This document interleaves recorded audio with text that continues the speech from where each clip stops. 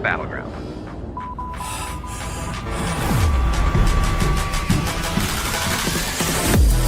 के पास 14 फिनिशर्स आगे बढ़ेंगे नार्सेन, क्या वो क्लच करके जा पाएंगे? डैमेज बहुत ज्यादा, आखिरी खिलाड़ी ये clutch about to get over, क्या यहाँ पे हो चुका है? जी हाँ, 1 2 3 बहुत रकम है। विकेट वो थोड़ा और आगे जाना चाहते हैं, मोरोटोप उसको हिट हुआ, डैमेज बहुत ज्यादा, विकेट उन्होंने एक और खिलाड़ी को डाउन किया। पानी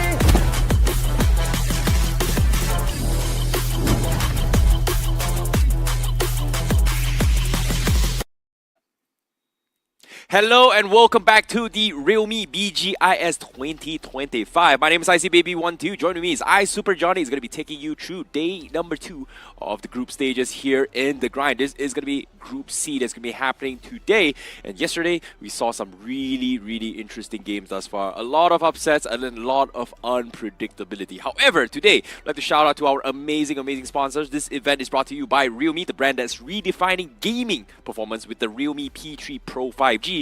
Featuring, guess what? A brand new feature which we have not mentioned for these past few days. It is going to be the glow in the dark design, born to slay and built for gamers like you. And as you can see up on the screen, it is very sexy. Trust me, when you turn off the lights, it looks completely different.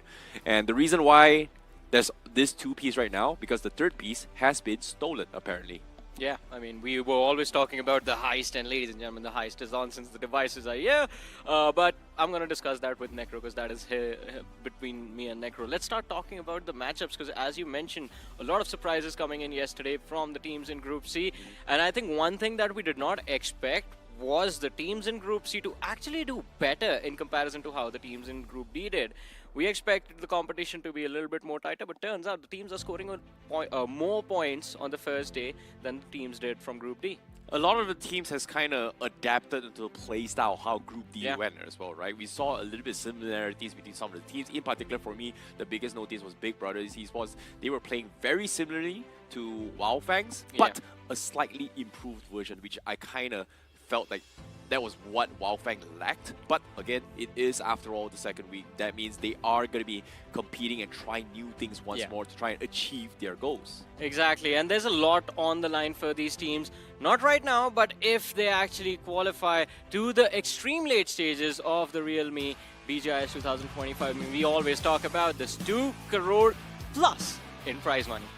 Well, that's going to be a lot of prize pool as well. But speaking of plus, what do you mean by plus? I mean, Johnny? it was announced a few days ago, I see on the Insider, that there's going to be a special crate that's going to be released in-game. And our lovely viewers will have an opportunity to buy that crate, and whatever contributions are made through that crate will be added to the prize pool of this year's Realme BGIS. So you're telling me that whatever prizes up on screen right now will be go going up? Yeah. All right. While on top of the prizes for the team, there is also special rewards achieved by individually skilled players throughout the entire day. That's going to be the Realme MVP, Best IGL, the Emerging Star, the Best Clutch, the Fan Favorite Team, and also the MVP Finals. And of course, in order to score a chance to get those money, you have to know how to get it. And that's going to be the points distribution right now up on screen. Exactly, and while the placement points are always great to have, it is the finishes that matter the most. That is what we have noticed from the matches that we witnessed by the teams of Group D and Group C yesterday as well. And of course, the best example for this is going to be Genesis Esports, who got 2 chicken dinners yesterday, and yet they sit on the 2nd position in the overall leaderboard right now. See, that's the thing, right? Sometimes you have to balance between position as well as finishes. But of course, for today, we are going to be starting things off with Erangel, Miramar, and then Sanhok.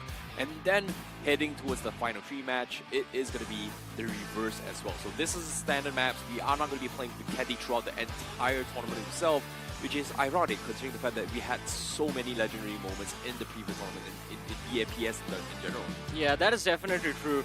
But since BMPS till now, I think the one big thing that has changed everything, it is going to be the meta, not just the map, but the speed, the way in which the game has been played. And of course, it would have been interesting now that thought is there in the back of my head, what would have happened if Vacandy was there with the new zone meta, how would that change things? But overall rankings on our screen, and you were talking about this.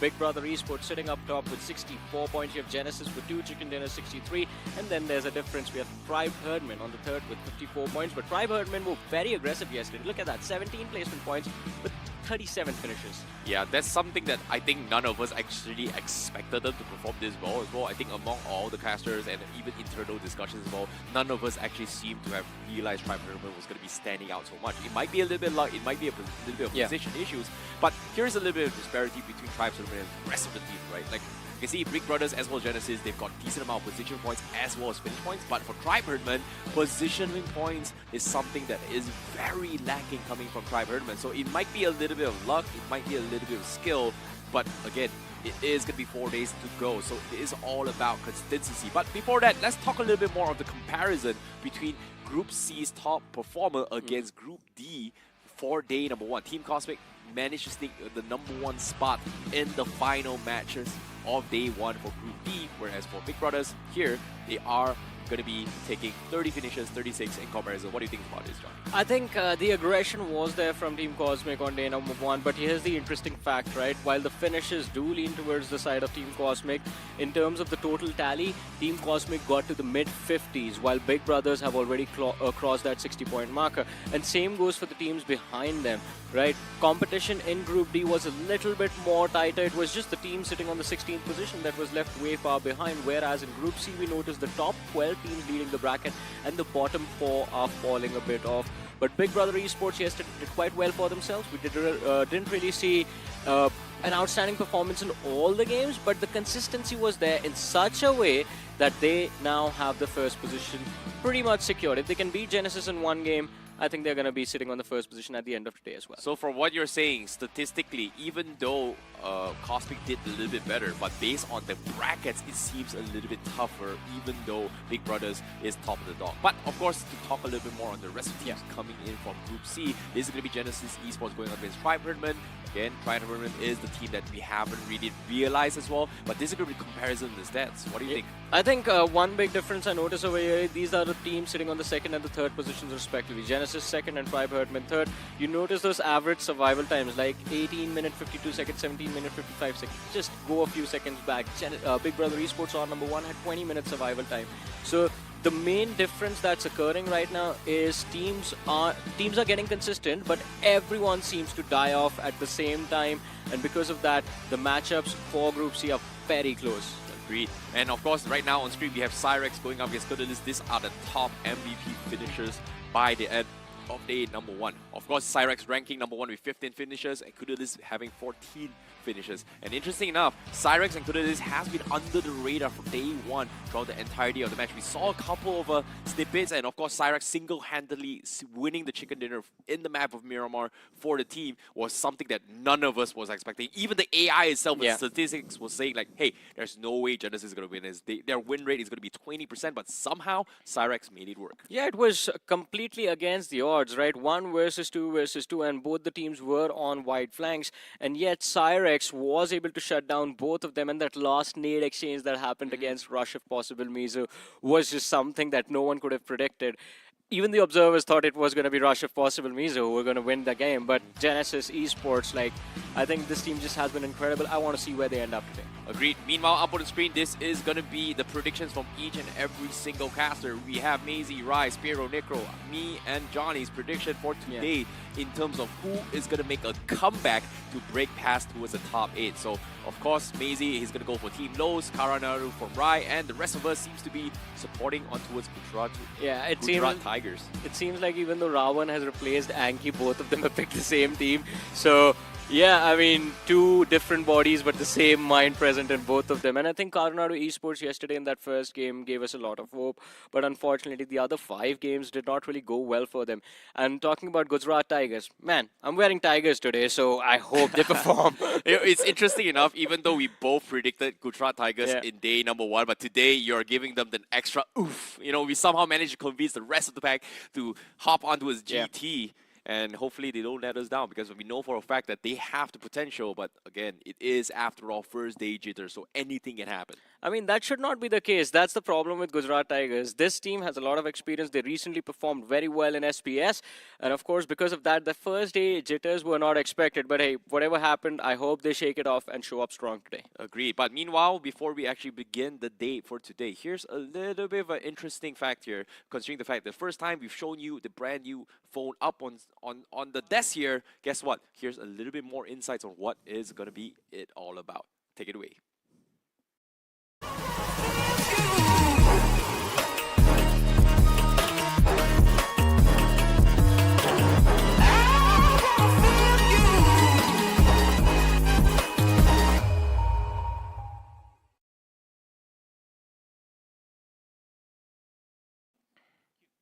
Well, there you have it. That is going to be the Realme P3 Pro 5G up for grabs, and it featured a little bit of a glow-in-the-dark design. That's why on the screen it changes between colors, but right now in front it looks pretty normal, but the moment it switches up, in the dark, it looks completely different. Of course, it does look completely different, and it looks quite exciting. I love the colors that are there in front of us, and I can't wait for the 18th of Feb for the device to launch. It's coming out on Flipkart as well, so you guys better be prepared. Have everything ready. 18th of February, an amazing thing could be yours. Exactly. Wow, this is going to be coming out on February 18. Be sure to search and Google Realme P3 Pro 5G to find out a little bit more on what it is all about. And on top of it all, you can also win yourself some awesome prizes. Simple. Google.com, type Realme P3 Pro 5G. As simple as that. Now, moving on. Going into this day, there is a lot of expectations. We do potentially see a lot of adaptations and comebacks from this team. But in my honest opinion, after seeing yesterday's game, I feel like day 2 is going to be an all-out brawl. You talked about this as well. Top 12 teams seem neck and neck. Yeah. It could be anyone's game. And personally, I feel like this is going to be a very stressful game, to be honest. I agree with you. It's going to be very different, but the problem is not the top 12. The problem is the teams in the bottom 4.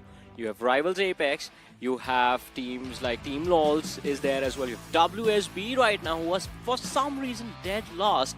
So these big names sitting at the bottom becomes a problem for everyone else, simply because you know they're going to make a bounce back, and when they start bouncing back, the competition at the top is going to get extremely weird.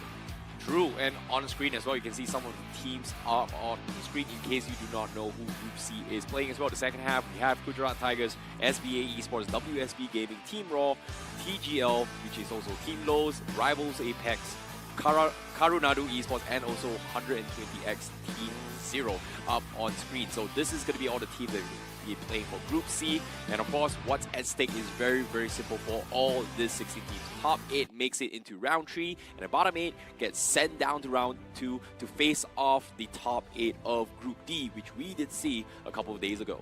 The teams from Group D plus the teams that move forward from round 1 of the Realme BGIS 2025. So yeah, the competition is definitely going to be tough. But coming back to the bottom 4, we did see all of those bottom 4 names, right? Rivals Apex, we saw 120 TZ, there is Team LOLs is there in the bottom 4 as well. So again, all of these teams have stacked rosters. WSP, we keep talking about Uzuopi, right? He is rank 2 in the in-game rankings, and when a player gets that far up in the ladder, you expect him to be mechanically gifted. But yesterday was not a good day for WSB. Hopefully all of that mechanical prowess is put on display today. Well, all things considered, sometimes pops are different, competition is different. Without further ado, let's jump into the competition. And we are going to be jumping into the first map very, very shortly, and we're going to be starting off with Erangel, and that is going to be very important right now.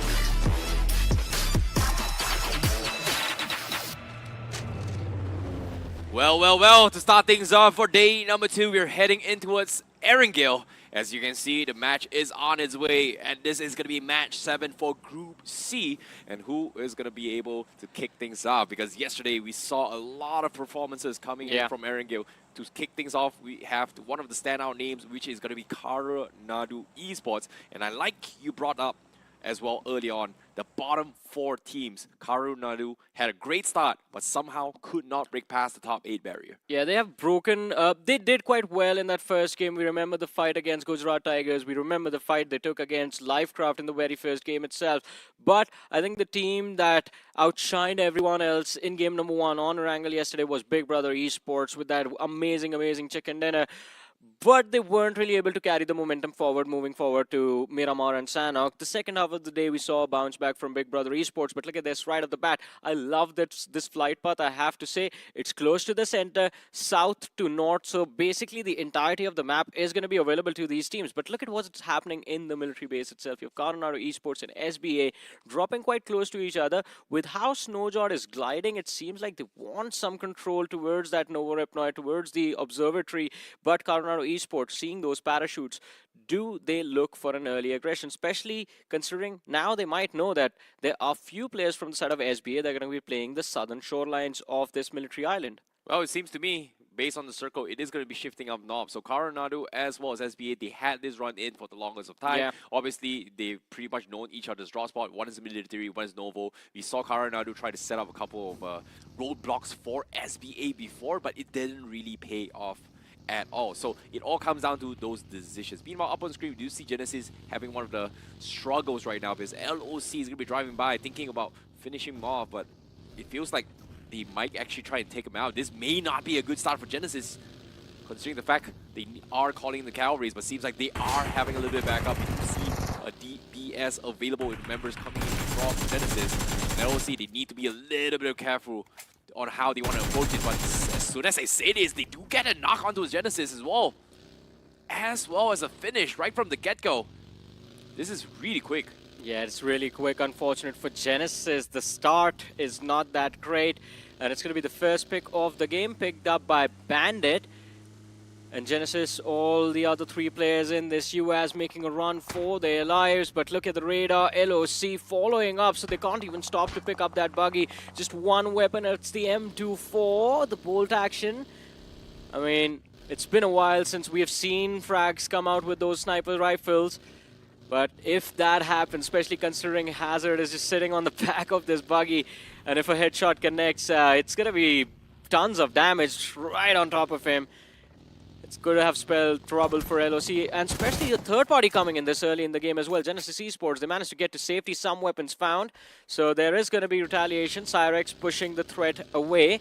But there was one more team that had managed to close in. It was the side of Rivals Ape. I wonder if they're going to be looking for a fight. By the way, an update between that Coronado Esports and SBA conflict that occurred. Coronado Esports, they also found a pick. Aryan from the side of SBA Esports was picked off. He was shut down, so SBA also struggling in the early stages of the game. Now they are just 3 players. Yeah, it's a little bit unfortunate, right? Considering that we have a little bit of skirmish here and there, and unfortunate to say both Coronado as well as LOC was able to find a pick just because they were contesting those vehicles to try and rotate in between compounds. But what's really interesting is that Coronado and LOC, they're getting very aggressive with this approach. They know they had an advantage. They actually tried to go for the push. And I believe Coronado also tried to hunt off some of the other members from SBA, but unfortunately they only found one. Same can be said for LOC. Great start, 1 finishes, but again, will it affect the overall timings when they rotate in? Well, not so much for LOC, but for Coronado, it might affect it a little bit if they try and rotate past the bridge as well. And knowing Coronado, they do like to gatekeep SBA on the east side of the bridge. I wonder what is going through the heads of Rush of Possible Mesa today. Look at that split up top. 3 players in Severny, Flick YT, all the way north of Stalber. It should work out quite nicely in the early stages considering it's a northwestern circle, so regrouping is not even going to be a challenge. But if someone moves towards that northern island, especially the northern hills of Rozhok, then that could spell some trouble for the side of Rush if possible Mesa. A few players caught off guard in the early stages means you have a lot of struggles later on. Yep, at the same time, Tribe Herdsman is also going to be looting outside of Gatka in particular, but pay attention to the minimap on the western side as well. Genesis's run-in with LOC has forced them to kind of scramble and scrape by onto the western side of the edges of the zone. It may not be the best interest coming in from them, but at the same time, based on how the zone's positioning, from there, it is so difficult to rotate past if the circle shifts towards the north side or even the east side, especially from Genesis, who's arguably been one of the most consistent teams alongside Big Brothers in every single map by day number 1. Oh man, look at that cluster forming towards Gatka and Query. You have LOC, Genesis, a player down, Tribe Herdsman moving in, Rivals Apex being there as well. And they are moving into those open fields. with LOC, Genesis, and Tribe Herdman already having found cover. And Rival Zape with a late entry, if they get spotted out, it could spell a lot of trouble for these lads. All of them moving in those buggies, and then there's the Lamborghini onto Zero, leading the charge. He has to be able to scout information of the teams up ahead. This is going to be a little bit of a comeback story for some of this team. They need to get some points about this. And Gujarat Tigers, they were one of those teams in towards Georgia Bowl for the longest time. They have been switching up their rotations here and there. But for Erangel, it seems like Gujarat Tigers as well as Karanadu, they are the two teams that really stand out the most when they played in Erangel in two maps that they've played in yesterday's game. And as of yet, today, it might be the day for them because it seems like their biggest struggle has been in Miramar as well as Sanhok instead of Erangel. Their Miramar, Gujarat Tigers especially, is not really going well. Even yesterday we saw the first Miramar where they clashed against, I think it was the side of Rivals Ape and Raw Official, and they just got completely annihilated. That awkward push, Daljit SK surviving out from the side of Raw Official. But talking about Gujarat Tigers and Rivals Ape, we saw the two teams, Gujarat Tigers taking the north of Everest, and Rivals Ape with their movement, it felt like they wanted to take control of Everest but were spotted out by LOC. On the screens right now, Coronado Esports, quite an easy rotation for them. There's no one up ahead, so all they just got to do is just keep moving north, cross the military bridge, and just get to the main island. Well, if you're talking about the highlight moments, the clutch makers, just now up on screen, Nodi was the player to watch because he was the one that helped Karanadu secure the final chicken dinner of the day, which looked to be an impossible task, but he still made it work. So we have to pay attention to that. Meanwhile, on the screen as well, Gujarat Tigers clutch god is going to be known as the OGs from back in the days. He's got a lot of experience, but guess what? He's in a little bit of scuffle. He does scout out members from another team. But does he take that fight? Meanwhile, Raw Official, they are getting one member getting knocked right from the get-go as they were trying to rotate their way through. They need to go in for the reset. So this is going to be a little bit of a expenses, utilities being expended to try and get him out of safety, but they are going to be able to get the reset for now. This is what I was talking about. Rivals Ape, they wanted to move for Everest, and for some reason they just stopped in their tracks. LOC got there first, and that is quite weird because LOC was still in Gatka while Rivals Ape had closed in on the foothills of Everest. And LOC, using that height advantage, were able to shut down this rotation to stop Rivals Ape in their tracks. And this, again, is going to make things a little bit more difficult, or it could have, but luckily for Rivals Ape, the circle takes a twist. It shifts with the center being around ruins.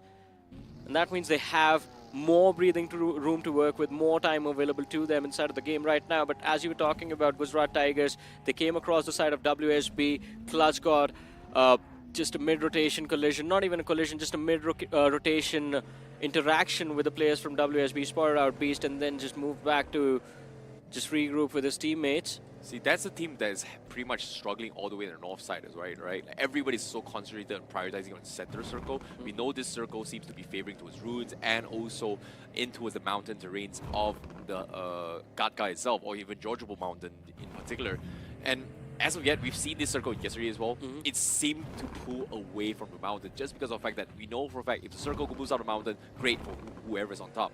But I want to pay attention towards the teams who's outside as well, which apparently hasn't been learning from all the other teams' mistakes just because of the fact that Stage 3 comes in, Stage 4 comes in, everybody's going to be low on mats. And we do have like, what, 4 to 5 teams outside the zone. I think it was SBA. I do see Remorseless as well, 120 TZ and Karanadu still far off from the zone. Yeah, and for some reason, even WSB, they might not be in the blue, but they've moved outside the circle. They've used the Georgia Pole Bridge to cross over towards the southern side, right now closing in on Hospital. And Glitch Reborn on our screens right now. This is one of the most interesting rotations because they started off from the western edge. They were in the northern Georgia Pole City, and now they've moved just east of Rozok. There is a possibility of them trying to gatekeep the side of 120 TZ, but 120 TZ, they're still quite far away, so there is time, and there's time for the development of that clash. Look at that, they will try to move through Rozok, and it is still going to take a while, but now, look at the northern side. Rush, if possible, means left completely alone in that entire area. Well, speaking of just maintaining the positions, right, based on the zone right now, it seems like everybody is going to be centered right in the middle. There's just a huge cluster of people in the middle. And Gujarat Tigers right in the middle of it all. Same can be said for Livecraft, who has had great success in the final matches of Erangel. And it all comes down to those waiting games. Just because of how this shift works, it is going to be very difficult to rotate out if the circle shifts towards the northern approach past the waters, which I wouldn't say is impossible, but it is very, very possible. And you can see a lot of these teams, they don't have a lot of cover to work with to try and stave out vehicles. You can even see some of them even sharing a couple of vicinities or territories in particular. Meanwhile, the teams outside, they are going to be in for some serious pain if they rotate from the right side, because as you can see east, we have Team Lowe's, we have Livecraft, we have Tribes Herdman, we have Raw as well, going to be potentially stopping everyone who comes in from the east side. Oh, but talk about stopping people in their tracks, and Big Brother Esports on that southern side, especially Fragger. Shots were fired, shots were taken towards Coronado Esports, and that's just going to force them to move towards the western side. But guess what? Big Brothers, they are moving along with them. And I love the shift of the circle right on top of Everest, just handing a big opportunity to the side of LOC. They did not do well yesterday, but they can redeem themselves today. On the other side, I feel bad for SB. They just lost one more player. Oh boy, such is life. You know, SBA now going to be head-to-head. It's Livecraft. They are going to try and go fight against Raw Official. It's going to be two men standing inside, but they somehow manage to get the knock in. That's going to be Livecraft losing two. They're calling the calories to try and continue with this approach, but Raw Official is able to defend against this. They lose one, and Kraft being the last man standing from Livecraft Esports could not do anything. The disorientation is what destroyed them, and Rivals Apex is able to find 4 finishes. Man, Obito lost the final war. This Obito lost the final fight against the players of Rivals Apex, and Tiger finding those 3 frags for his team, 0 knocked out. This is still a brilliant position for Rivals Apex, but if the circle takes a northern shift, then they're going to be in trouble. Glitch Reborn on the other side. Rotations coming through. They're moving towards the players of Team LOLs. They found an opening, but can they secure the squad wipe? There's still 3 more players left standing, and Glitch Reborn, as they aggress towards the side of Team LOLs, it seems like they might have just fallen into a trap, because look up north, there's another squad waiting for them, and unfortunately it is Tribe Herdsmen who did so well for themselves yesterday. They have a lot of momentum, they're feeling confident, but will they go for a third party? In the meanwhile, it seems like the confirmation comes through for Glitch Reborn, and Team LOLs are left with just 3 players. Kunal, his HP is dropped low, but since he did not get knocked out, he can recover. As you can see, Team Lowe's in quite the predicament as well. They are right at the edge of the zone. Meanwhile, it is ruins. There is a lot of nook and crannies to hide in, but rotating out of it is going to be extremely difficult. But fortunately for them, Glitch Reborn has drawn a lot of attention. A lot of other teams has heard all these gunshots, and they are pretty exposed. You can see based on the top of the mini-map as well, Glitch X Reborn, they are split 2-2 right in the zone. And if they get third party, it is going to be smelling for trouble.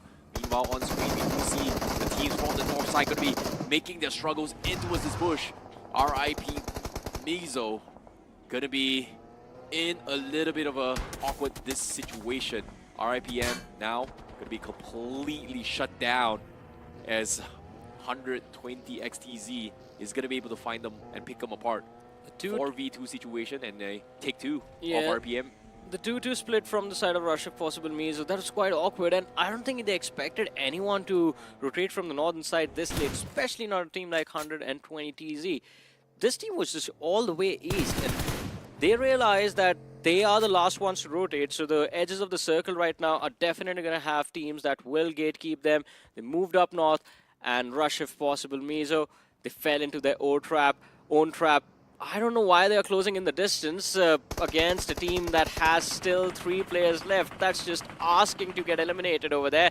But on the other side of things, Glitch Reborn still trying to hunt down the individuals from the side of Team LOLs. Joesh, I just feel bad for this guy. He's stuck in a corner unless he lands an incredible nade and takes down those 2 frontliners from the side of Glitch Reborn, Akshat and Avi.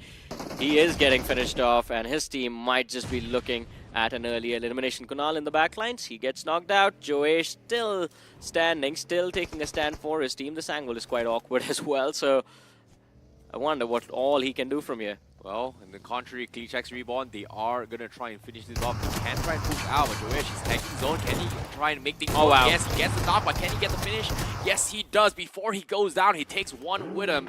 Meanwhile, Team Low Sai is forced to run away. He's going to be on his car to try and drive past Klichek's Reborn, who's currently in an awkward spot. But again, all this cliffs is going to stop him from progressing. But somehow, he finds the opening. Klichek's Reborn getting shot by Team Lows as well as Team Raw, who's also pushing in, and Glitch Reborn, they just lose their members because they took too long. Yeah, too much time taken, lacking the commitment to run and secure those frags, and Team LOLs, they get 1 point off of that, but Siam, I think that's the wrong direction to go in, buddy, but maybe not, because Raw Official get third-partied by SBA.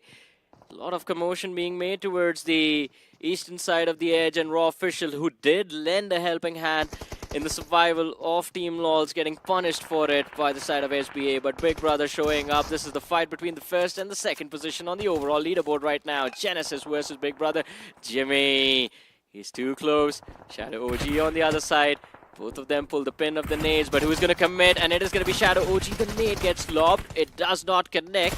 Switching over to the DBS. He wants to find the frag, but unfortunately for him, he's 1v2, outnumbered in the indoors.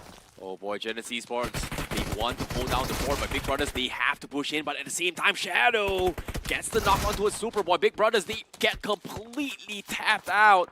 And you can see the desperation coming from Big Brothers, knowing that they need cover as the rest of the teams outside is going to try and third party. And Genesis Esports somehow holds on 4 finishes. But while this is happening as well, Tribesman also looking to join the fray. Kudilis, the top 2 MVP in terms of overall finishes, looking to try and make a play, but he's all by himself. He's going to be in a little bit awkward spot, and he also gets taken down. Genesis Esports reigns supreme once more as the top contender for Group C. I don't know why he switched over to the DBS over there. The M4 that he had originally was the better option, but the seconds wasted between switching between the 2 weapons is the reason that Genesis Esports instantly get finished. Genesis Esports, but Kudilis instantly gets finished off over there. And he's stuck with the M4. The nade did enough damage. He could have stood there longer, taken a stand against the side of Genesis, but Genesis, that compounds towards the southern edge. I think it's just perfect for them. They can make it to the late game stages of this match, but Gujarat Tigers, Clutch God in the backlines, dropped extremely low, although Gods, Mudit, and Zaref are still quite healthy. And they're trying to push Raw Official towards the sidelines. SBA, how is this team still alive? And how did they get up top? They lost 2 players in this game extremely early, but with just 2 individuals, they have taken the prime position in this match. Well, seems like they are going to cause problems right now for Gujarat Tigers because they somehow managed to sneak past on top, but maybe because they were at the top right from the beginning, and as you can see, Cheyenne, he doesn't have a lot of ammunition, nor does he have an helmet. That means they were originally from on top, but guess what? They find another finish, and Gujarat Tigers, they're going to get shut down. Snowjot finding not just 1, but 2 as well. They held down the fort on top of the mountain, but as soon as I say this, shots from on top of the mountain, the king of the hill, and that's going to be LOC that comes down and rains on them. Snowjot getting taken out. It's all up to Cheyenne, but he also gets scouted out from LOC, who's currently at the top of the food chain. But no matter what happens, SBA, they've caused a lot of damage to the Tigers themselves, and Mudit, what can he do along with his teammate to help Gujarat Tigers take the leap that they want to take in this game number 1 itself? LOC on the other side, Bandit, well, he's taking everything from everyone, including their lives apparently. 4 finishes on this one man. Punisher on the other side, going for the Punishers. He has secured 2 knocks from the side of Raw Official. Spots out that last man from the side of Team LOLs as well. Few shots fired, but he does manage to get away. Sai MM, he does stay alive. Smoke lobbed out, but that draws attention as well. Well, it seems to me he finds himself a small little crack to actually sneak by. And guess what? The most dangerous place can sometimes often be the safest place. In this case, he does have the cover of LOC to top it off. LOC, who's on top, has been suppressing everyone down a hill. Does not have enough ammunition. Meanwhile, WSEB Gaming having a better run in today's maps in general. But if the circle forces them out, they are going to be in an awkward type spot. I want the circle to force them out, man. Otherwise, they're just going to stand there for a long time. But there it is. Rush, if possible, Mizo finally getting wiped out by the side of 120 TZ. It seems like 120 TZ today are feeling a little bit more confident. They're working on their rotations. They're trying to survive, but 3 eliminations have been secured, and they have made it into the top 9 of this match. LOC on the other side, I think this is the team that is destined to win this game, and if they don't, everyone's just going to say that I have put a curse on them. The commentator's curse came into play, but from the top of this hill, with the way the circle is right now, this game should be an easy one to secure. Even if it moves towards the southwest, it is still the high ground advantage in the hands of LOC that helps them win or secure double digits elimination very easily. I don't know about this, Johnny. Look at this. LOC, they're so split off. They've got so much space and control. It's great and all, but I saw that Punisher did not have enough ammunition. They're starting to share the ammunition between the members. That means resources are slowly depleting. Can they hold this for as long as they can is going to be the question, because as of now, there's 9 teams still alive. Everybody looking to take them down. There's 4 crates that they haven't looted. If you remember a few moments ago, SBO versus Gujarat Tigers, it happened towards the eastern edge of this hill, and there's an opportunity. LOC can fall back, get those crates, but all they got to do before they go for the loot is finish off Gujarat Tigers completely, because Tigers, they are great predators, and right now the predators from the side of Gujarat Tigers are just hiding in a corner of that hill behind those rocks and just waiting for the prey to feel safe so that they can strike at the perfect time. Agreed. Speaking of striking right now, Genesis Esports finally makes their move. They are going to be the first ones to rotate into the next phase zone. They find some cover, and as you can see, in terms of ammunition and utilities, they've got a decent amount as well. They're looking stronger than ever. No contestation whatsoever. Meanwhile, the second to make a move is going to be WSB as well. They crash into Remorseless, and they get picked apart by Remorseless, and now Kanye is going to try and make a play, but unfortunately say they are going to get shut down. Lumba getting a couple shots in. Same goes for Mikami. He's right on top, going for a couple shots, but he misses it. And Remorseless is able to shut him down. It's all up to Lemba now, who's all by himself. They manage to hold on, but they lose. They do take some casualty, but as soon as I say it, here comes a random stray nade. And he also gets taken out. Yeah, Karunaru Esports, perfect timing on that third party, just completely picking off the remainder of Remorseless. Down to the top 7 teams we go, 19 players still alive. And Karunaru Esports, for them, the climb up the hill, it's going to be filled with a lot of troubles, particularly in the name of LOC and Genesis. And even though one player from the side of Genesis has already been knocked out, LOC, they still managed to hold on to this high ground advantage of theirs. And look at that, what did I say? Easy double digits eliminations from this position. And guess what? It's not going to stop yet.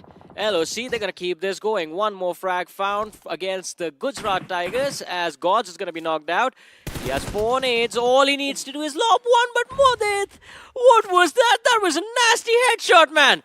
That's the opening that they need to push up. As you can see, in total, LOC has about 300 bullets left, shared between 4 members. They cannot afford to lose any of it. Alpha die, almost getting picked off as well. They need to pick up Punisher, who has the majority of those ammunition right now between these 4. However, 11 finishes, that means 17 left alive. They don't need that much bullets to take everyone out. But again, the grind continues as the next circle shift is about to shift even higher into the mountain.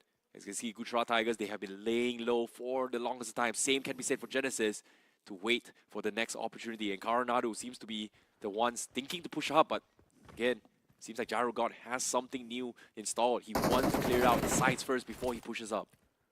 So all three teams from the bottom 4 are still alive, by the way. 120 TZ, you have Rivals Apex and Team LOLs as well. Oh, nasty nade on top of Cyrax. He has Shadow OG hiding behind the tree. And if Karunaru Esports just think that's one man hiding behind those vehicles, they are in for an unpleasant surprise. But oh no, 3 nades lined up. And they get lobbed out. Cyrax is going to get knocked out. And Shadow OG's position is also compromised, because the second nade was lined up for him. So Genesis Esports, I think while the start was a decent one, they were able to find those frags. They lost one player, but they were able to shut down the side of LOC.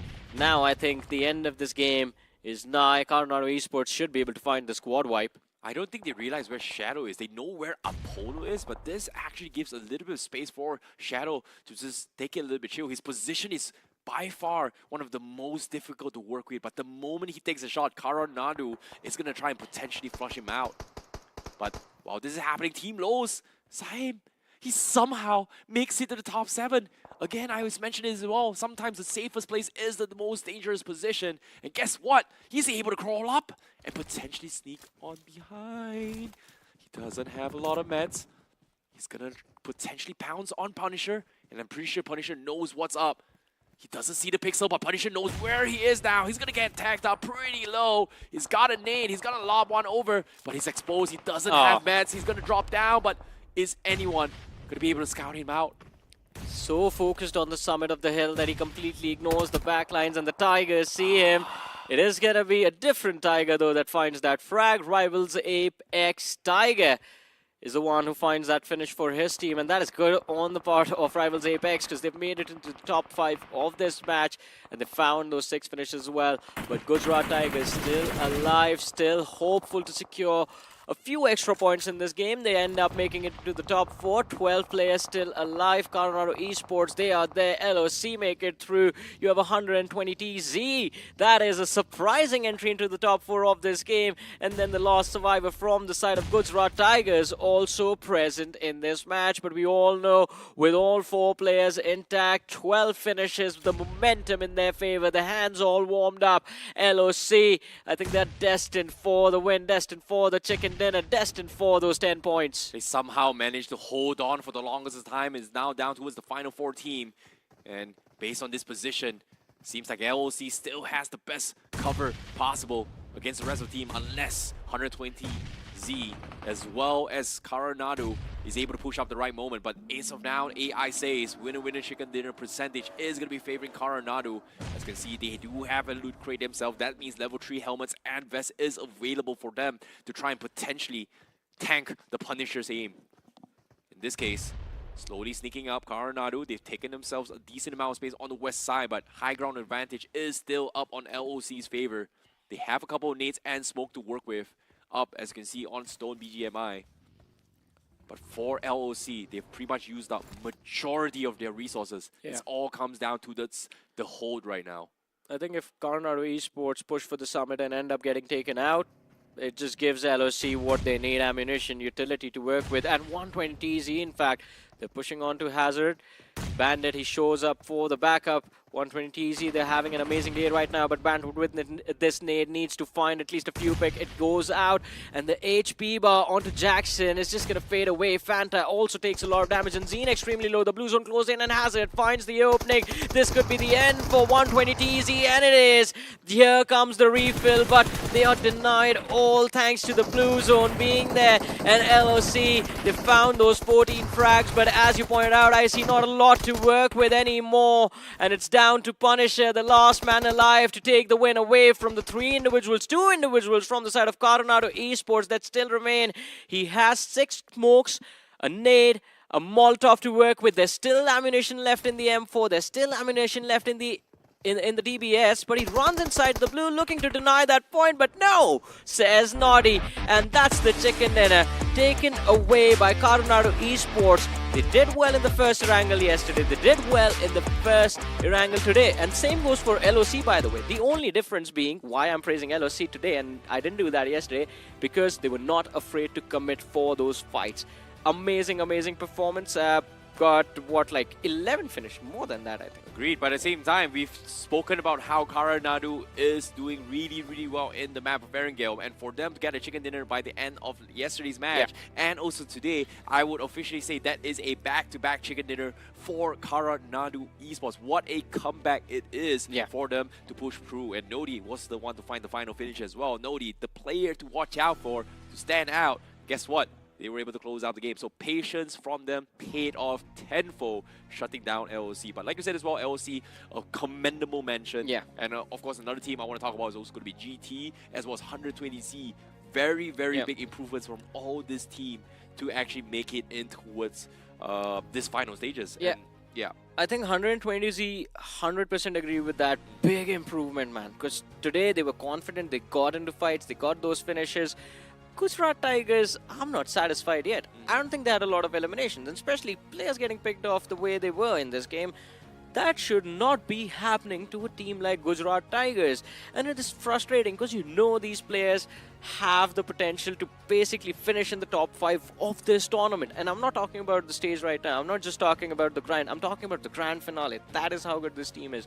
So it's kind of frustrating to see them play like this, play so passive. But also, by the way, both the teams, Coronado Esports and LSE, are going to have 21 points from this match. Oh, that's going to be interesting here. Before we talk about the official scores, I'm curious to see what the highlights are going to be looking like as well, because it seems like that match seems to be a clash between the bottom teams as well as the top teams right from the get-go, which resulted a little bit of space for the bottom teams to kind of sneak past the rest of the teams and just dominate that map in towards the map of Erangel. So in case you guys are wondering and missed out on action, this is going to be some of the highlights of the biggest clash between the top teams. And starting us off, of course, Genesis Esports went head-to-head with Big Brothers, who's currently in the top 2 in the overall standings right from the get-go.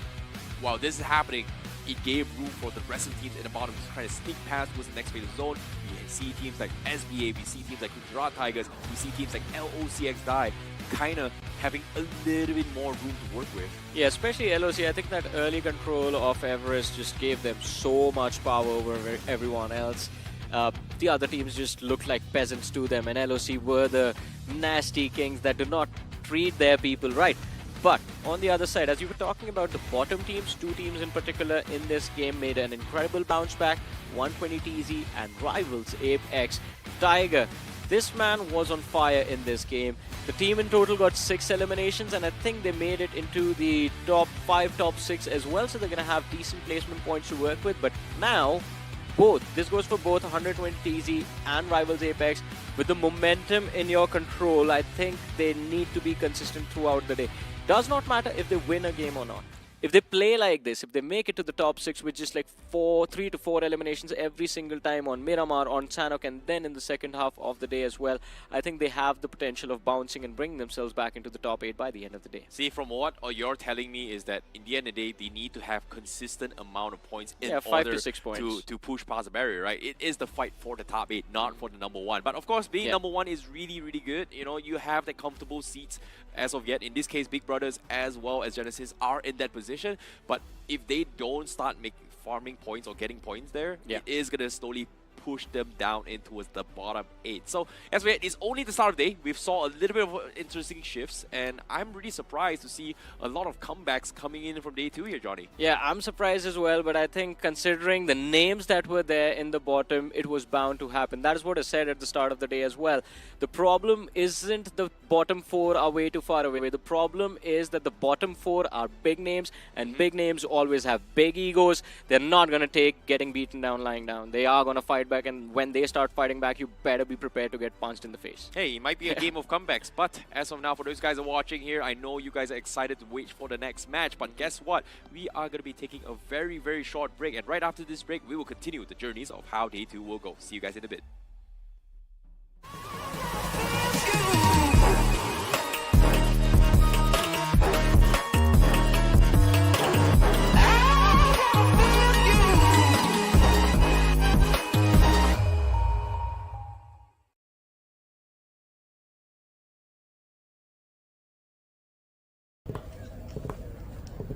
So Neeraj slide path देख के आपकी landing strategy क्या होगी? बस सही angle, right grip, focus, और फिर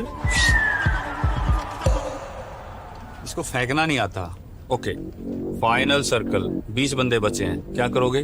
pressure नहीं लेता मैं सर, जेवलिन में दिमाग को ठंडा रखना पड़ता है. और फिर इसको फेंकना नहीं आता यार. नहीं आता. क्लोज रेंज में आपका फेवरेट वेपन कौन सा है? सबसे स्ट्रेटजी और टाइमिंग का खेल है सर, जेवलिन की तरह. अरे मेरा मतलब गन्स, M416 ग्रेनेड फेंक देंगे सर, सब फेंक देंगे. यार इसको सच में फेंकना नहीं आता. नहीं आता. अच्छा ये लो, नेट स्पैम करके दिखाओ.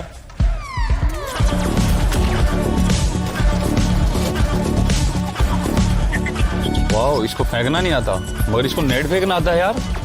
आता है. नीरज तो फेंकने में पास हो गया. आप भी BGMI खेलो और रश करो और चिकन डिनर. यार तुम तो फेंकने में चैंपियन निकले. चैंपियन नहीं sir, conqueror. Oh yes.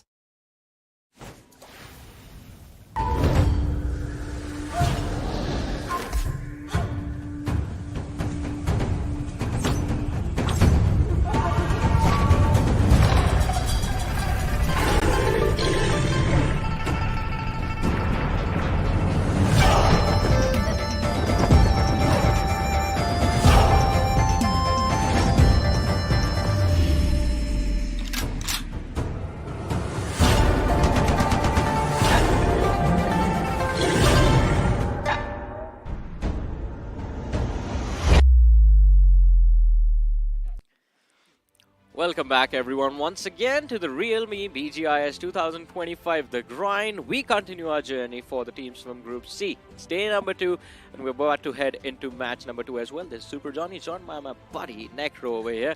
And Necro, what an amazing start to the day, man. Exactly. Yesterday we were very surprised with why Team 120Z wasn't performing, why was Rivals Abe X at the bottom, what happened to Gujarat Tigers, and while the Tigers still are not hungry enough to get all of those finishes for themselves, it seems like the other teams at the bottom have woken up. But let's be honest though, this should have been an LOC game because they had the circle from the start till the end, but then they later on choked up so big, and then Karnat Esports came in out of nowhere, scooped in that chicken dinner, and as you mentioned, even 120Z have been doing really good for themselves, man. At least the game one itself, they've got the momentum to play with. And another interesting stat about Karnat Esports, they play really good every single time on the map of Erangel. Yeah, that is true. I mean, even Icy brought it up that even the Erangel yesterday was an amazing one for them. The first Erangel of the day was a nice one for them, and today's first Erangel was nice for them. But ladies and gentlemen, if we talk about amazing things, why don't you guys go and check out the realme B3 Pro? It's an amazing device. It's launching on the 18th. We have it in the studio with us, an amazing glow-in-the-dark feature as well, ladies and gentlemen. Of course, if you go on to Flipkart and search for the Realme P3 Pro 5G, you could stand a chance to win, guess what, a Realme P3 Pro 5G for yourself as well. And Necro, you know what's happening, right? Yeah, the heist's going to be coming through soon, man. The heist will be there, but you know what? Let's not speak too much about it, considering we already know the viewers sometimes they can spill the beans. Yeah, they snitched on us last time. Yeah, exactly, man. They sort of snitched on us. But yeah, once again, moving back to the conversation, right? And speaking of the game, Karnat Esports, their Erangels have been flawless. Yesterday, too, game 1, Karnat Esports were doing really good. Last game, Karnat Esports got a chicken dinner. And now as well, in the first game itself, they get a chicken dinner themselves. Of course, I mean, as you also mentioned, that their Erangels are very good, but the problem is only 2 Erangels in the day. So you got to perform on the other maps as well if you want to consistently climb up in the overall leaderboard. And this is where the other teams sort of beat them out. Teams like Genesis, teams like Big Brothers. Yes, I understand the first game of Erangel right now did not really turn out too well for Big Brothers, but Genesis, they're getting consistent frags every single time. In the morning as well, we were looking at their stats, a comparison between Genesis and Tribe Herdsman. And while the survival times were quite low, sub 18 minutes, sub 17 minutes for both of them, it is the ability to find consistent frag in every single game, and of course along with that just somehow surviving till the top 5 of every single game that keeps these teams at the top. But I guess it is time to move forward and have a look at the numbers of that previous game, ladies and gentlemen. And starting things off, of course, it's going to be the MVP, who is Bandit from the side of LOC. Exactly. Bandit from LOC with 7 finishes and 27-12 average survival time. You've also got the damage number of 733 and 0 assists and 2 headshots. Now look, for LOC, as I mentioned, they had the circle right on top of them every single time. It should have been their game. They were doing so good as well, playing that defensive aura. But especially when it mattered the most, they crumbled against Karnat Esports in the end. You've also got Naughty from Karnat Esports themselves getting 6 finishes. You've also got Punisher from LOC, considering he was the last man standing. Punisher could not really do a lot. He had 3 players he needed to face a Karnat Esports, so you cannot even blame everything on that guy. You've also got Rival Apex's Tiger. Just look at the eliminations. These guys have gotten 5 eliminations even on the hands of Tiger. And then you've got, of course, Alfred with 3 finishes on his day.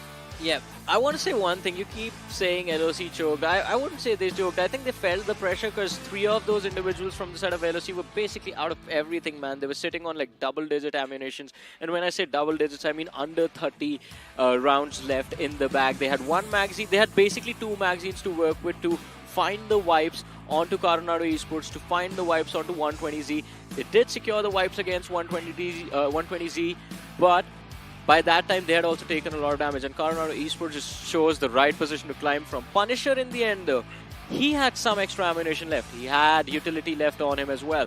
So we have seen those 1v3 clutch moments. I was expecting Punisher to be able to pull off something like that, but you can only do so much, right? And plus, who cares after you find 15 eliminations with your teammates inside of the same game? That's true, right? They pretty much got the same amount of points that they would have even if they would have gotten the chicken dinner too. So 21 points on the board even from the side of LOC. You've also got Karnat Esports with 21 points. And then comes a major dip. You speak of the vacuum, and that's a prime example of that. Rival Apex with 9 points. You've also got 120Z with 8 points. Genesis constantly getting that average too in their hands, 7 points on the board. Man, WSB must feel so bad about this right now, because imagine this, you break into the top 8 and yet you only get 3 points. In a normal situation, this would have been the game where we would have expected the start of a comeback from the side of WSB, but this was anything but normal.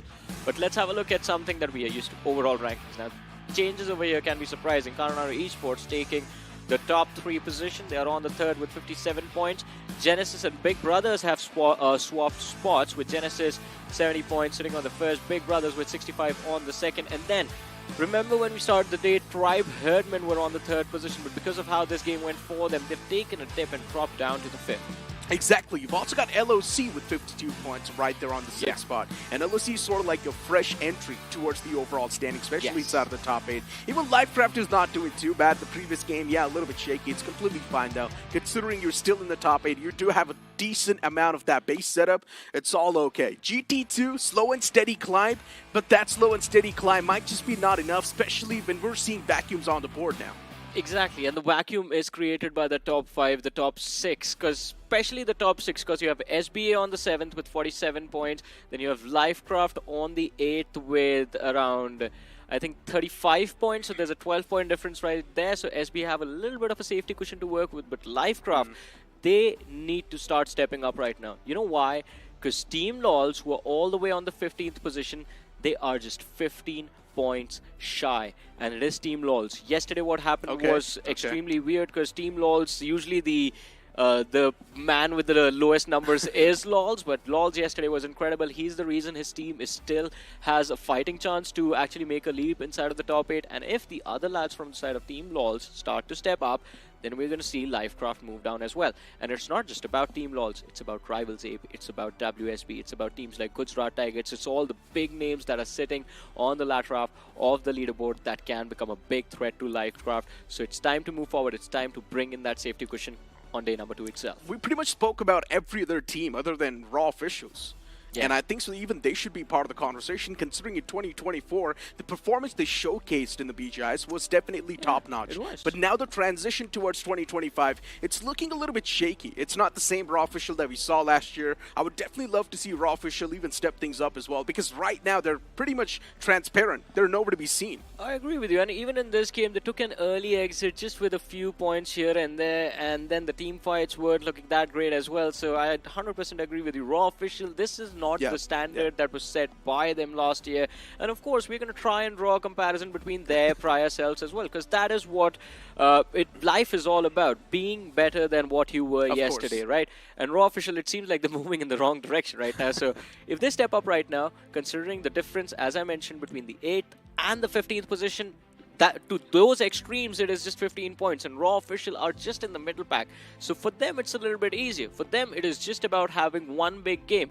And look at LOC, they made it happen in one match. In one match they took a leap from being in the 9 to 16 bracket to being in the top 5. Yeah, and GT is also sort of like in the same tracks, right? A team like Gujarat Tigers, you'd really expect them to dominate off the rip. Just go heavy when it comes to the firepower, just try and get as many eliminations as possible, and just try and dominate the entire charts. But we're not seeing that Gujarat Tigers yet being implemented inside of the game. Can we get technical for a second about Gujarat Tigers as well? Because I do not know why this team was holding back. Ideally, you would agree the Gujarat Tigers that we see would have just charged without fear for all LOC to take that fight. For some reason, that self-control that Gujarat Tigers have instilled in themselves, it is just holding them back. These lads have a lot of firepower. Their coordination in 4v4s is just very impressive. I think if they just start running and gunning towards the opposing players, they're going to start destroying everyone else. Who says that you cannot be tactical when you're aggressive? Exactly. No, that's not how it works. You can definitely bring in that tactical nature, at the same time be super aggressive and clean up areas for yourself. It's all about prioritizing the right fight and knowing the difference between good fights and bad fights. And I think so GT is one of those teams that can definitely draw parallels. They definitely know which is a good fight and a bad fight, but still for some reason they're now playing it really passive. They're playing it defensive, and I'm not liking that. I agree with you, because the fight they pick are the right ones. But it is the fact that they hold back and hold back for too long. Yes, the hesitation that's there that results in them being on the receiving end, on the wrong end of the shtick. Like, for example, in this one, the charge towards LOC was the right call. You take the summit of Everest, you have so much vision, so much information to work with, and a team like Gujarat Tigers could have pulled off the same moves that LOC just did. Don't know why they just held on to the slope, and for no reason at all, just switched focus to the side of Raw Official, who were playing towards the right-hand side of Gujarat Tigers. That small little distraction just gave LOC the room to push forward, cause some damage, pick off 2 players, and then it was just Mudit and Gods left, and they were forced down the slope again. That climb that they made, it was for nothing. So here's the thing, right? They're also bringing in a little bit of that switch up in the main playing 4.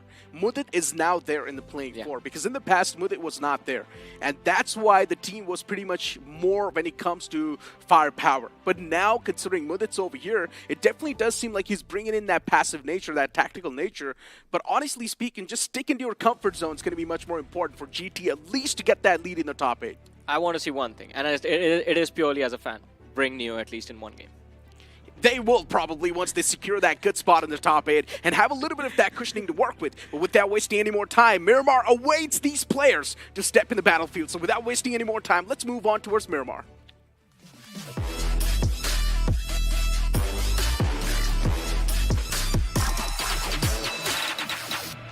As Miramar boots up on the screen and as the plane's going to hit the skies once again, starting all the way from Montenuevo towards Puerto Paraiso. Johnny, this plane flat path seems pretty good, unless if you want to move in towards extremities like Campo Militar, Tierra Branca, even Torre Muda, then that's going to be out of reach. Yeah, and for this particular group, I don't think we have seen a lot of teams play from that northeastern quadrant as well, so it is fine. But Necro, I mean, look at that plane skin, right? I love it. It says pizza.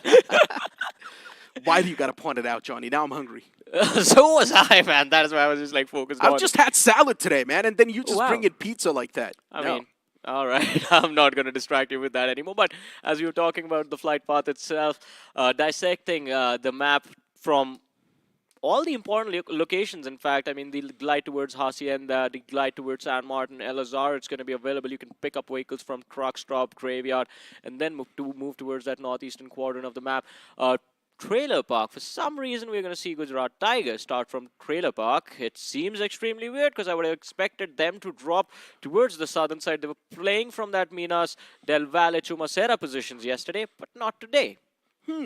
Rival Apex pretty close to GT, and honestly, I do not know how to feel about this because GT is one of those teams that can definitely go super aggressive if they want. Rival Apex, though, on the other side, they would like to bring in a little bit of that mixture of the defensive aura too. So let's see how this one pans out. But Necro, just like yesterday, today as well, it seems like there's going to be a triple threat match in the city of Los Leones, ladies and gentlemen. Are we going to see them collide though? That's the real question, Yes. right? Los Leones is such a big city that 3 teams can easily loot up unless they do not really know each other's boundaries. I think there's some beef going on between Team LOLs and the side of Tribe Herdsmen. Ooh. Yeah, because this happened yesterday, this is happening today. That's just my theory, because for some reason, Team LOLs has just been going after them for a long time. But let's see how things are going to turn out right now. Raw Official also in the mix, have an opportunity to listen to all of that commotion and plan out a third party. This is a team that's taken the control of the northern half of the city, with Team LOLs taking control of the western side and... Team LOLs. Tribe Herdsmen taking the western side and LOLs taking control of the southeastern side of the Los Leones city. And here we have it, Raw Official. Also, by the way, luckily for them, we have an eastern circle. So they have all the room to work with. They have all the time that they want to take to plan out this assault, to plan out this fight. And no incentive to actually just straight up force a fight against each other. So, take your time.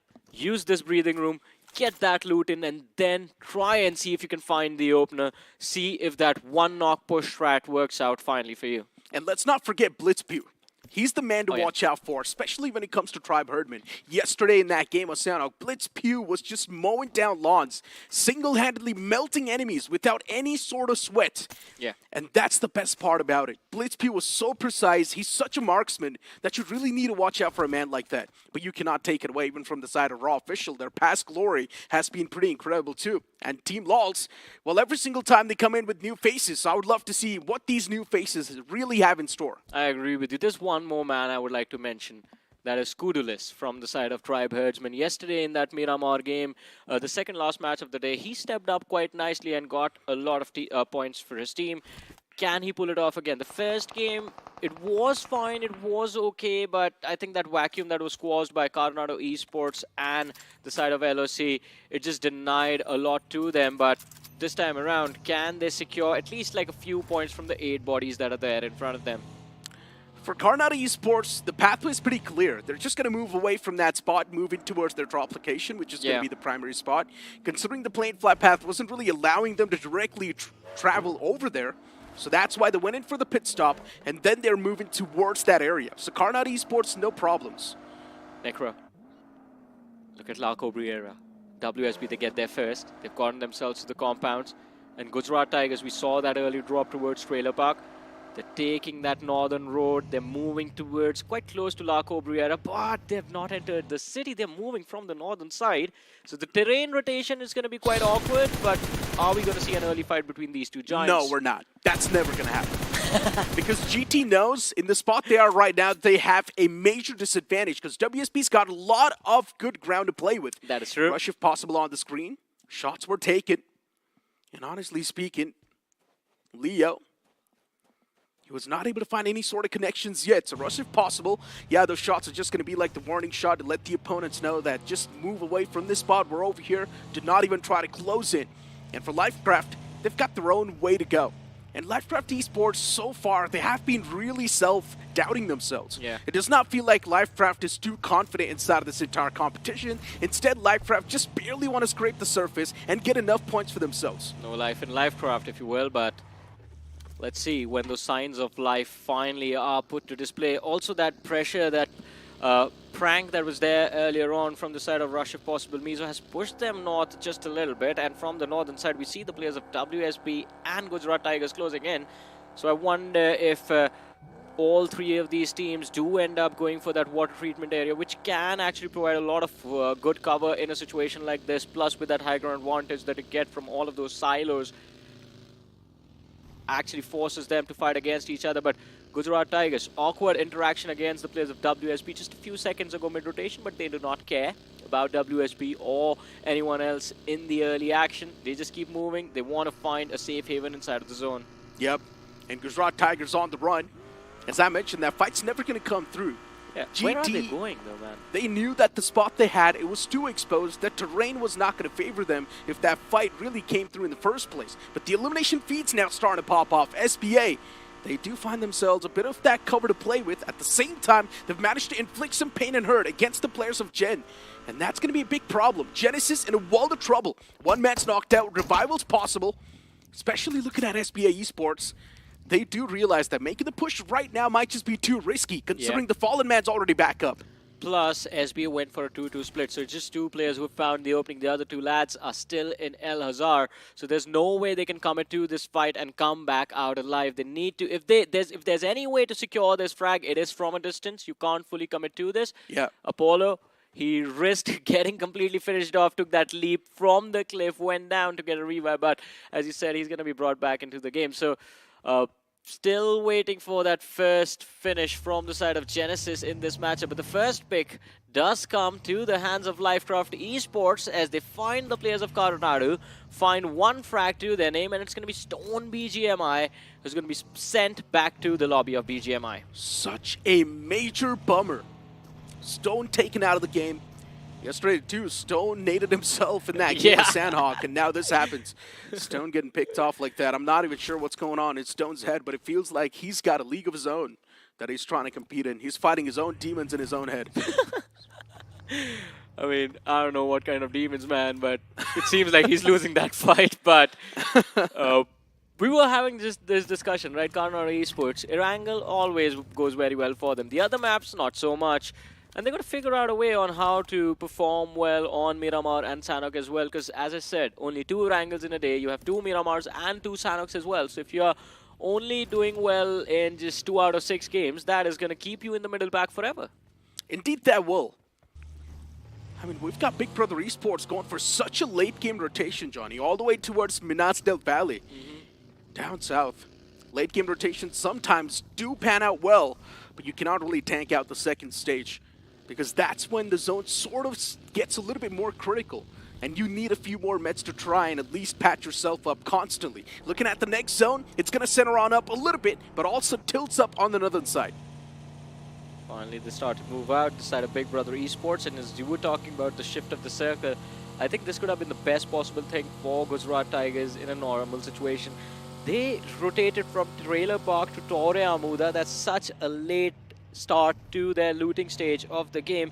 And the problems that are going to be made for them in a few short moments are going to be caused by the side of rivals Apex and the likes of WSP as well. And look towards El Pozo Necro, 120 TZ. What are they doing? Where did they show up from towards the western edge of this map? In the meanwhile, WSP, they find an entry into the safer areas, although the blue zone is going to start to move again in the next 10 seconds. Indeed. They're going to be forced to make a sprint towards the play zone. We already see a major cluster of teams just racking up inside of that zone. Yeah. And already all the late teams are now going to be struggling too much to make any sort of entrance towards that zone. You can see the zone starting to stack up. You've got Genesis with a bit of that problem for themselves to deal with. Foe lingers around in the vicinity, and Genesis now taking a fight might just be the right option, but at the same time, delaying two can be okay. The odds are always going to be 50-50 at the end of the day. Carnata Esports, they knew that one man's down, and now they're here to get the revenge against Lifecraft Esports. Two of the players in the front, even Naughty's right there.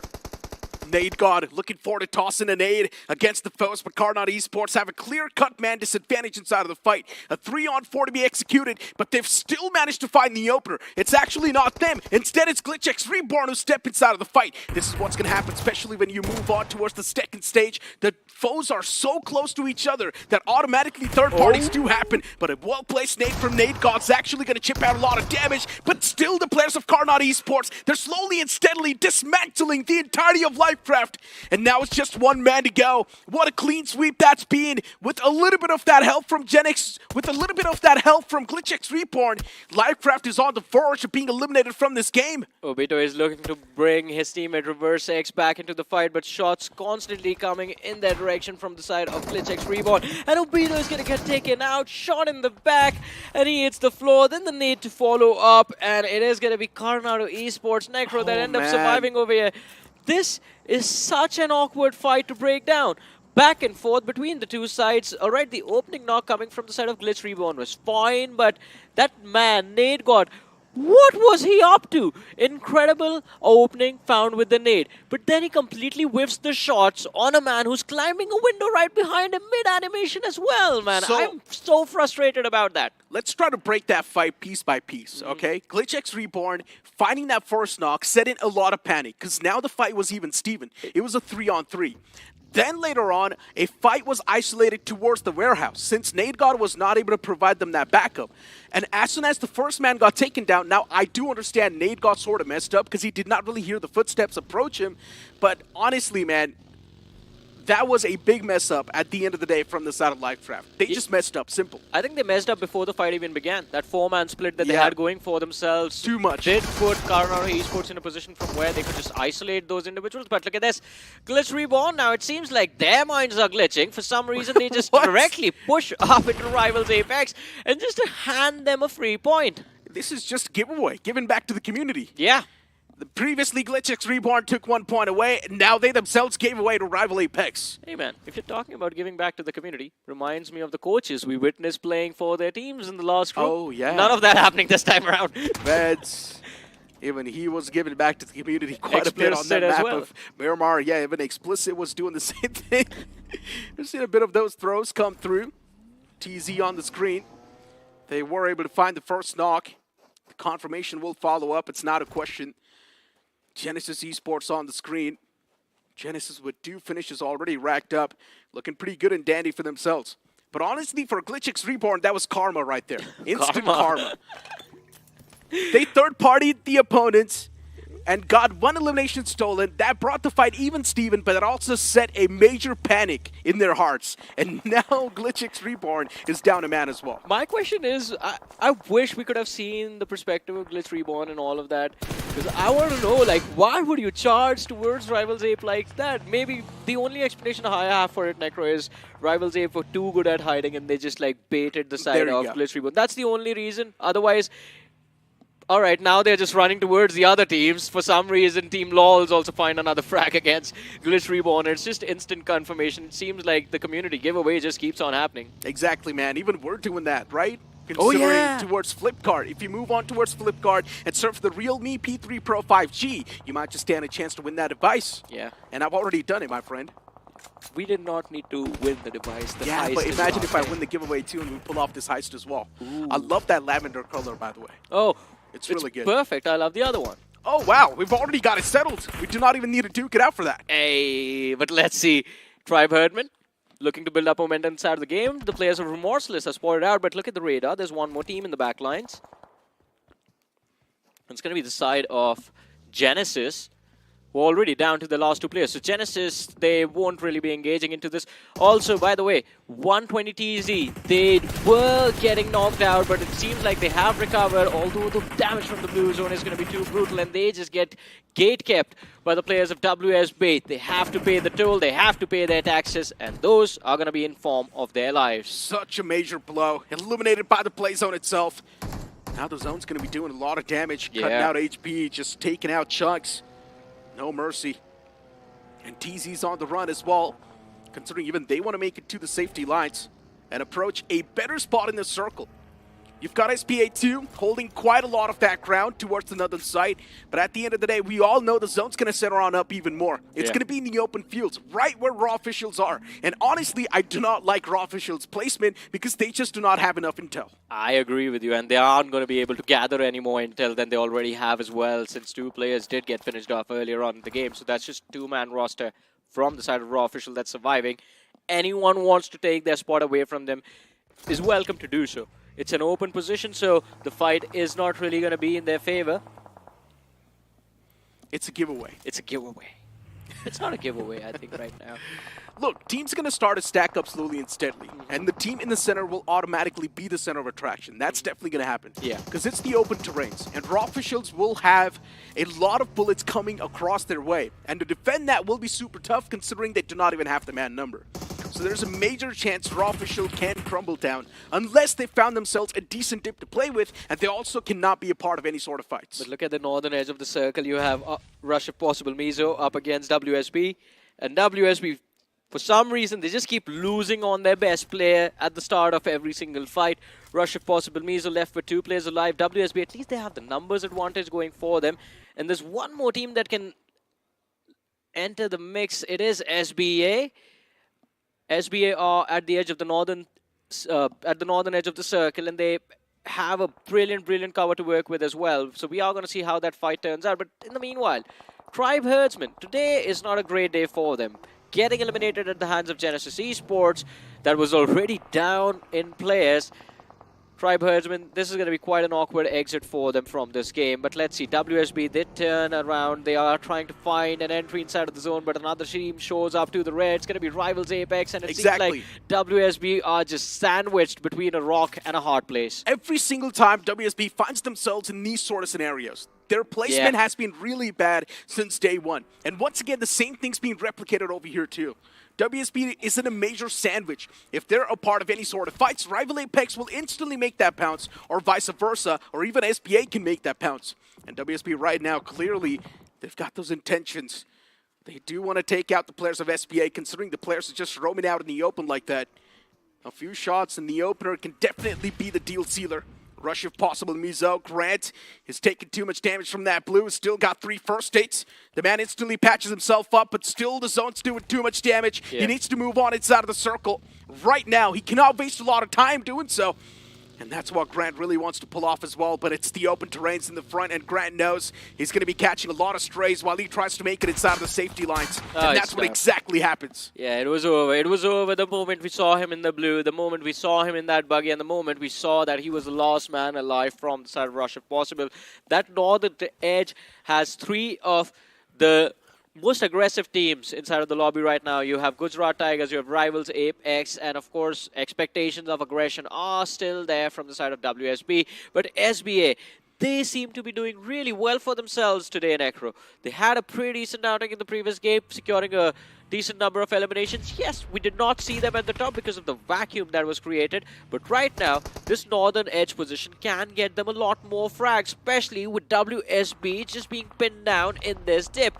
Aryan, if he finds an opening with a nade, his teammates will have an opportunity to just commit to this push and just completely wipe out WSB in a blink. Yeah, those utils, though, still starting to do a lot of damage. And that's where WSB, they might just start to crumble under that pressure. WSB is one of those teams with a lot of young guns, so automatically the experience is sort of lacking. And we know experience so important, especially when it comes to that mental. And WSB, if the mental's not going to be strong, converting fight gets even tougher. And right now, SBA is constantly just in the way of WSB. But WSB, if they want, they can definitely try and pave a pathway for themselves too. But as I mentioned, considering the placement that they have right now, it's really tough to pull anything off. Yeah. Agree to that, but I think there's another big fight headed our way. It's going to happen towards the eastern edge of the circle because Gujarat Tigers, who were part of this mix a few moments ago, trying to breach from the eastern edge, and they run into the players of LOC. And LOC, after that previous game of Erangel, looked like a big threat to everyone else inside of this lobby. Big Brothers as well into the mix. They move in from the southern side. LOC might just get sandwiched over here. And Gujarat Tigers looking for an opening, but it's that scramble of the buggies on the other side that has caused a big distraction. Oh, Bandit, he's the best player on the side of LOC right now. He's going to be the first man to go down. Mudit needs to run back as the damage comes through from the third party of Big Brothers. And that's what GT's doing. They instantly back away. LOC right underneath them. Big Brother Esports on the opposite. Jimmy's knocked out. But still, LOC is going to be much more of an important foe right now. LOC, they're out in the open. Shots are taken against Alpha. He can't survive that. There's no way. And he gets knocked out instantly. But still, there's another teammate right next to him. And to get the revival back up onto Alpha seems next to impossible at this point. LOC's down 2 players, but then Zeref messes up too. What is going on? We're seeing so many throws from the opponents. Even LOC now, just down to the one last man. GT with a clear-cut man advantage. They can definitely close things out, and that's what they exactly do. Nailing down the last man of LOC, getting that fight converted, but GT at the cost of what? See, now this is the Gujarat Tigers we have always been talking about since the start of this realme BGIS 2025. But they still need to figure out how to bring Zeref back into the mix. Because unless they take that position where Zeref is, the charge towards Big Brothers, it's not going to be a successful one. On the other side, Big Brothers, they recover. Jimmy brought back into the mix. And now, instead of focusing on Gujarat Tigers, because Big Brothers realized that GT were too distracted by LOC, they turn around and they switch their focus towards the side of Remorseless. I think they found a knock, but they did not find a finish against the side of Remorseless. So Remorseless was allowed to recover as well, but Zeref, he's just been picked off. This should have been a flawless fight in the first place. Yep. And Zeref getting knocked out like that, I'm not even exactly sure why he traversed in the enemy territory Why did so he slow much. down? He knew that Big Brother Esports is right there around the fray, and he still went there.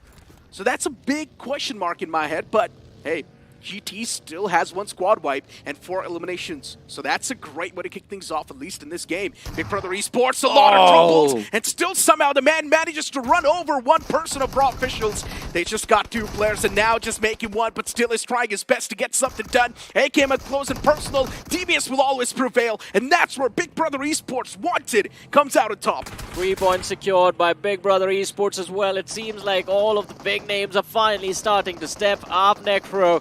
But Remorseless, they had a wonderful time on this map of Miramar yesterday, and they are looking to do the same today as well. Look at that, Team LOLs as well. They have a nice little high ground advantage to work with, looking down on what is happening between Big Brothers, Remorseless, and Gujarat Tigers.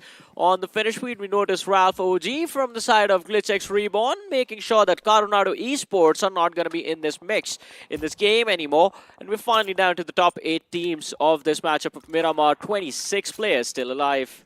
Indeed. I mean, Big Brother Esports, looking at how they really kicked things off in that fight, they had a big man advantage. What? But hold on to that thought.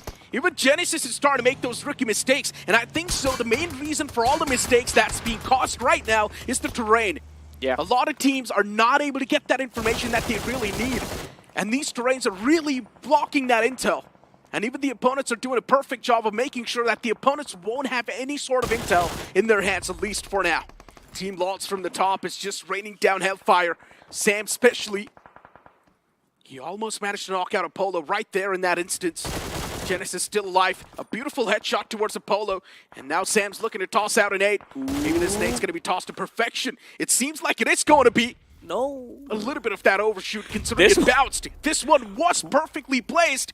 Because of that vehicle, it blocked that nade splash damage. But still the Molotov's now going to be catching Apollo. Not a lot could have been done. And Sam still finds Apollo in the end. Oh man. For a second, I thought that was the strongest vehicle ever created, but that Molotov, the fire goes under the car and the man burns alive. But now 7 teams, 22 players still alive. SBA, Team LOLs, Big Brothers, and Rivals Ape X. All 4 of these teams still holding 4-man strong. Then you have Gujarat Tigers with 2 players, Remorseless with 2, and GlitchX Reborn with 2. But Remorseless, they lose out on Mikami as the nade connects. And now it's down to Helix to see if he can help his team recover the nade. It goes up mid-air, so much damage dished out. Just one landing close to these players, and they're both going to be finished off. But it's the distance, the max Big Brothers can throw is going to be on the other side of the truck. But from the backlines, Team LOLs, they're closing in. Joyesh, if he connects this util, Remorseless, they're going to be filled with remorse again. And Helix, he's going to run out into the open.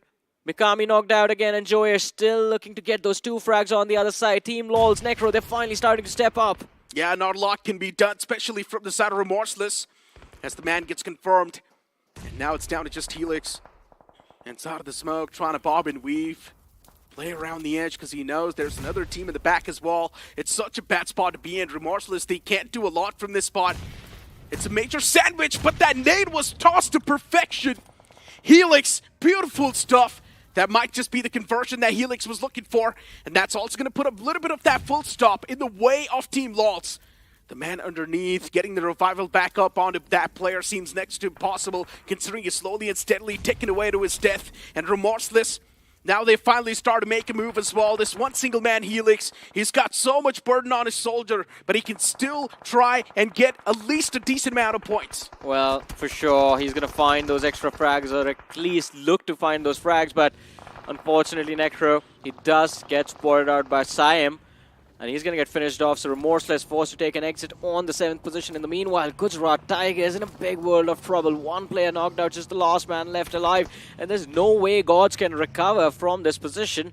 The finish goes to SBA, even though the knock was found by the side of Big Brothers, I believe. And Big Brothers, they are looking to push for the center, but they are also getting surrounded from 2 different directions. SBA, they have the high ground. Xian, he's looking to move up to the summit of this hill, but that just seems like a bad decision. Takes a lot of damage. It's going to be forced to fall back. SBA's got the best spot. Simple. They've got the high ground coverage. They pretty much have like the drone view on every single person right underneath them. Big Brother Esports, a big mistake made from that man. And they will instantly need to pay the price for that. Big Brother Esports, 3 more players remaining. But they need to go up against the 4 remaining of SBA. And this might just be a tough pill to swallow because SBA, they're on a roll. They've got the win in the sails. Even the wall of death is now going to start to move, so Big Brother Esports, it's time to readjust a little bit. Jimmy's still there, but that nade is going to knock Jimmy off. Not there anymore. Big Brother Esports, now they're handicapped big time. They can't really do a lot from this scenario, as even now the players start to make the pounce. The second man gets ran over, and it's just down to Superboy. Not anymore. Big Brother Esports 2 showcase the gateways of hell. Yeah, it seems like Goku doesn't always need those energy blasts and the Kamehameha to find his opponents.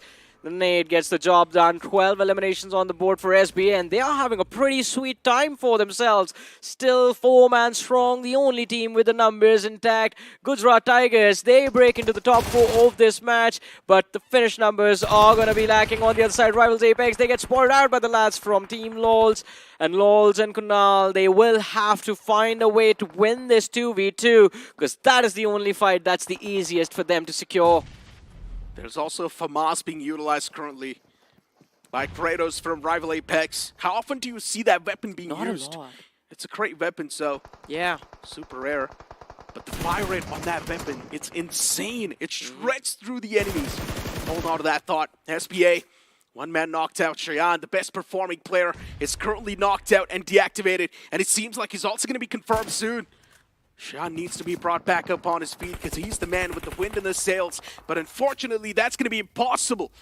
Considering Team LOLs, they put an end to Cheyenne's story. 7 finishes so far racked up by Cheyenne. He's probably going to be the MVP of this game. I agree with you. I mean, Cheyenne is just having an incredible time, and he's doing so much heavy lifting for the side of SBA. But for how long can SBA hold together without their best player out of the picture? It's a 3 versus 2 versus 2, and 3, 2, 1.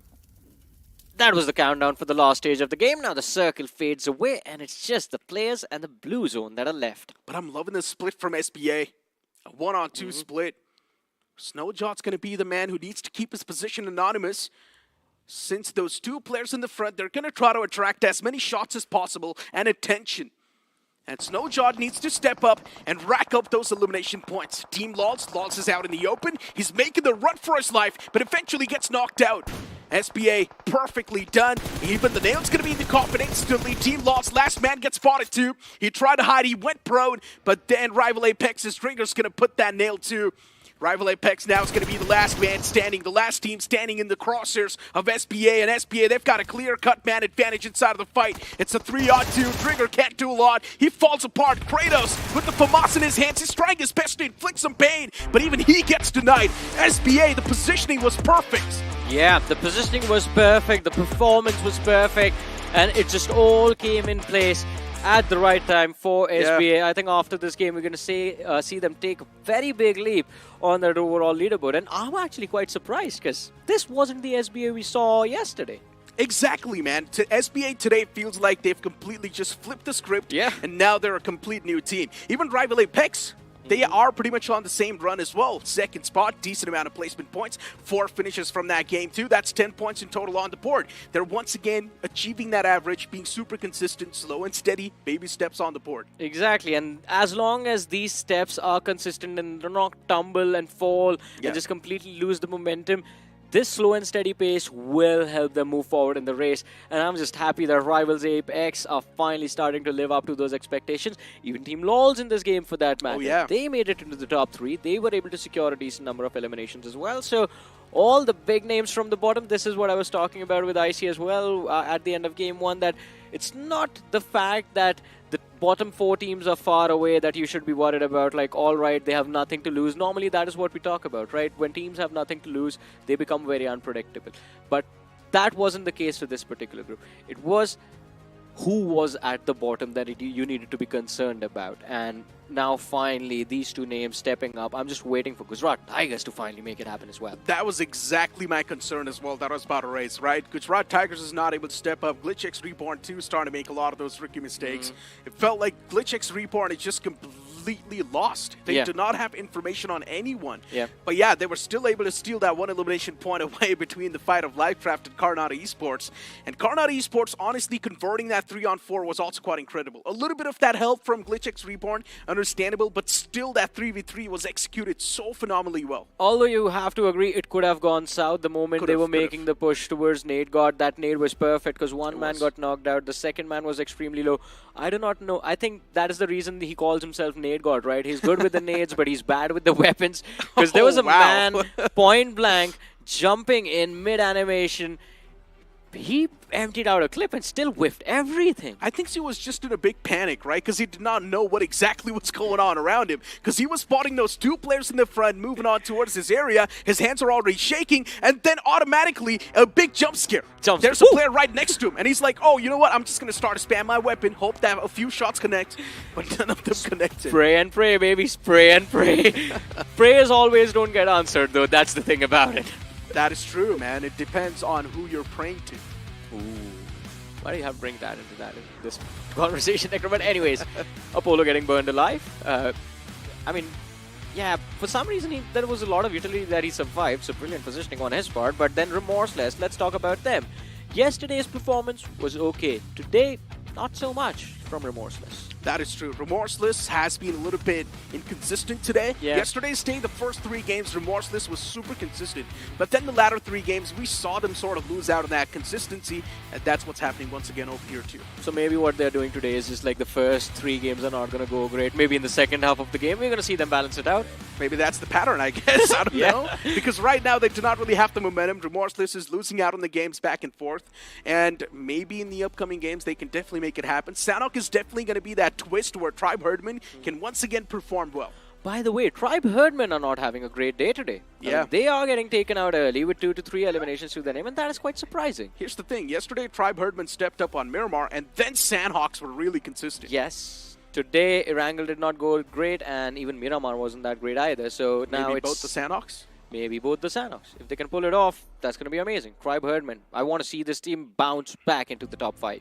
We probably will. Tribe Herdman has showcased a lot of that firepower too, and we love the way they've been playing so far. Yes. Starting things all the way from Los Leones, where there was a big trifecta of death going on from the start, but they still sort of disengaged from all of that commotion, moved on forward inside of the circle. And honestly, let's be honest, the circle, it was panning out in such an awkward spot too.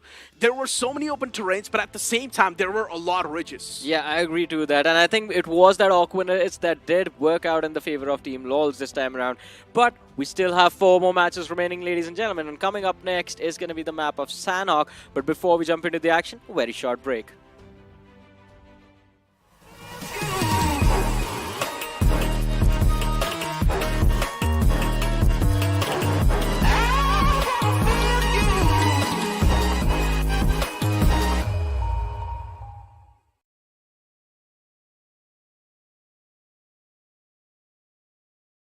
I grind to survive, it's a state of mind. Legendary drive-bys on the prize. I feel the gears turn, never hesitate. No stopping King Kong, beast is awake. I'm knocking down the walls, pounding at the gate. My hustle don't sleep, let me demonstrate. The iron in the fire and I want more. I intend to win the battles, yes, in the war. I'm the champ, I'm the champion. I'm the champ, I'm the champion. Boss beast, Taiwan master. I'm the champ, I'm the champion.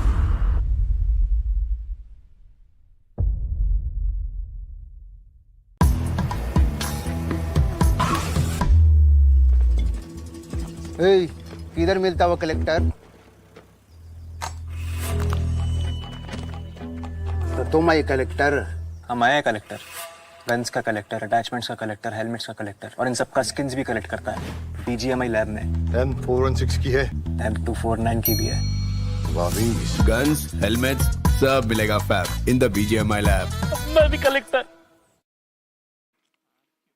Welcome back after that short break, and now it's IC with me on the panel. And IC, the final commotion was pretty interesting, right? SBA, rival Apex over there as well. Especially SBA doing so well. None of us saw this coming. See, that's the thing about SBA, right? Like, we saw them struggle a little bit in day number 1, just because of the fact that they have dropped collisions with Genesis throughout the entirety of the entire day itself. And of course, Genesis being the top 1 means that SBA had a little bit of a run in terms of how they've been playing the game strategically, right? So technically, the reason why SBA didn't perform yesterday is because they kept on going head-to-head with Genesis. And now, when they take that back seat, you can start to see that SBA actually has the skills. That's why they're threatening Genesis every single time. So now, when they switch their approach and actually play for different playstyles, it feels like they're a little bit better now. Hey, and speaking of better things, that's also going to be the Realme P3 Pro 5G. Move on towards Flipkart and search for the Realme P3 Pro 5G, and you might just stand a chance to win this amazing device. The device will be launching on 18th of February, so make sure you're going to be having your eyes pinned on Flipkart because it will be launching over there. But once again, moving back to the conversation that we're having, right? And pretty much rival Apex too. Today's day has been super consistent. First game, good points. Second game as well, rival Apex. Once again, they're in the top 2. Well, see, that's the thing about adaptations. Like, when it comes to day one, everyone is going to be like trying to do what they can best on the situations, right? After day one concluded, you do have some kind of stats to actually fall back through based on their drop positions, the way they rotate the map, where the habits they do tend to do with certain specific teams where they're going head to head. And I feel like every single team has switched a little bit to kind of refine it, and which gave a lot of rooms for some of these teams to actually sneak past, such as Raw, such as SBA as well, which resulted in them doing really, really well. But now, instead of us blabbering on, let's talk about the MVP for that match. It's gotta be Cheyenne from SBA, who just completely conquered the entirety of map 2 on top of the mountain with SBA. 7 finishes easily racked up by Cheyenne. You've also got Goku there from SBA. Pretty much the entirety of SBA other than one man, but it's completely fine considering Snowjot is over there too with 4 finishes racked up. You've also got Sam from the side of TGL. You've also got Karnat Esports' Gyrogod. Now, I really do want to bring up a little bit of that skeptical push that we saw from Big Brother Esports. Yep. Because considering they had all the 4 players up and alive, one man still overextended towards SBA territories and he got knocked out. I think the idea for Big Brother was literally when they wanted one guy to scout ahead and then take that fight approach. But what they did not expect was that the enemies was this close and the rest of the reinforcements just were not prepared because of how steep the mountain terrain was. If it was a straight row, I'm pretty sure Big Brother would have took that fight 4 versus 4 straight up.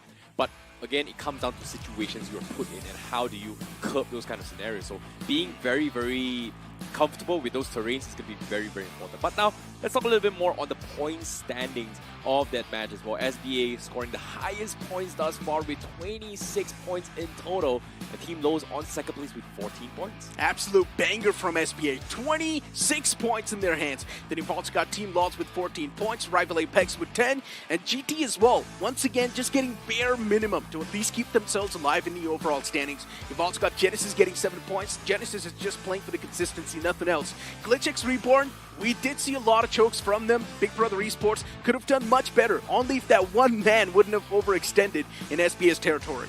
LOC had a banger game in game number 1, but game 2, they just completely got wiped out right from the get-go. But I want to mention about 2 particular teams. That's going to be Team Lowe's as well as GT, because of the fact that consistently, Siam from Team Lowe's was able to somehow make it to top 8, top 7 all by himself to get himself some position points. And that is a little bit of consistency coming from Team Lowe's, whereas GT, they haven't really done too much. They have been securing like 8 points in game 1, game 8 points here again, and now with that kind of consistency, they push past the cutoff right now, and they're currently on 8th place. Yeah, it feels like it's planned from GT, right? They're just playing enough to get the average. They do not really want to show any sort of flashy plays just yet, considering it's just the grind, and probably bring in that experimental phase 2. That's what we're seeing with it in the main playing 4 now. So GT is still in the top 8. That's completely fine. Before this game, GT was on the 9th spot, so that's a little bit of that leap that they've taken. You've also got LOC with 52 points on the board, Tribe Herdman on the 6th. But once again, Genesis is currently at the top, untouched. Well, Genesis, they haven't had a great game in 2 games, to be honest. It's just because day number 1, they had a really, really big lead. And right now, again, they have that safety cushion to work with. Genesis, Big Brothers, they still have that safety cushion, but seeing how the gap is between 1 and 8 is not that far apart. It's only like 30 points. Yes, it seems like a big gap to go with, but if you have like 2 to 3 more bad games coming from them, we are going to be expecting them to close the gap, especially when now you have teams like SBA, who was on the bottom half and then almost at the bottom of the bottom 8, now coming to the top 3. It just shows you like one really, really good game with high finishers is going to tilt the scale in their favor. I'm really worried for WSB too, though, because WSB is one of those teams with complete new faces on the chopping block, and they've been struggling too much. Because of the placement inside of the games, the positioning has been super bad. Be it the day 1 itself, WSB has always been putting themselves in the most awkward places possible. It feels like, of course, the IGL does not really have a lot of experience in the first place, but still, man, intel and scouting is really important, and WSB, they need to amp that up. To be honest, when it comes to a competition at this scale, it's all about getting those experience and how do you adapt in this situation. And based on WSB's gaming position, yesterday's game was a complete disaster for them based on their decisions of tanking outside the zone. But today, I do see a little bit of improvements. But the question here is, not enough. Is it enough or not? Because there is 4 more games to go. I see a little bit of improvements, but they need to start bulking up. It's clearly not enough though, right? Considering, as you mentioned, 2 games already done and dusted, and WSB still at the bottom. And there's a few more names right above them who've been choking as well, slowly and steadily. It's GlitchX Reborn I'm speaking of, man. And GlitchX Reborn is one of those banners that's been known so much in the community. GlitchX Reborn has always given us some good talent. And this time around as well, they've got a few veterans playing in that same banner. But we're not seeing that same performance being implemented right now. Well, that's the thing about performance, right? It comes down to consistency. Like, you can see that there is adaptations from other teams to actually adapt to this. And GlitchX Reborn, they were trying an idea where, hey, if I'm holding on this corner, I want to clear out this entire corner for myself so that I have space to not worry about the back and then push forward. But that idea has costed them in the sense where they took too much time, which resulted in them just getting eliminated and 3rd to 4 parties come in and just finish them off. And I think the idea is there, but the timings is a little bit off from GlitchX Reborn. GlitchX Reborn in the previous game was clearly clueless. They did not even know where they're moving. They sent individual players. One man just directly went in towards rival Apex and got eliminated right in the center. Even the second man was way too clueless, moved on towards the enemy territory, and even he got eliminated. And I guess the same sort of storyline followed up for GT as well, especially Zeref I'm speaking of. He moved on towards the enemy territory. He wanted to get the elimination point secured, but he also should have known the fact that there's Big Brother Esports on the opposite end. And considering GT knew, in my opinion, Zeref messed up big time. See, this is why intel is very, very important. Like, you can see that there's a completely big difference between how Big Brothers Esports play their intel, like with Superboy getting those information, similarly to how Wildfangs is. Big Brothers is a little bit more refined, but a lot of these teams, the reason why they're set up in this situation is because they lack intel, and that's why I can see that based on today's performance, a lot of these teams, they're trying to use this one-man scouting strategy to get those intel, which again may result into them being picked apart, which we did see on the screen as well. Like, the idea is there, but are they comfortable doing this, and are they smart enough macroly to understand that what you should be doing at certain scenarios in order to achieve those kind of results? It is understandable that in these new zone settings, you do not really have enough time to sort of move on and scout for things, right? Considering that's definitely going to be taking a lot of that time in the initial phase itself. So teams do directly try to bank upon to it.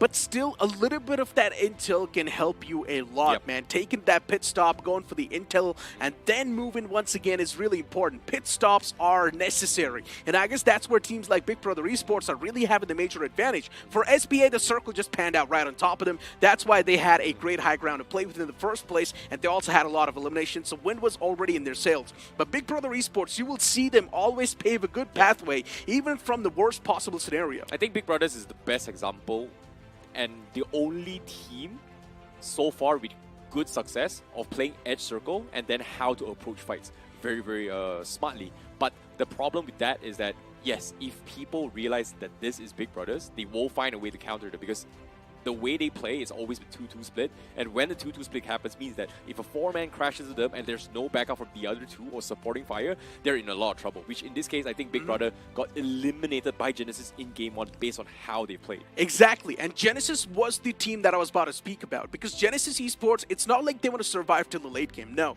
Genesis Esports are wanting to be a part of the third parties, but at the same time they pull out because they're there to collect those scrappy points, and they do not want to go for flashy plays. They're just getting 7 to 8 points per game to keep themselves pinned down on that first spot. Genesis is aiming for consistency. They're going for the third parties, but not directly bum rushing into it. Yeah, I think when it comes to consistency, I feel like GT has had a little bit more consistency this game, and I agree with your point that you mentioned that, hey, GT doesn't seem like how they look like in the past. They're extremely aggressive, they're looking for finishes, etc. Now it's all about finding positions, and 2 games in a row, they've got 8 points. It may not seem a lot, but if you think about this, if 2 teams are getting like 20 over points, that means the rest of the teams are getting less than 10. Getting 8 points among the other 13 teams, it's still a win. A win is a win, it's not a lot. Points is still points. You must understand, in life as well, especially when it comes to money, $1 is still $1. $100 is still $100. 1 or 100 is still money. Money is still money, points is still points. Same thing can be said for GT. I see improvements, but they definitely need to step it up. Yeah, Genesis is just playing that poke and go strategy. You've got Genesis Cyrax on the screen, facing off against Naughty. It's a player face-off with 18 finishes in the hands of Cyrax, and Naughty getting 17 from Karnata Esports. Now, let's be honest, Karnata Esports' performance has been focused just on one map, and that is going to be the map of Erangel. On the other maps, Karnata Esports is just straight up going for eliminations. That's it. See, that's the thing about comfort, right? Coronado, they have been very, very comfortable playing Erangel. It seems like they know the nooks and crannies based on their plays as well. And even from their positioning, playing from military base is still one of the most difficult places to play from Erangel. It just shows you how much knowledge they have when it comes to rotating and playing specific spots, in particular when it comes to Erangel. 3 games in a row, I think 3 Erangels that has been played so far, Coronado has had one of the biggest success in it. And in Miramar, I do see this in kind of improvements. But again, it comes down to how well you know those terrains, right? Like, I think Big Brother had a little bit of mess up. We do see teams like WSB also completely clueless on how to approach this kind of scenarios. And I feel like in this kind of scenarios, it all comes down to being flexible and playing towards your strengths. And Coronado is very smart when it comes to playing edge circles, but Miramar isn't the type of map where you have to play edge. If you play edge, most likely it is going to be on a slanted slope where it limits your vision in towards a tunnel where you can only look left or right. It's very unlikely you're going to be able to be on top of the mountain looking on all direction and surveying, which resulted in a lot of teams having good success, especially when they're in center zone. That is true, right? Now, moving the conversation on towards Tribe Herdman. It's one of those teams that really does thrive on a map like Sanhok, but only if the zone's going to be popping out towards the Camp Alpha Circle.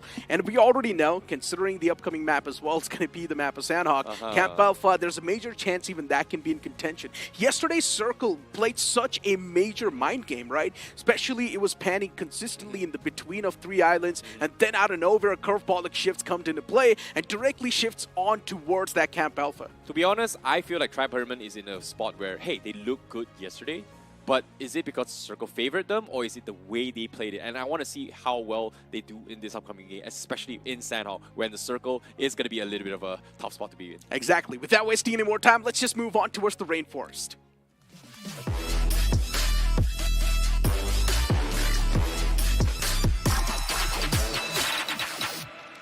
As the plane's going to hit the skies once again, starting all the way from Camp Alpha towards Mongnai. This plane flight path is tilted heavily to the northern side. If the teams do want to move down south, Camp Charlie, where WSB likes to go, then that's going to be a hell of a stretch. Well, speaking of the flight path as of now, obviously we do see teams like SBA as well as Tribe Tournament. They are going to be one of the first ones to reach their respective spots. And of course, first circle for Sanhok is still relatively big. It might be a little bit of a scam for some of these teams, considering the fact that, you know, we've had this for this past few days, even in week 1 itself, where the circle just hard shifts into an awkward spot where, hey, you know what, Circle 3, it might be in Bootcamp, it might be in Alpha Island, and it has been a very, very difficult situation for some of these teams. And of course, up on screen as well, we have map standings, Tribe Herdsman not having a single chicken dinner, but they do have the highest amount of points in 2 maps in total. They were really consistent towards the Camp Alpha Island, and once again, they've dropped in towards Temple. You can see Tribe Herdman pretty much having the high ground, thriving in that scenario. You've also got Genesis locking horns against Team Lols. Kunal, the man's low, and he's trying to back away from that spot, especially trying to bait the tracks of Shadow. And Shadow is someone that's not going to let Kunal go away like that. Genesis, they definitely do want to try and hunt the man down, and that's what they exactly do. And instantly, Kunal gets eliminated from this game. Team Lols start things off with a major disadvantage, but still, a 3-man squad can pull off a lot of clutches. I'm really surprised by this rivalry contestation coming from Team Lows as well as Genesis. Like, this is Genesis just being extremely confident in saying, like, anyone drops in, we are going to win those fights. And for them to actually drop onto this spot, it just puts them in a very awkward situation, because eventually both teams are going to get delayed by this. But like you said, Team Lows losing that man advantage, they need an escape strategy. And it seems like they are going to try to dip out to maybe rotate towards the east side and hopefully gather some bearings. And while this is happening as well, we do see Bootcamp also getting contested. We do see Coronado versus GT once more. Gujarat Tigers in a world of trouble. The man still knocked out. Naughty really does want to make the pounce and at least hand out the death blow towards the man who's already knocked out. But Naughty gets knocked in return. Gods does a perfect job. Even Clutch caught him close and personal. Since the man back upon his feet, even he's putting in a lot of pain and hurt. And now it's just down to the one last man of Coronado Esports. And he's still doing a lot of damage. Even he gets knocked out in the nearby vicinity. The remaining player of Coronado Esports, which is Stone, he now really does want to back away from this spot and at least play for the consistency, get the average points. But will Stone be allowed to back away from this spot? Considering GT, they've already faced a little bit of that brunt. Mudit was taken down. GT is going to be a little bit disappointed with that. Oh boy, what a clash once more. It seems like GT is able to kick them out, but at the same time, they are not going to be kicked out for nothing, because as of yet, up on screen, Team Lowe's being the first team being eliminated by the top contenders. Genesis just completely wiping the floor with Team Lowe's, while Coronado now, Stone, last man standing, has to run for his dear life. And that's what he's exactly doing. Just backing away from the spot. Because he knows GT is going to be on the hunt. GT knows they've got the major man advantage, so Stone just needs to get enough points to keep Coronado Esports in the top 8. That's going to be the main goal for Stone. And Stone has also been one of those players that's been messing a lot of things up, so yeah, definitely he would want to back away. Well, that's going to be a tough one to do as of yet, but it is going to be a stalemate between these two teams. Gujarat Tigers does have that overall timings affected a little bit, but based on the circle right now, it is going to be shifting down towards the south vicinity. So for Gujarat Tigers, they are going to be able to loot up and then eventually travel down south. But the question here is, will they be able to find vehicles to do so, considering the fact that the turn-up rate for vehicles around Bootcamp is very, very limited compared to other maps or other spots in this map itself. And right now, we've got Rush If Possible on the screen. Rush If Possible yesterday's day, at least they were visible, but today it's been a complete different thing. Nowhere to be seen. Rush If Possible on the struggling side of the spectrum. And now slowly and steadily, even they're moving towards the centric part. Yeah, it seems a little bit of a turn up coming from RIPM, right? Like, Flick is pretty much one of the only ones from the original roster. And in his experience, he does have those experience to play these kind of scenarios, but so far, to see RIPM play defensively in this game, it just doesn't feel like their Banner's motto, right? They just want to play aggressive. But, of course, speaking of which, they are in the edge of the zone. Let's take a look at the circle right now.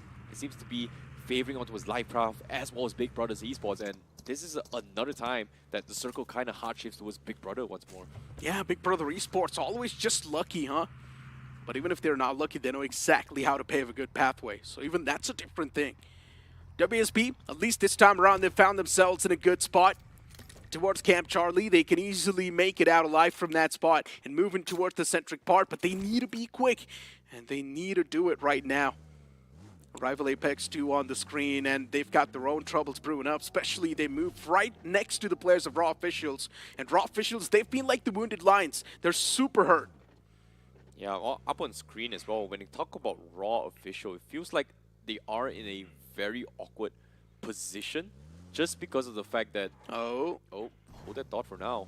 Seems like Rival Apex gonna be in a little bit of a scuffle. They might be able to go head-to-head against Raw Officials, but it seems like they will smell this out and just back out, considering the fact that they are one of the furthest away to travel to Circle. East side Quarry is a death sentence. A lot of people tend to avoid it as much as possible. And after Quarry, there is going to be a bridge that they have to rift upon, and Raw Officials, they understand this. They are going to be backing out, but look at this, no vehicles. That means they have to leg their way through, and legging, especially crossing the bridge, and you are on edge zone with 15 teams alive. Oh boy, that's a very, very difficult thing to do. Such a slow game of Sanhok. I mean, we did see a little bit of that burst to fight off the rip, but then later on, we're not seeing anything. A few close calls maybe, but that's not going to be enough. Sanhok is supposed to bring in that aggression off the rip, and the more teams are alive till the end, the more tougher it will be to secure any sort of chicken dinner, because the action will be super random. Yeah, the risk of just getting taken out just goes tremendously higher. But that can be said for every single map, but only for Sanhok is extremely high compared to other maps, just because there's lesser wiggle room to work with. But speaking of wiggle room, we do see Tribesmen. They try to gatekeep on the northwest side, but guess what? They have made it towards Charlie Island, and this time they do scout out members coming from SBA. They are going to try and flush their way through, but for now, it is going to be ceasefire. As soon as the circle shifts, this is where all the bang happens. And they are waiting. Is it going to be shifting up north? It seems like Tribesmen, it is going to be A-OK. They will conquer the northern side of this circle, while the rest of the teams still need to find a way to break past Painan as well as Camp Charlie. Remorseless. Even they've lost out on one man. It's such a rough luck. That too by the hands of Big Brother Esports. And to take a fight against a team like Big Brother Esports pretty much means digging your own graves. They've got the high ground. They've got a great split going on. And every one of their players seems in a fantastic form. I really like what Big Brother Esports is doing. Like, they always have wanted on the run, ready to actually take center circle all by themselves. They always have him as the scout on the hit. For some reason, because of that, they're always able to get the best information as quickly as possible. It's a high risk, high reward situations, but because of all these plays and them understanding to choose when and when not to fight, makes them such a top contender. And now, with that skirmish with Remorseless, you can see even the small shots coming in, it pretty much delayed their overall rotation to push in. It indeed did. And LOC is constantly taking shots against the players of Rival Apex. They easily do make it out alive from that spot, but still it was such a gutsy move to move out in the open like that with all the vehicles. And LOC, they themselves are going to be okay for now. WSP looking to make that pounce too against the foes in the front. For WSP, as I mentioned, they needed to be a little bit more quicker to move on towards the safety lines, but not quick enough now considering the zone moves away from them, and Big Brother Esports once again the opportunistic one. Yeah, they don't have a lot of time. Meanwhile, same can be said for the rest of the teams as well. Up on screen, we do see Rival Apex barely making past to the south side. They are going to try and play the edge zone to find the best possible information, but again, they're looking for some sort of information on the map itself, but we haven't heard much gunshots except for right in the middle of the zone. So Rival Apex, they are going to try and conserve their resources. As you can see, some of the helmets has been severely damaged. Only level 1 helmets on top of it all as well. Indeed, man. I mean, Genesis right now, Cyrax towards the water lines, playing around the edges. Tribe Herdman as well is slowly and steadily marching in. LOC at the top. And rush if possible. They already lose out on a man. He's knocked out. He's begging for mercy and help, but rush if possible. Do they have any intentions of getting the fallen man back up? Seems like a tough call. And you can already see the players just backing away. They do not want any sort of part with this fight. Flick YT will be confirmed too. Well, at the same time, the gatekeeps are starting to be set up by every single team. Obviously, from the east side, we have LOC. Rush if possible, Mizo. They will lose too. They find some wiggle room down towards the east side. Fortunately for them, it is pretty safe as of yet. But having 2 men down, especially with 15 teams left and this next circle shift, if they were to run out and open, every single team on top of those mountains are going to take them out. In this case, Livecraft is going to be one of those teams as well. And as you can see on the bottom side as well, WSB hasn't made into the circle as well. They are going to go head-to-head and clash against LOC later on. Same can be said for Glitch X Reborn, who's still outside the zone. Hasn't been able to push past the eastern bridge of Charlie Island. And right now, the moment they collapse onto them, everyone from LOC to even WSB is going to be in some serious gunfire. In this case, on the finish feed as well, we do see members from Genesis also getting picked apart from the northern section. Indeed, man. The wall of death as well, it's starting to move. You see a major wave of vehicles just moving inside of the circle, including Glitch X Reborn. LOC is there towards the edge. Maybe they can try and handle off the players of Glitch X Reborn. It will be tough though, especially when you've got a few more names like Rawfisher right next to you. Third parties will be inevitable. And that's what Glitch X Reborn is looking forward to. Considering they know there's a major chance the edges can be camped out, they just want to be a little bit more careful. And I'm loving this pit stop from Glitch X Reborn. This is the exact thing that I was speaking of. Go for the pit stop, play for the intel, and then once again start to make your move. And that's what Glitch X Reborn did. Yep, that's the opening they did, but at the same time, they've made themselves exposed because those noise gave LOC their information to say, hey guys, there's still someone in the zone. And just like that, JHX Reborn, they lose 2 because of that play. LOC will intentionally stay in the zone once more to try and finish up everyone outside the zone before they push in. But as you can see, slowly but surely, it is getting a little bit too crowded. Still 46 left alive, 15 teams across the board. And it is going to be a tough one to push in, especially when LOC was the biggest first gatekeeper from the southeast corner. And right now, teams have already break past them. Raw is going to be one of those teams that has already walked past them. Same can be said for Rush, if possible, Mizo. Which now, they finally make their way in. They are going to get shot in as well. They are going to be in a little bit of trouble. Rush, if possible, Mizo. Yeah, they've already managed to find the first. And now LOC, with just the 2 remaining men, they are left to pull off a Herculean task. Punisher right there, next to the man in the side, but Rush if possible, Mizo, and they've got just 2 players to try and defend this compound. Finally, a push comes to shove from the side of Grant, but he's also taking shots from the side of Raw officials, and an instant confirmation follows up as well. Daljeet, beautiful stuff, and within a flash, the entirety of Rush if possible, they collapse with just a little bit of that help from the side of Raw official. Things are possible, but Raw officials, they're also creating a lot of problems for LOC, considering one-man Punisher is done for. Nicely done coming from Raw as well. Daljeet is playing all by himself as well. The rest of his teammates already smack middle of the circle, and he's here trying to capitalize as much as he can, leaving this into a 1 versus 1, LOC versus Raw. But they are going to be the conquerors of the Far East right now. Only 2 teams out and open. Meanwhile, in the Northeast section, we have Karanadu getting completely wiped off. Finally, after GT finds the last player from all the way bootcamp. Stone, unfortunate for the man. He was trying to play for the bare minimum. He was trying to just scrape the surface and get enough points. But even that gets denied. The average is not there in the game anymore for that team. But the next zone pops up towards Painan. A lot of teams with the advantage, including Raw Official and SBA. SBA, once again, they find themselves on the lucky shoes. But do they have the high ground to play with? Raw Official is currently contesting it. Oh my goodness, what a shift coming into this zone. Painan, one of the best places for Rats to kind of sneak back in. In this case, Raw as well as LOC, they have 2 players on the Far East. If they can somewhat sneak in, there is going to be a lot of places for them to hide in to try and get some placement points. Meanwhile, the rest of the teams who did not expect this shift towards the urban area is going to be scrambling out in open. As soon as I say this, RBOP in the center of it all, they get scouted out from this split. They will lose members right from the get-go. On the finish video as well, we do see Big Brothers also tacking against Glitch X Reborn, who went into the zone expecting some sort of a salvation, and they get shut down, and you can see everyone is desperately trying to push in. WSB, 3 players standing, and Lifecraft almost on the verge of pulling off a major clutch. What am I watching? This one man can still actually take down the entirety of WSB. He managed to strike down 2 players, reverse.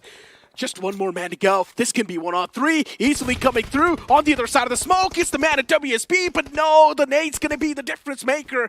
And that 1v3 gets denied by Knopf. WSB barely keeping themselves alive inside of the game, but you would really need to keep that nade away and pull out the shotgun. That's going to be the best possible thing you can do. The nade chips out a decent bit of damage, but Knopf could have done so much better, only if his hands were not busy cooking that nade. And now DBS up close and personal. He wants to connect the shots through the windows, but even the opponent is not letting go of any of the line of sight it gets to. But what just happened? A third party from TZ actually finds the man from Lifecraft. Oh my goodness, he's got to be counting his lucky stars coming from Kanya.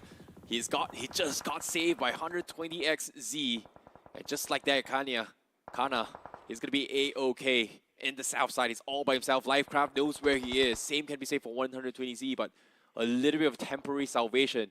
But we have to wait for the next major fight, because right now, across the map, on the southwest corner as well, Big Brothers are trying to make their way in. They had a run-in with Raw, but now they have to go for the resets as well. They've got a couple members getting knocked from outside the zone, which in this case, that is going to be Rivals Apex, going to be taking a fight against them as well. Same can be said for 120Z. They do scout on them from Big Brothers. Kylo, solid stuff, instantly collecting that scrap.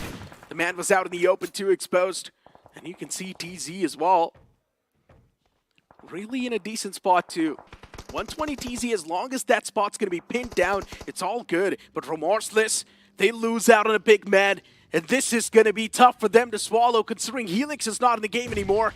And now it's down to just Lumen. What can he do? It's really tough. This is going to be quite a tough pill to swallow for our Lumen. But let's just hope he moves on towards the zone. He's only got 2 first states, from which one will be consumed right now. Yep, from the last moments of the zone, which he's about to move, he is going to try and trail it, and hopefully nobody scouts him. But as of yet, he's all by himself. We do see also Glitch Ice Reborn Akshat outside the zone, trying to play a couple of placements. He's pretty much given up. Raw, we have got Manta all by himself. SBA going to be gatekeeping on the west side, but 120 is going to be right in the middle of the mountain, completely gatekeeping everyone from the west side, uncontested. And while this is actually happening as well, we do see a move coming from Tri-7 up the north. They do have vehicles. They are going to try and crash into Painan very, very soon. Or maybe even 120Z, which in this case, they have the mobility. SBA now also thinking to push in. They do scout out angles onto his big brothers alongside the 120Z. You can see Cheyenne hesitating to pressure this. During all this commotion, GT is playing it cheeky. Just inside of Painan, keeping themselves anonymous. But SBA 4 now. Big Brother Esports on the front. Nade being tossed. Nade's not going to find any sort of mark as well. Just barely missing it. One more bounce could have actually sealed the deal of Big Brother Esports, but quite unfortunate. The nade was overcooked. And now Superboy is going to patch himself up. He's taken down pretty low. 270 bullets available, so that means he can easily just rain down hellfire on anyone that gets spotted in the front, and that's what exactly happens. One man from Raw Official try to make the move to the safety line, but gets denied in return, and just like that, Raw Officials has been eliminated as well. Big Brothers might be in trouble as well. They need the opening knock, and that's the knock that they need. And immediately you can see Big Brothers, they're rushing past in as well. 120Z, they need to go in for the reset, but that knock from Superboy, that gives them the small space to push past. And Superboy, he's going to try and make a run for it, and he gets out to safety. What a play from Big Brothers. And now 120Z, they want to clean up the rest of the members. You do have Jason on the sides, but it is going to be very tough. This push coming from Big Brothers is going to be very difficult, and the nade connects. They find Superboy, and slowly but surely, Big Brothers is using every little bit of option they had, and they will be flushed out. Oh, Glitchex Reborn to a shot before getting eliminated himself. He spoiled the dreams of Big Brother Esports. And keep this thing in mind, there's also Jackson right around the fray. The entirety 120TZ can actually try and spoil the dreams for Big Brother Esports and shatter them. Wanted, the IGL will be back upon his feet, but do they have enough meds to patch themselves up? And what a knock that was from Jimmy. A quick burst on the man in the front, and Zin did not even see what just hit him. Beautiful stuff, but unfortunately for Wanted, as soon as he patched himself up, he wanted to make it inside of the circle, but then he gets caught by SBA. Oh, he thought for a moment he heard Cheyenne. SBA might be pushing towards 120Z.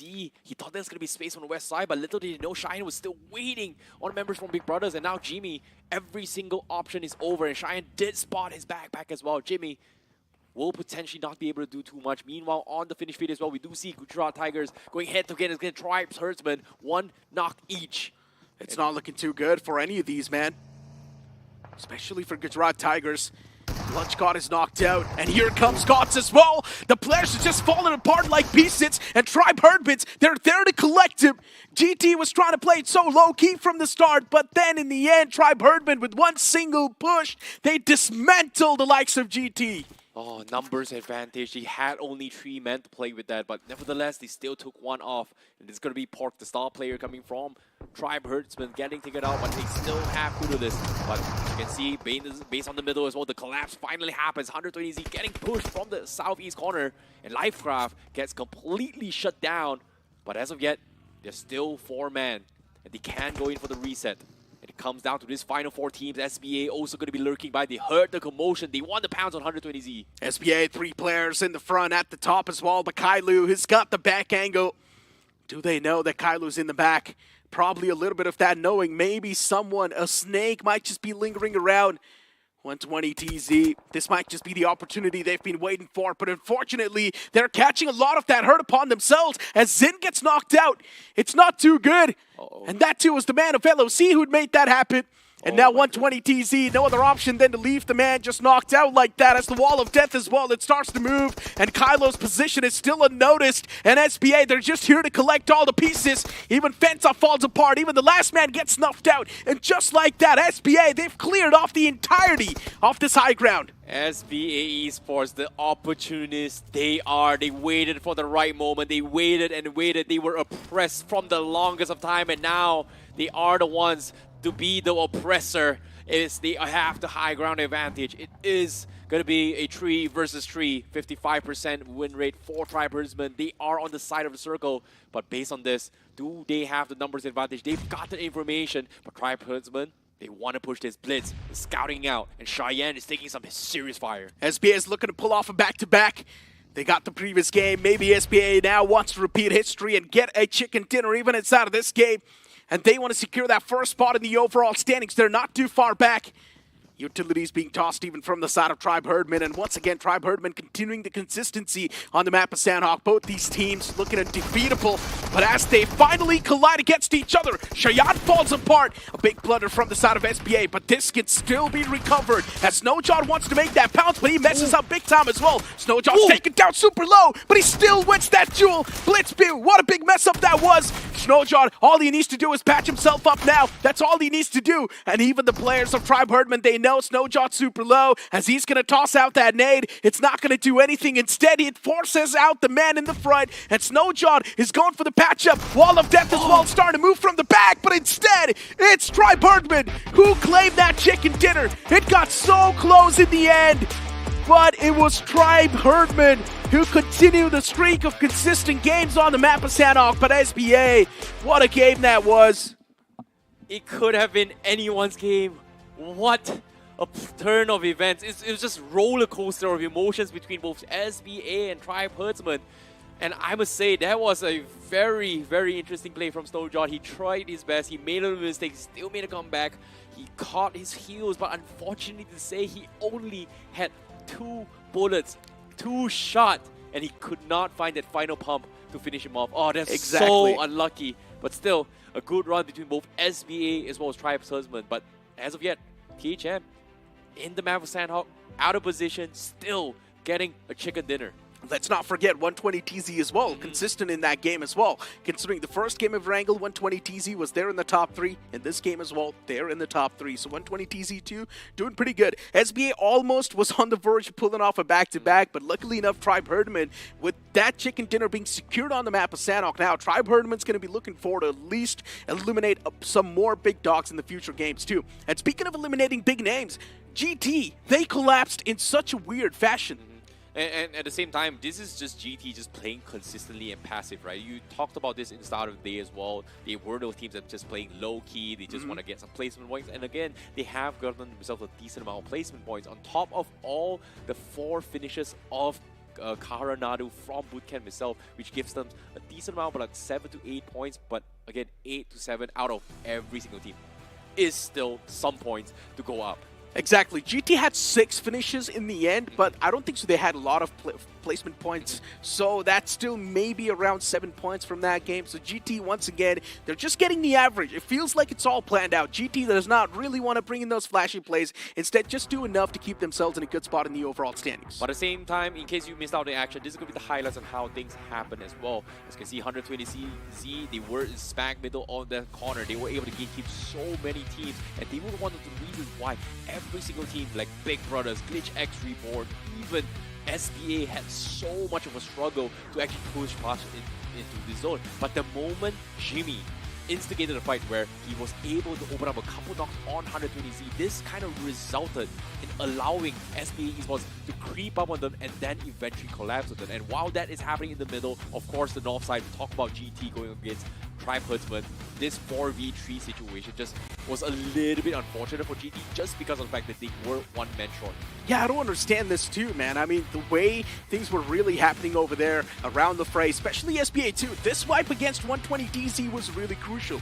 If 120 TZ wasn't really spotted out, and all thanks to LOC, by the way, in the backlines, considering he was the one to find out Sin, that one stray knockout really helped the player of SBA to close on up so close towards the end. And Snowjaw This fight was so crucial. He was taken down to barely any sort of HP. Then he tosses the nade to wanting to force out the man in the front in the open. And as soon as that happens, here comes a few connections from him, considering he had the M416 to play with. Yeah. He pretty much won that fight. It's just so unlucky, right? Considering that Snowjaw only had 2 bullets. He hit his first shot, he missed his second shot, and there was no way he could follow up with the third shot. And that was just unlucky. But at the same time, the first aid was much needed compared to him ego challenging that. So well done to both teams. But Tribe Herdsmen, they were the best in terms of fighting the fight. They didn't take a lot of fights on the north side as well.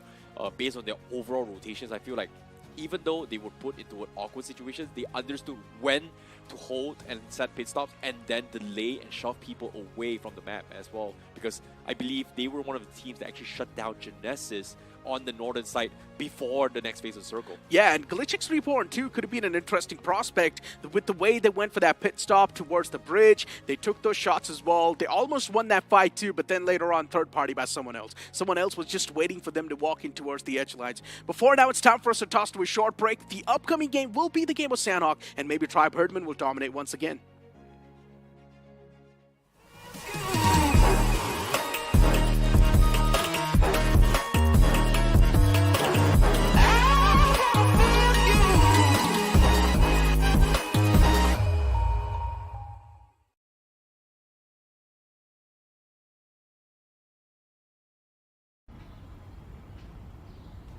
भाई ये देख नया phone, इसका pump देख रहा है, pump, उसके cuts देख, एकदम प्लेटिनियम प्रो मैक्स। बकवास है। अरे वो छोड़, इसकी बैटरी लाइफ इतनी लंबी है ना कि तू चार्जर भी भूल जाएगा। क्या फेंकता है तू? बकवास है। ओ प्लीज, इसके कैमरा में ना इनबिल्ट स्नैप फिल्टर्स है। क्या ग्लो अप आने वाला है यार? ग्लो आने वाला है। Drama queen. बकवास है। अच्छा, तुम लोग के फोन में BGMI है क्या? फोन में नहीं है BGMI, तो फोन नहीं डब्बा है ये। जल्दी से BGMI डाउनलोड करो और अपने फोन को अपग्रेड करो। अब तो इसको भी अपग्रेड करना पड़ेगा।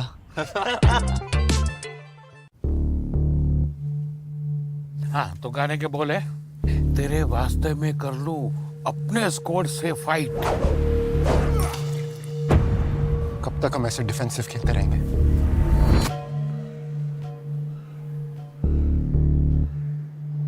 तो नूब नहीं है। नूब नहीं? टाइम आ गया है, सीधा उनकी स्क्वाड पे स्लैम करेंगे। Next shot!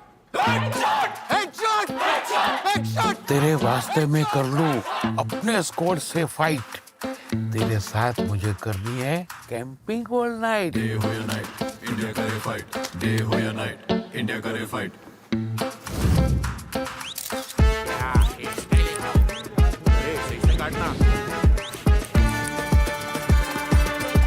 मैं नूब नहीं हूँ। मैं नूब नहीं हूँ पापा। नूब नहीं हूँ। मेरा बेटा नूब नहीं है। तेरी आंखें M416 ग्लेशियर का हथियार बेबी।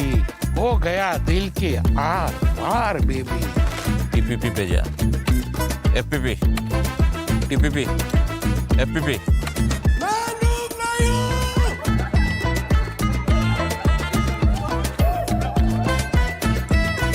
एक काम कर, TPP पे जा। कौन? लूंड्री नासर, winner winner chicken dinner. Day हो या नाइट, इंडिया करे फाइट। कौन कहता है इंडिया फन को सीरियसली नहीं लेता है? Hello everyone and welcome back to the realme BGIS 2025 grind stage. As you guys are currently watching the English broadcast, and we are currently going through day number 2 of the Group C stages. My name is ICBaby12. Here is I Super Johnny as we take you through the commentary of today. But all things considered, 3 games has pretty much passed. We saw a very interesting play coming from Sanhok itself, but Tribe Herdsmen, once again, the team that has dominated everyone when it comes to Sanhok. Yeah, I mean, me and Necro were speculating that, alright, Erangel did not go their way, Miramar didn't go their way. Hopefully, the 2 Sanhoks back-to-back, they conquer, and well, the first one has been conquered by them, but it's going to be interesting to see if it can be a back-to-back performance. But ladies and gentlemen, if you want to see amazing things, check out the realme P3 Pro 5G, segment's best performance phone with a lot of exciting features, launching on the 18th of Feb. And one of those features is that the phone glows in the dark. When have you heard of that before, Icy? Well, to be honest, I've never seen it before, but not right now, up on this desk, you can see it right in the general, and whenever we turn off the lights and when we're casting, boom, it just glows in the dark. And of course, for any other information, all you gotta do is just search realme P3 Pro 5G on Flipkart, not Google, Flipkart instead, to find more information on it itself. And on top of it all, you can win some amazing prizes. But nevertheless, continuing on to the game as well, let's talk about the MVP for that map in Sanhok. It's gonna be Bandit from LOC. Yeah. Gets himself 4 finishes in total. That's his second MVP of the day, by the way. The first Erangel as well. Bandit was the guy who was on a destruction spree for the side of LSE, and even in the game of Sanhok, he does do quite well for himself. Then we have SBA Aryan, and huge props to SBA, man. They have stepped up so nice today. Moving to the third and the fourth player, it's going to be 2 individuals from the side of Tribe Herdsman. You have Panfair and Kudulis over there with 8 eliminations on the 2 of them combined. And then Raw Official are going to be represented by the legend, the man, the myth, the legend himself, Daljit. 3 eliminations on the board. It might not be a lot, but at least we are seeing Raw Official slowly and steadily make that climb. Exactly, but at the same time, Raw Official, they were the ones, I feel like they were kind of spread out to a point, but Daljit as a solo warrior was able to find 3 individual finishes all by himself. Gatekeeping, the east side was a top contender. And every single one of the top 5 is pretty much a gatekeeper in each particular direction, except for SBA, as they were the ones that needed to push in towards the southern, from the west side. But nevertheless, with that being said, considering the amount of finishes that's happened, let's talk about the overall point standing that has happened in that particular match. Tribe Herdsman, they got the chicken dinner, they got 10 finishes, and they get themselves 20 points, sharing it with SBA, who's got 14 points, 120 with 10 points, and LOC with 10 points. Yeah, and moving forward, we have Gujarat Tigers. They seem to be finishing in the middle pack quite a lot today as well. 8 points from this game. Lifecraft with 7 big brothers. That early aggression of theirs did pay off in terms of the 4 finishes, but then just 1 placement points. 5 is going to be the total tally. Genesis with 4 points on the board, and that's going to be the top 8 right there. See, it's interesting to see how Gujarat Tigers finishing in the middle of the pack, right? Like, think about this. 3 games in a row, they've got consistently gotten themselves like around 6 to 8 points, 6 to 8 points. And I told Necro about this.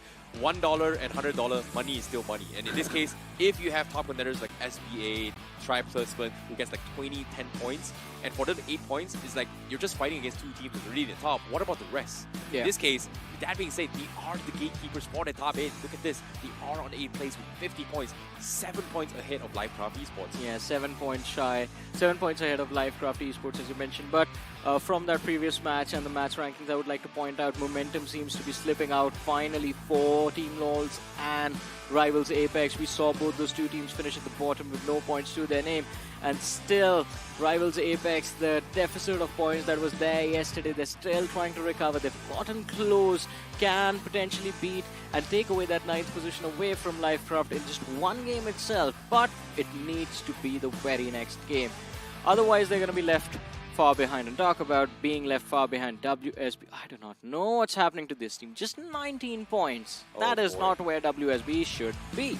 Yeah, I agree. I see improvements today. I talked about this against Necro as well, but for him, he mentioned that the improvement that has been made so far is just not enough. And slowly but surely, they are dwindling away from the benchmark. And this is going to be a little bit difficult to overcome, considering the fact, if you've seen the score, the top 7 teams are the teams that have the most amount of finishes, as well as chicken dinners in total. And they are just a huge gap between them and also GT, who's at the borderline as well. Yeah, I agree with that, and I think this becomes a huge problem, especially when you mention the point about those finishes, right? If the top 7 teams in every single game just keep making that vacuum, then everyone, including Gujarat Tigers and everyone below them, it's going to be struggling to secure any sort of points.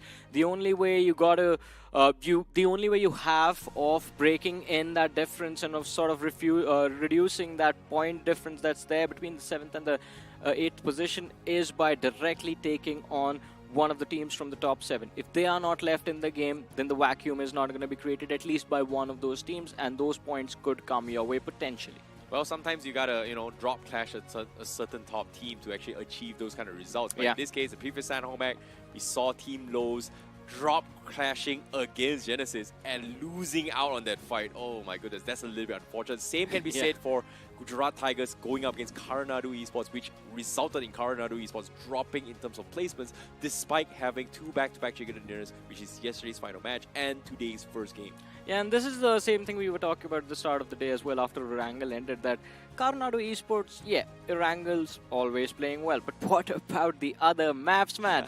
2 Erangels you can do well inside of the game, but unless you are scoring 20 points on both the matches, the deficit that's created due to the other 4 maps that take place, 2 Miramars and 2 Sanhoks, it is not enough. And the first Erangel of the day as well, yes, the chicken dinner did come through. It was a 21-point game, but unless they do the same thing in the last match of the day as well, I think it's going to be difficult for Coronado Esports to ever hit that #1 position. They are always going to be in the top 5. They are doing quite well for themselves. I don't think they're going to split.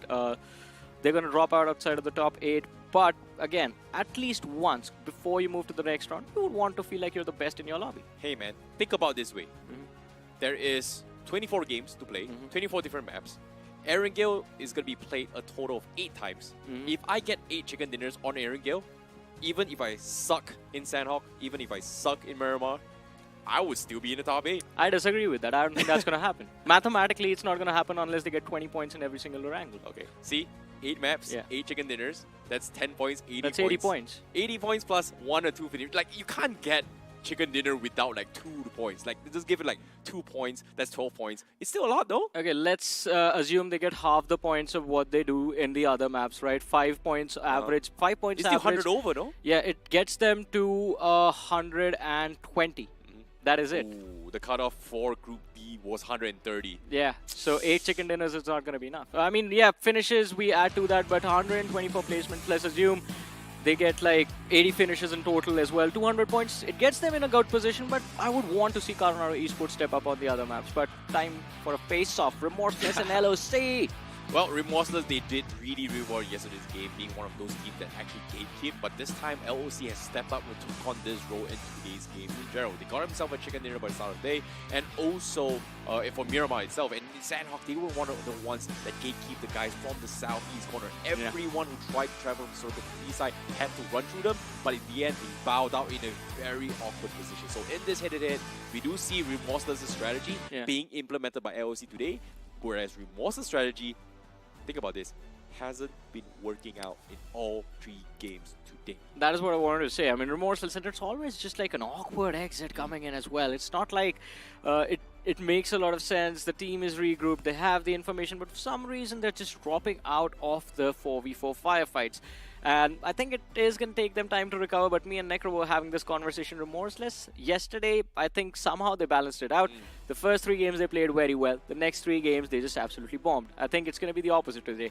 They didn't do well in the first 3 games. Maybe in the next 3 they're going to do exceptionally well. Well, mental fortitude is going to be key in this kind of situations here. Can they push past? Do they have the support from the back end in terms of analysts to figure out, like, guys, you are messing up. Guys, relax. Guys, chill. Reset mentality, and then just keep pushing forward. This is where the grind is so important for some of these teams. They need to mentally prepare themselves, where there are days you are going to have a bad day, and there are days that you have a good day. What's done is done. Move on from that. Where do we move to next? That's going to be the mindset they need to have and slowly build out in order to push themselves and maybe, just maybe, make it into the grand finals, which is, again, needs to go through like 3 to 4 stages to go. Yeah, it's a long way towards the grand finals. And Remorseless, I mean... Okay, please, remind me how many stages we have to go again? A lot. I mean, we first have to finish the grind, then there's round 1. I think then they're not even going to be involved in if they finish in the...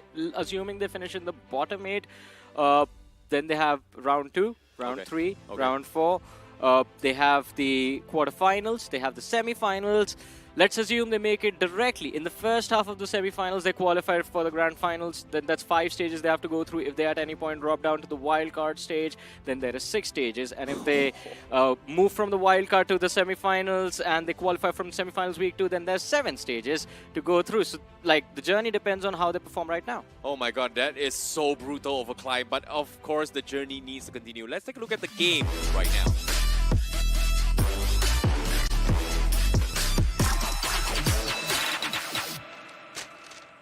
Without further ado, let's jump straight into the game of Sanhok once more. This is the second Sanhok map. It is going to be match 10 for this match. And as you can see, Tribe Herdsman has dominated throughout all Sanhok maps, and they have the highest scoring points in this map in particular. Can they consistently do so once more? But, of course, based on the flight path here, Glitch X Reborn will be going towards the north side. They will have the upper edge in terms of dropping first from the get-go. But at the same time, I'm curious to see how Gujarat Tigers as well as Coronado is going to head on. Yeah. Because based on the flight path, they might be colliding into his bootcamp once more. Oh, that early fight. It is going to be an intense one. Gujarat Tigers yesterday were able to beat down the side of Coronado Esports. And this time as well, I think Coronado Esports just, alright, they get a little bit cautious. They drop outside of bootcamp, but that opens up a whole different can of worms in the form of Rush if possible Mizo. Because now Coronado Esports, especially Nordi, is surrounded by the players of Rush if possible from every single side. But no, they still go after the players of Gujarat Tigers. Mudit spotted out, no weapons on him, and he is on a run for his life. Last few shots connect, and Mudit is going to be dropped to the floor and shanked to his death. Round 2. But this time, Coronado comes up on top. But while they're fighting for GT, guess what? They find another one outside.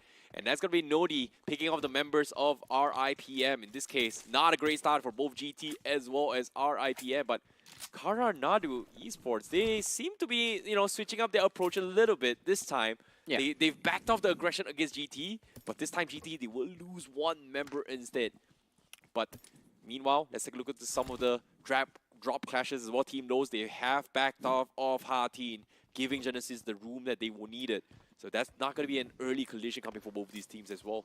Yeah, yesterday on Sanhok, Team LOLs was a little bit more interested in Tribe Herdsman. Today, going after Genesis. I think it's that Camp Alpha Island that they plan on dominating, but unfortunately those 4v4s are not really working out for them. Coronado Esports on the other side. I do not know what Mudit was thinking. I do not know. While his entirety of his team went for bootcamp, he dropped in an isolated position next to the players of Coronado Esports. Rush if possible Mizo Grant. He shows up. I think Nodi's position was compromised considering he did shut down Flick YT. And with the weapons in his hand, Grant just wants to see if he can find the trade. But the problem is we see Stone BGMI in the distance. And if he has an AR and a scope ready, he might have the line of fire available to at least find one more knock against the players of Rush if possible Mizu. Even if that happens, then they have the luxury of just committing completely for a squad wipe. See, that's the thing, right? They're not too happy that they've lost one member. Yeah. But if we flip the script a little bit, especially coming from Coronado Esports, yes, they've gotten 2 finishes, but they're right now in a position where they are trapped in between Rush if possible Mizzle as well as Gujarat Tigers, in between Bootcamp as well as Paradise Resort. And in between those lines, there's not a lot of cover and resources for them to put up. And that might be a problem eventually for Coronado Esports as the game will progress further on. And I feel like that's not looking good for them at all. I agree with you. I mean, right now it is fine, as you said, 2 early finishes on the board. But in the later stages of the match, this can become a problem. Not enough cover, not enough movement space. If they move down southeast from there, there's small compounds, a hill they can take control of, but that would also require them stepping into the line of fire off Rush if possible. Mizo, a few moments ago, we saw the players of SBA complete control of Ruins, so nothing to scoff about, nothing to be worried about. But there we have it. Gyro God. The second opening, Grant sticking around too close to the players of Coronado Esports, backfires on the players of Rush if possible. Another knock secured, and now with this second knock, if a finish conversion comes through, then Coronado Esports will have full freedom of committing into the fight. The finish comes through, the other 2 players are there, you can spot them on the radar. And it's time to run away if you are Rush if possible, but for them as well, where do they run off to?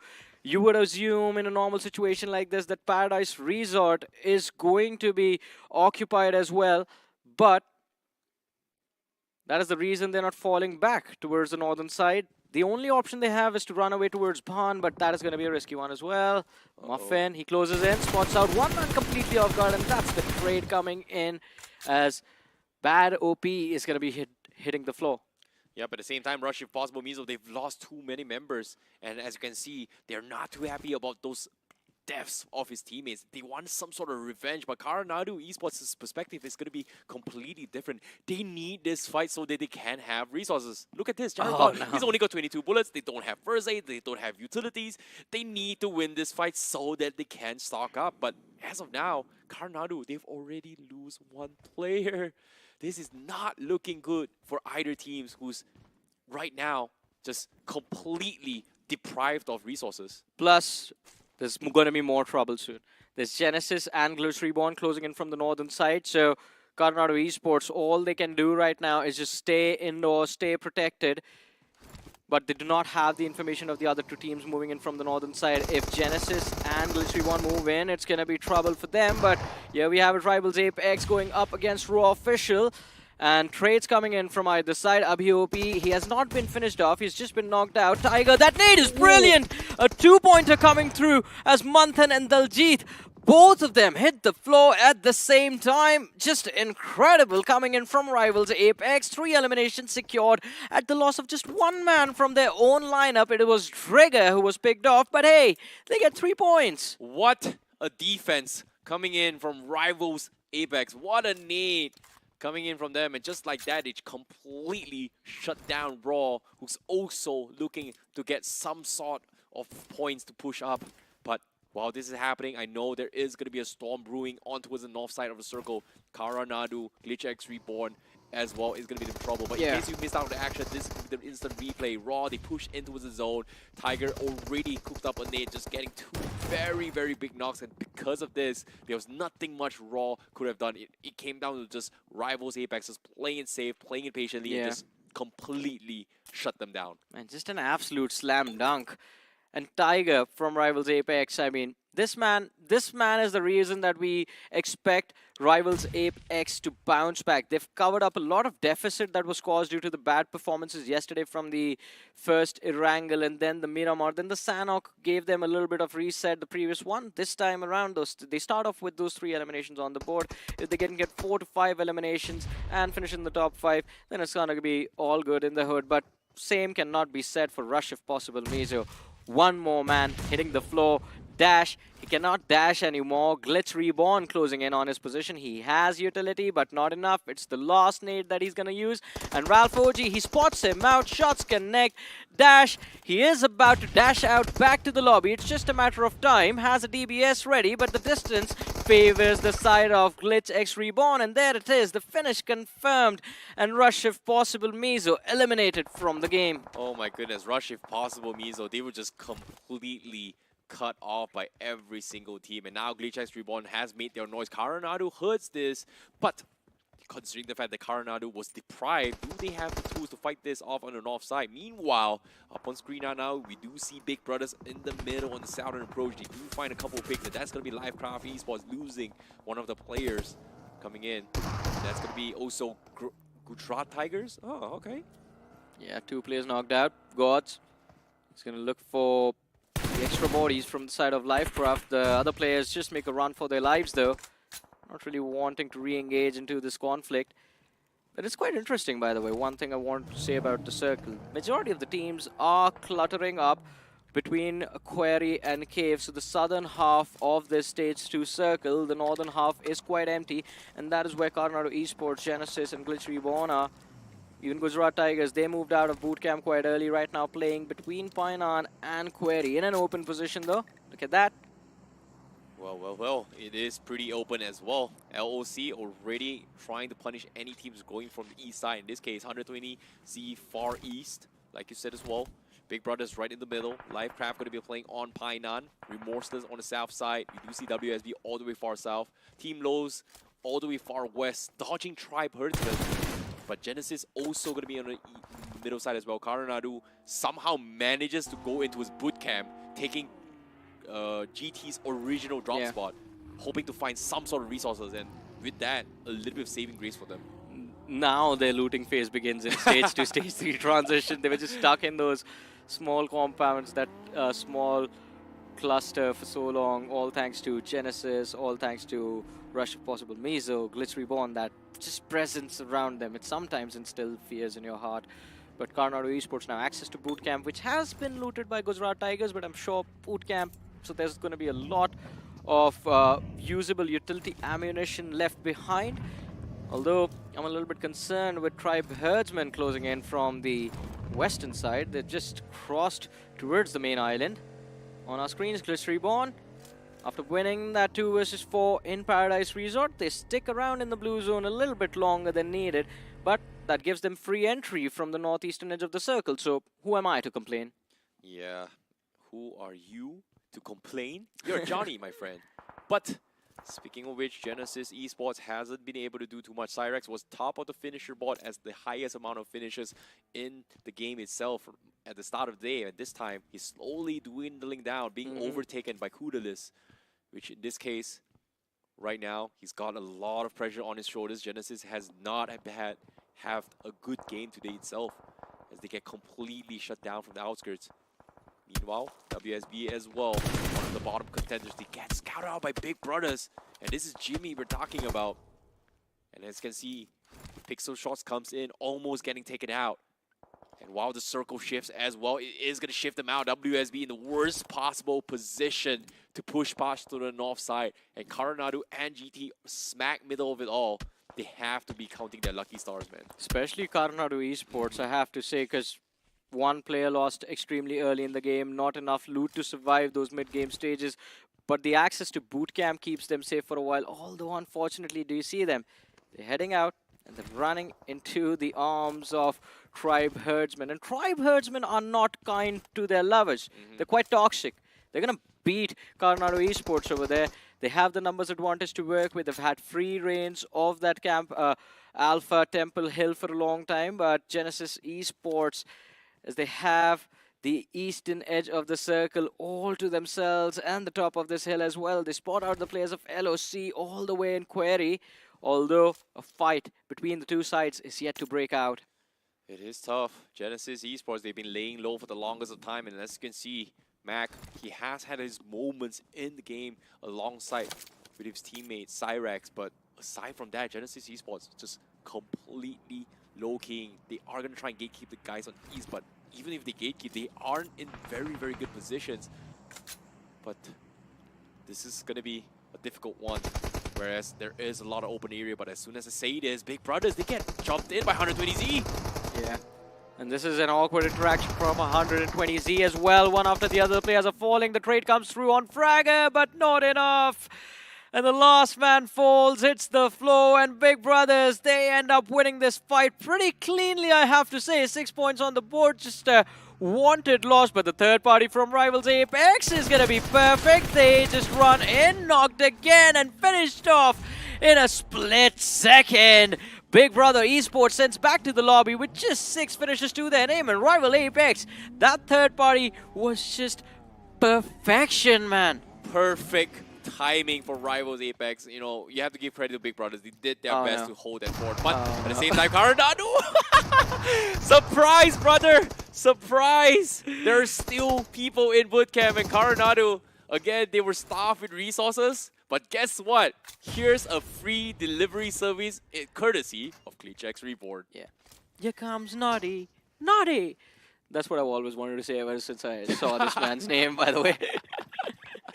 But at the same time, Akshat does scout out this. They wasn't expecting this kind of aggression in, and they have to respect the boundaries. They are looking to back out. And considering they are at the edge of the circle, so that means they do have those vehicles to potentially move away. While in this case, Coronado, they don't have those resources to work with. Yeah, absolutely nothing to work with. Coronado Esports and Glitz Reborn on their trails. And this is going to be a little bit of a problem right now, because it seems like there is a lot of movements coming in from the rest of the teams. And as you can see, Tribe Herdsmen already right in the middle of the fight. We do see also WSB trying to break past in towards the zone. They're struggling to make plays in towards what they can do. Glitz Reborn losing out on 2 players. The third party comes through for Tribe Herdsmen. The rotation not really working out. And of course, Rivals Apex as well. They are about to run into the cluster inside of Bainan. Team LOL's Lifecraft waiting for them, trying to gatekeep the edge. WSB in the backlines of Rivals Apex has me worried a little bit. And of course, there's Remorseless towards the eastern side. LOC are moving in the same direction. Oh my goodness. All hell about to break loose on these apes. Will they be able to take on their rivals right now? It's a big question, but also a potential to grab a lot of points from that cluster. Team LOL's on the other side, the smarter of the bunch. Using the Pine Bridge, they found a free entry inside of the circle, although Remorseless against LOC is going to be the next big fight. Agreed, and as you can see, Rivals Apex and trying their best to go in for a couple of fights as well. And it is going to be a complete bloodbath, a massacre. Shots are getting kicked in, and everything is just going absolutely wrong for some of these teams. And Remorseless somehow was able to hold on their defense in this gate game. Unfortunately for them, they are right at the edge of the circle, but they need to find a way to push past into the zone because Quad Tigers is going to be suppressed as well. LOC guy still alive somehow. Hazard trying his best to hold on for his dear life to get some sort of positioning, but there's only so much he can do. He's only got a couple of utilities to work with, and he's pretty much stuck in a very...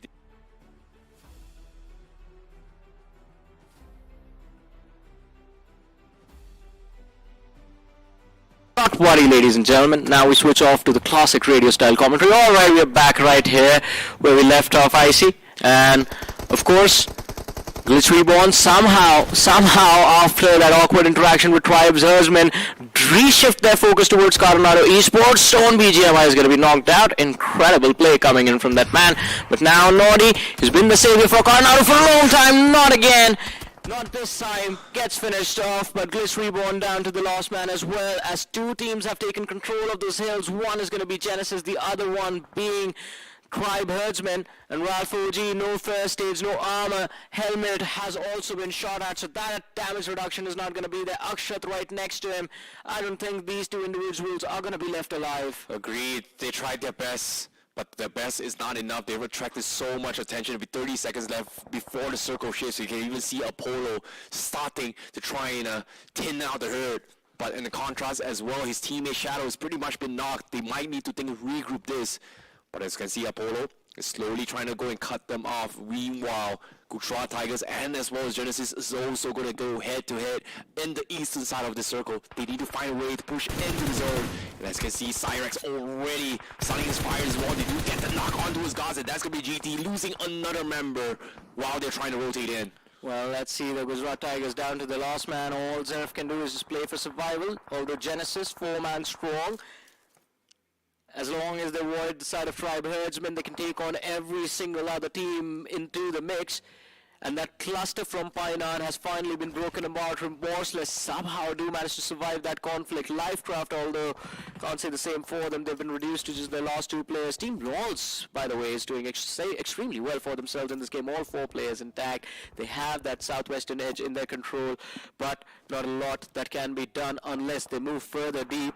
LOC down to the last man. Has it as soon as I say that. Lemba from the side of Remorseless finds that last frag, and LOC bite the dust. But at the same time, speaking of LOC, this head-to-head between both Genesis and Gujarat Tigers needs to somehow stop, because right now the circle is going to push them in, and Cyrax says, you know what, let's back out, let's reposition and choose another fight, because as of yet, there's not much noise down in the center of the zone. If you pay attention to this, there is SBA just laying low-key. Same can be said for Tribe Herdsmen there as well. And as you can see, Genesis Esports, they do find one member is coming from GT. They finish GT in the 8th place. There's going to be 3 finishers from the side for GT only, bowing out 11th place. Akshat and Ralph about to feel the pressure of the Tribe, but no, swatting flies mid-air, but he still falls out. It's down to Ralph OG. We've seen him do this last year. Can he pull off a miracle again for his team? The DBS had already. The second knock comes through, and Tribe Herdsmen, they're down to the last man as well. Ralph OG slower of HP, but the shot connection is not going to be there, because Blitz Pew goes pew pew, but before they celebrate Tribe Herdsmen, the pressure from Genesis is there. He tries his level best, finds the knock, but still gets finished off. The third-party timing from Genesis was absolutely incredible. 8 finishes on the board, and they also have an opportunity to recover. Absolute cinema. Polar did one dirty on tribesman, and he actually got knocked from fall damage. But nevertheless, that was a flashy play. But Genesis Esports, they were able to overcome the top side, the north side. Tribesman eliminated just like that. What a play coming from both sides. What a party pooper it was. But nevertheless, as this fight continues, Genesis still looking stronger than ever. Down in the south, Livecraft Esports, they need to push past the zone. They do find an opening pick. That's going to be not coming in, but Team Lowe's also going to be giving his way through. As Iron gets knocked instead, and Kraft, he somehow survives, and they are able to sneak into the next phase of zone and reset. But the nade will stop them in strike. Lowe's will be the ones to return fire and go in for a couple shots. Now, can they get the reset? Nate God goes in for a couple loss. Does he get the knock? He does! He does it on Lowe's instead! Take one back, brother. Take one back, he says. I mean, we talked about this dude in Miramar. I think he is Nade God for a reason. The trade comes through, as you said. But Team Lords, they're down to 2 players. And it's a 2v1-4 now. Another nade lob towards the side of Team Lords, but the high ground taken by Genesis. I think finally I can comfortably say that Genesis Esports is going to walk away with the chicken dinner on this map of Sanhok. But maybe I've just cursed them, because Remorseless, they are also 4-man strong, and from the far off distance, from outside the circle, in fact, they find the knock onto the man's style axe from the side of Genesis. Genesis looking for those frags. Team Rolls down to their last player, and same goes for Livecraft, but they are going to be finished off. Remorseless making the push on to Livecraft Esports. Remorseless trading off positions with them. Genesis again with the high ground advantage, but the Sanhok's last man, he still turns around, takes him out, and 12 eliminations have been secured, although they are getting a little too greedy for their own good now. Agreed, Genesis now on the hunt. They do find Remorseless. That's going to be 1 down, 2 down, and it's only Helix left all by himself. Same can be said for SBA, Snowjaw, last man standing, but the nades comes in. They do equalize it for Shadow. And Remorseless, they can go for the reset, but it's all up to Helix. He's going to try as well. The zone is slowly itching by, but I don't think he can pick him up, but he needs to find some sort of information. They might use him as a potential bait, but seems like Helix is there. He's a team player. He's going to try and carry him off, but he does have some angles, but he gets spotted out once more. He's going to try and go for the reset, but as you can see, the circle slowly but surely. I don't think the reset is advisable. Genesis has got him locked down. Yeah. They've got him pinned. He's stuck. Now here comes the nades as well. He's going to try and heal himself up. He's going to use Aluman as scout to try and bait things out, but I don't think they can. They're right in the zone as well. The nade barely connects. It's got to be close. Can he pick him up, Aluman? They need Aluman right at the pixel, but guess what? He's going to be safe. The reset comes in. The Molotov. Does it clip him? No, it does not.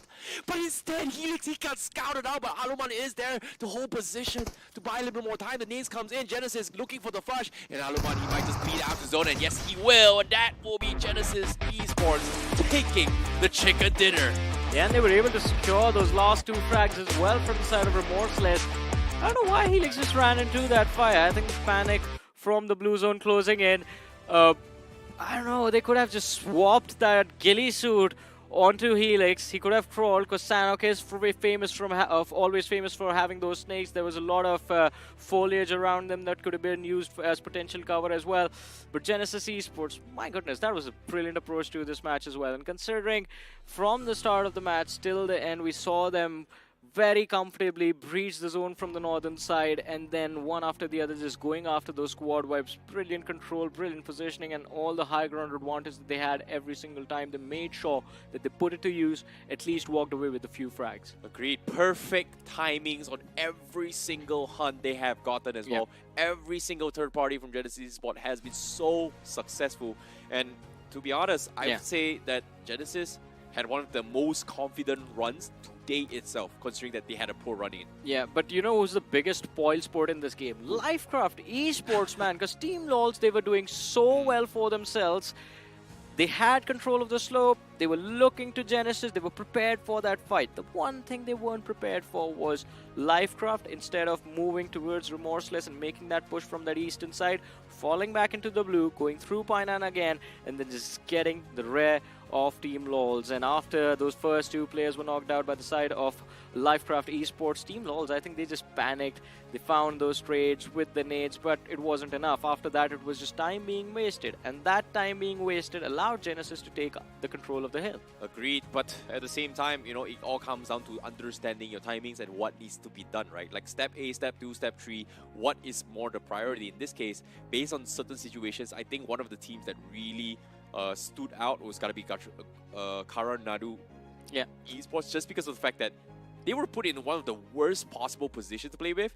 They somehow managed to get some finishes, somehow to survive all the way to the last point, but eventually they got taken out, which was very, very unlucky. Yeah. But there's only so much what you can do. So again, when it comes to planning in the game itself as well, it all starts from the drop. And the moment you mess up your drop, that's how your entire storyline is going to go. It's all about hardships, hardships, hardship. In this case, I think Karanadu Esports had one of the worst hardships, which resulted with other teams joining in the same bandwagon. And that's going to be Rush If Possible Mizo, who joined with them as well. Rush If Possible Mizo, Glitch Reborn, there was Tribe Herdsman that took control of that hill as well. I wish we could have seen that Glitch Reborn Karanadu Esports fight to the fullest, because it started off with Glitch Reborn losing out on their first play. We got picked off instantly. But so in a 3v3, we would assume Karanadu Esports, they had cover, they could have potentially won it all, but for some reason, Glitch Reborn was the ones who ended up getting that squad wipe. Agreed, but while this is happening as well, Ralph tried to make a little play. Blitz was able to make a very, very similar highlight moment coming from Ralph, but eventually it was Apollo that finished him off before he went kamikaze. So it was a, you know, a little bit of a moment of who's going to be able to one up for the reviews, but in this case, well, Genesis just party poop for every single one from the northern side. Hey, Genesis, they're finally making things happen. Everything coming together for Genesis Esports, and it's absolutely lovely, right? As you keep saying, it is an absolute cinema what Genesis Esports is up to. Yesterday, we saw 2 chicken dinners from them. I wonder if we can see 2 again. I mean, this team, I did not expect Genesis Esports to be one of the teams sitting at the top of the leaderboard. I'm not going to lie about it. When the group divisions came out, I thought, all right, Genesis Esports, they're good, maybe in the middle pack, definitely not at the top. You know what's one thing I can agree on? You didn't predict it, I didn't predict it, but there was one guy who's sitting on the corner of the studio. He's got to be smirking because he was the only one that predicted Genesis yesterday. Yesterday, not today, right? They're but still playing well different, today. right? Like today's prediction is over like who's going to make it the top 8. So if we all stick with Genesis, we all stick with maybe SBA, even Big Brothers, maybe would have won. But again, the predictions for today was all about who's going to make the comeback. Yeah, I mean, and it is interesting with the top 8 as well, because Gujarat Tigers took an early exit in this game. Now that is going to change. That borderline gatekeeper on the top 8 bracket is going to change. I wonder how the next 2 games are going to go. But before we move on to the next match, ladies and gentlemen, we will head to a very short break. But don't worry, we have some exciting things lined up for you guys to check out. And of course, as we take a break, yeah, you guys go check out those things, and it is going to be exciting. Here we go.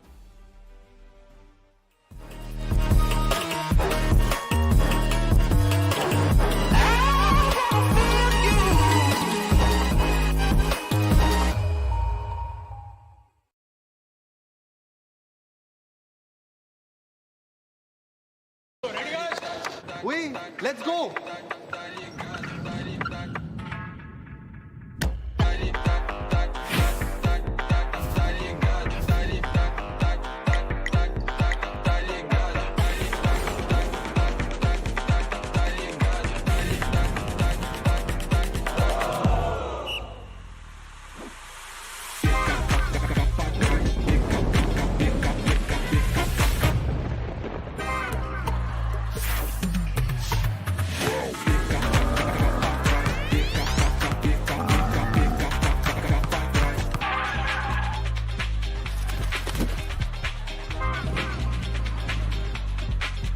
कर क्या रहा है ये?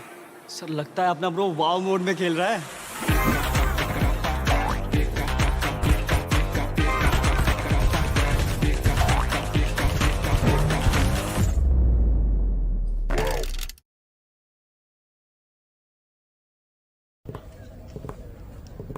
सो Neeraj, slide path देख के आपकी landing strategy क्या होगी? बस सही एंगल, राइट ग्रिप, फोकस, और फिर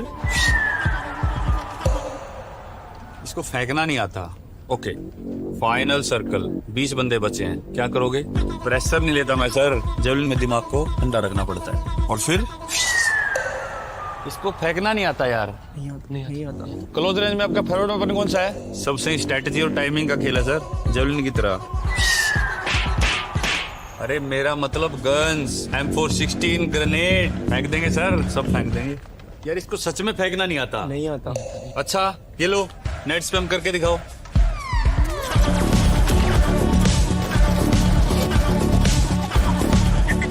वाओ, इसको फेंकना नहीं आता, मगर इसको नेट फेंकना आता है यार। आता है। नीरज तो फेंकने में पास हो गया। आप भी BGMI खेलो और रश करो और चिकन डिनर। यार तुम तो फेंकने में चैंपियन निकले। चैंपियन नहीं sir, conqueror. Oh yes. Welcome back after that break, ladies and gentlemen, to the Realme BGIS 2025. The grind still on. This is Super Johnny John by my buddy Necro alongside with me. And of course, before we move forward with the show, a huge thank you to our lovely sponsors, Realme, who have come out with this amazing device, which is the Realme P3 Pro 5G. The best performance phone of its segment with some exciting features like this device glows in the dark. And of course, it is launching on the 18th of February. And if you go on to Flipkart and search for the Realme P3 Pro 5G, as Necro keeps saying, Realme is also giving back to the community. You could stand a chance of winning this amazing device for yourself. With all of that being done and dusted, and along with that, the game of Sanhok being done and dusted, Necro, another win on the board for Genesis Esports. Yeah, and Team Logs is doing so good for themselves. Even SPA is playing super consistent. And Remorseless finally making it back alive. Remember what we mentioned? We theory crafted at the start of the day. Yesterday, first 3 games, they were doing good. Now in the latter 3 games, it feels like Remorseless once again is going to make the comeback. Listen, buddy, let's not jinx it right now. 2 more matches left. And of course, the first 3 games did not go well. We want them to do well. We want them to do well in the next 2 games. But we don't know what's going to happen. I'm not going to say Remorseless is doing well anymore. It's the map of Miramar, man. Anything can happen. Anything Look, can at the end of the day, it really just comes down to that circle, especially if the circle is going to be in the open, in some weird terrains like the previous Miramar that we saw. Then GlitchX Reborn is once again going to start to give back to the community. I mean, they were giving back in this one as well, especially in that fight against Colorado Esports. But let's move forward, have a look at the numbers of that previous game. We are going to have the MVP of the match on our screens, of course, to kick things off. And I wonder who's going to be this time. It is Apollo from the side of Genesis. 7 finishes on the board, 1 assist, 775 damage dished out. 21 minute of average survival time. Genesis once again stepping up by a margin. And as you mentioned, Apollo is once again back in his old form. If you remember Apollo all the way back in Revenant Esports, Apollo used to be quite a glorified player. I'm speaking of 2023. And now once again back in that form, I would love to see Apollo continue the same domination, even against some of the top-notch teams that do await in Group A. Hey man, you know, he's the god of the sun. And it's summer is where we are right now. It's getting quite hot in here, and Apollo definitely bringing the heat. But Glitch X Reborn, Ralph OG Necro, he's back in his old form. Ralph OG's doing great. You've also got Tiger from Rival Apex doing pretty good for himself. And if you remember, Johnny, it's the same Tiger that pulled off a 1v4 in 2024 in one of the earlier stages against a known team, if you remember. It was a complete different team that Tiger was a part of in the past, but now once again over here with Rival Apex, I would really love to see Tiger do great once again. I agree with you on all of that. And today has been an incredible day for him as an individual, from the first game till the 4th one that just happened. And I hope in this 5th match of the day as well, he does well. Tiger is the main reason that we see Rivals Apex showing those signs of life. He has been getting consistent frags every single time. With the match summary, it seems like apart from the players of Genesis, all the other finishes were confirmed. We're seeing a lot more contrast now. We see those nade finishes too come through. You see 7 grenade finishes. I'm not speaking of Nox. That's finishes right there. Nox are pretty much going to be more than double, pretty much triple. But we've got the point standing of that previous game. 24 points accumulated from Genesis. You've also got Remorseless with 11 points. Team Logs with 9. You've got Rival Apex once again just scraping off the surface, getting enough points, just trying to stay consistent on the board. Glitch X Reborn too, 7 points, not bad. But now at the top of the leaderboard, everyone else is going to be lagging behind, and Genesis Esports have taken a big lead for themselves. But looking at the second half of the leaderboard, Necro, I am now getting worried about rush if possible Mizo. 120 TZ as well, by the way. The first game of the day, they did very well, but I don't know what happened after that. Every single game, they've been consistently finishing outside of the top 8. True. For 120, look, it feels like the first 3 games, as you mentioned, they played pretty well. Pretty much the same thing as Remorseless. If you remember, even in Game 1, 120 was right there. Game 2, a little bit of a slip-up, but then later on, Game 3, the game of Sanhok, once again back in action. So 120 was doing pretty okay in the first 3 games, but now this game is not that good of a performance. I guess it's okay, since 120, they still have got 2 more games to go, and if they do pull off a major comeback here, anything can happen, man. But look at Genesis. A grand total of 10 games have happened, and this team is also maintaining... Wait, they're doing 11 points, close to, not 11, but like just a little bit over 10 points per match on average. So Genesis Esports, I think, heading down the same path as VST from Group D. SBA on the second. Big Brother Esports getting pushed out, but look at who's making a comeback inside of the top 4. It is Tribe Herdsman. Indeed, man. Tribe Herdman, they have been super consistent, especially on the maps of Sanhok. It feels like Tribe Herdman, they've just got a complete different connection. Yeah. Because they won the first game of Sanhok today, and yesterday, both the games of Sanhoks were dominated by Tribe Herdman. Look at Gujarat Tigers, just 18 placement points, 36 eliminations, 54 is going to be the total tally. They've not even hit 20 placement points yet. Gujarat Tigers, I love the aggression that they're bringing to the table, but I want them to finish one game with a chicken dinner, and a decent number of 5 to 6 elimination would have me satisfied, you know. But the reason I want that chicken dinner from Gujarat Tigers is right now it seems like they are getting into those fights, but they're scrappy fights. We know they have the ability to get those clean fights as well. They're just trying to get finish points wherever they can, and they just instantly dip out. If they play like this, if they're consistent enough, yes, they can qualify this way. But it is Gujarat Tigers. I'm wearing the Tigers. There's one on my heart as well. Please bounce back. So me and IC had a conversation about this, right? A full-blown conversation about how Genesis Esports is playing and how GT's been playing so far. And it feels like both the teams were really utilizing the poke and go technique, at least in the first 3 games, right? But GT has been doing that throughout the entire day now. Genesis at least got a chicken dinner in the previous one, so you can't say it sort of filled up that margin. But GT has been continuing that same strategy. They do go for the third party, but they do not close on up. Just in the far back, they try to collect the knocked out players and then instantly just back away. They're trying to get those finishes from a distance. But eventually, I mean, you have to bring that 2 knock push or a single knock push strat into play. You have to commit to those close range battles.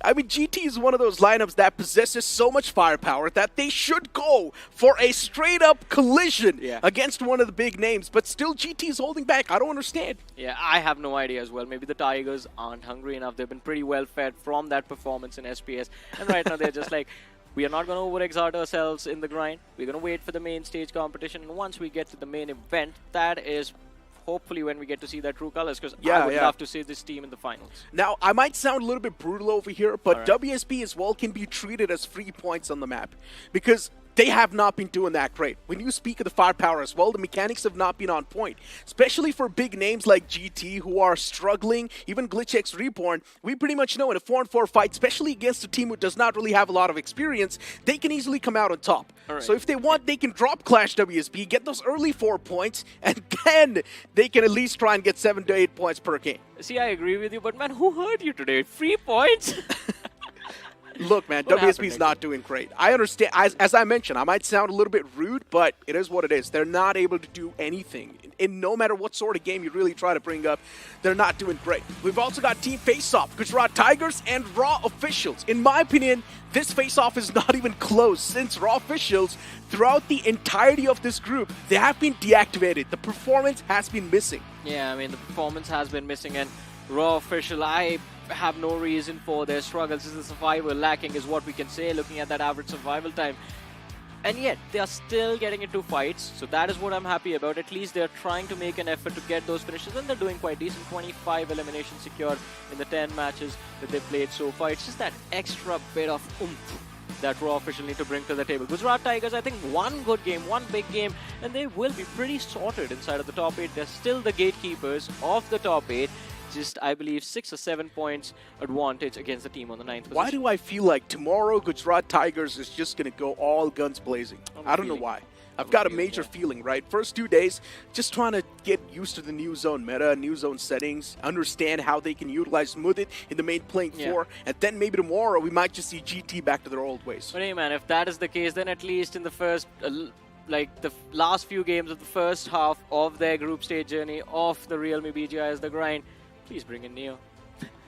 I don't know. I don't even know if we are ever going to see him play. It's just like there was a legacy, right? We know the lineup that used to dominate the circuit back in the days. And it is definitely going to be a big service and an exciting opportunity for the fans to witness Clutch God and Neo play again. But still, I think they are practicing for the bigger stages right now. I think they are practicing to qualify for the finals and hopefully win there.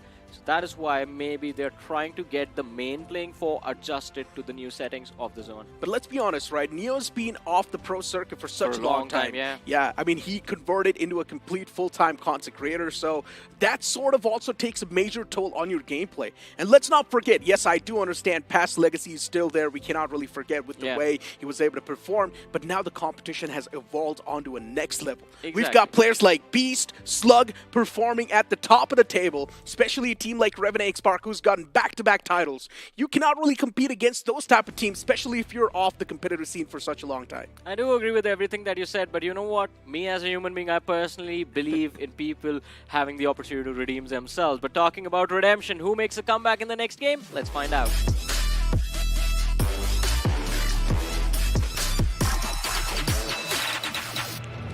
With the blade hitting the skies once again, starting all the way from La Drillera towards Impala. This blade fly pad splits the map perfectly into the middle half. And I would love to see now how the commotion's going to look like. Are we going to see any sort of drop clashes? Probably one of them will be happening in Los Leones, but we'll not see the execution happen. Yeah, I mean, you were begging for a drop clash onto WSB. You bad man, you Necro. I understand. I might be too rude, but they're not able to get anything done. And look, the good part about this is that we know WSB is not going to be eliminated from here anyways. Yeah, they're going to be so dropped. It's fine. Also, I mean, it is surprising because again, I mean, and I blame Maisie for this, man, for raising my expectations from Uzu. He's like, all right, mechanically gifted player on the leaderboard, on the ladder, on the rank ladder. He is doing very well. Yeah. But you and I both know this from personal experiences. Ladder performances do not account for a lot and do not amount for a lot once you enter the competitive circuit. Otherwise, both of us would have made it. Exactly my point, right? Public games and competitive games, there's a major difference. Yeah, and then you move on towards pro circuit, T1 lobbies.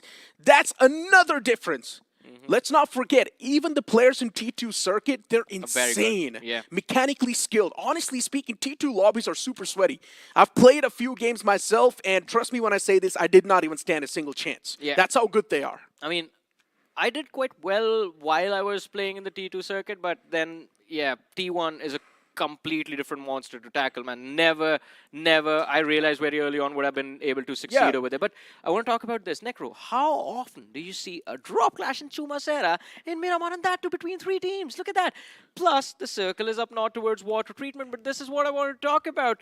The flight path was favoring Los Leones, but because of what was happening in Los Leones all this time along, Raw officials switched up their draw, but they have an unfortunate run-in with rivals Apex, and there's one more team present in the mix. Information not being calculated properly, and Raw official now in a big world of trouble. What is Clutch God doing? Does he have enough weaponry? And the answer is going to be no. Clutch God's out in the open. Winchester clicking. As Daljeet's going to find the knockout as well, and even the confirmation. Beautiful stuff from Raw official. But once again, moving back towards the T1 and T2 conversation that we're having, right? Hold on. I guess the fight's still continuing. Clutch God did have some weapons in his hands. The M416 is starting to click through as well. From the far fray, Clutch God is able to collect a few more elimination points. He's just waiting for that funnel. And slowly and steadily, Raw official now are starting to crumble down. Man advantage in the hands of GT. Why did he run away then? He was trying to create an off angle, I guess. I mean, all right, but that resulted in Gods getting picked off. But now Arman, he's going to try to move in. The nade is going to just bounce back off the wall. Not precise enough with that throwable Arman. But Gujarat Tigers, at least they've traded the numbers out. But Necro, guess what? All this commotion, all of this chaos between rivals between Raw Official and Gujarat Tigers just gives the man advantage to rivals Apex. Because it's a 4 versus 3 versus 3. Although the third party situation can still work out for either one of these teams. One more thing I would want to point out is there's another drop fight happening towards Minas Generalis, and that is a love story that started yesterday. Two lovers in a feud, SBA versus Genesis. Interesting. SBA is doing fantastic today, just like Genesis. So I would love to see what these two teams really have to accomplish. SBA won their game on Miramar, and they're probably looking forward to replicate the same thing. But SBA also had the circle blessing them over and over again. They had the high ground to play with. They had so much intel that was converted perfectly. So there's a lot of those factors that do come into play. Rival Apex for now, though. Looking at the position they've got, they definitely do have the man advantage, but the communication seems a little off. In my opinion, right now is going to be the right time to create some sort of pressure. This is the one time where I feel WSB has an opportunity of conquering this game. There's no one, absolutely no one in the northern half of the circle. That's what I thought on the map of Sanhok, because the circle was favoring them, but then they somehow still do not capitalize. Because we're just not seeing that proactivity. Yeah, there's this unique talent of just throwing the game. Not that. There's a unique talent of not placing yourself in good spots, instead every single time being in a sandwich. Yeah, that is throwing, right? Yeah, in a I way. guess. In a yeah, way. I just try to break down what you just said, right? Yeah. But I wonder, Lifecraft might have heard what you said a little bit earlier, because they seem to be moving through El Pozo to La Cabrera, and WSB with lack of switch-ups in their drop-in Miramar might just have a little bit of a kerfuffle against the side of Lifecraft Esports, but we'll come back to that in a bit.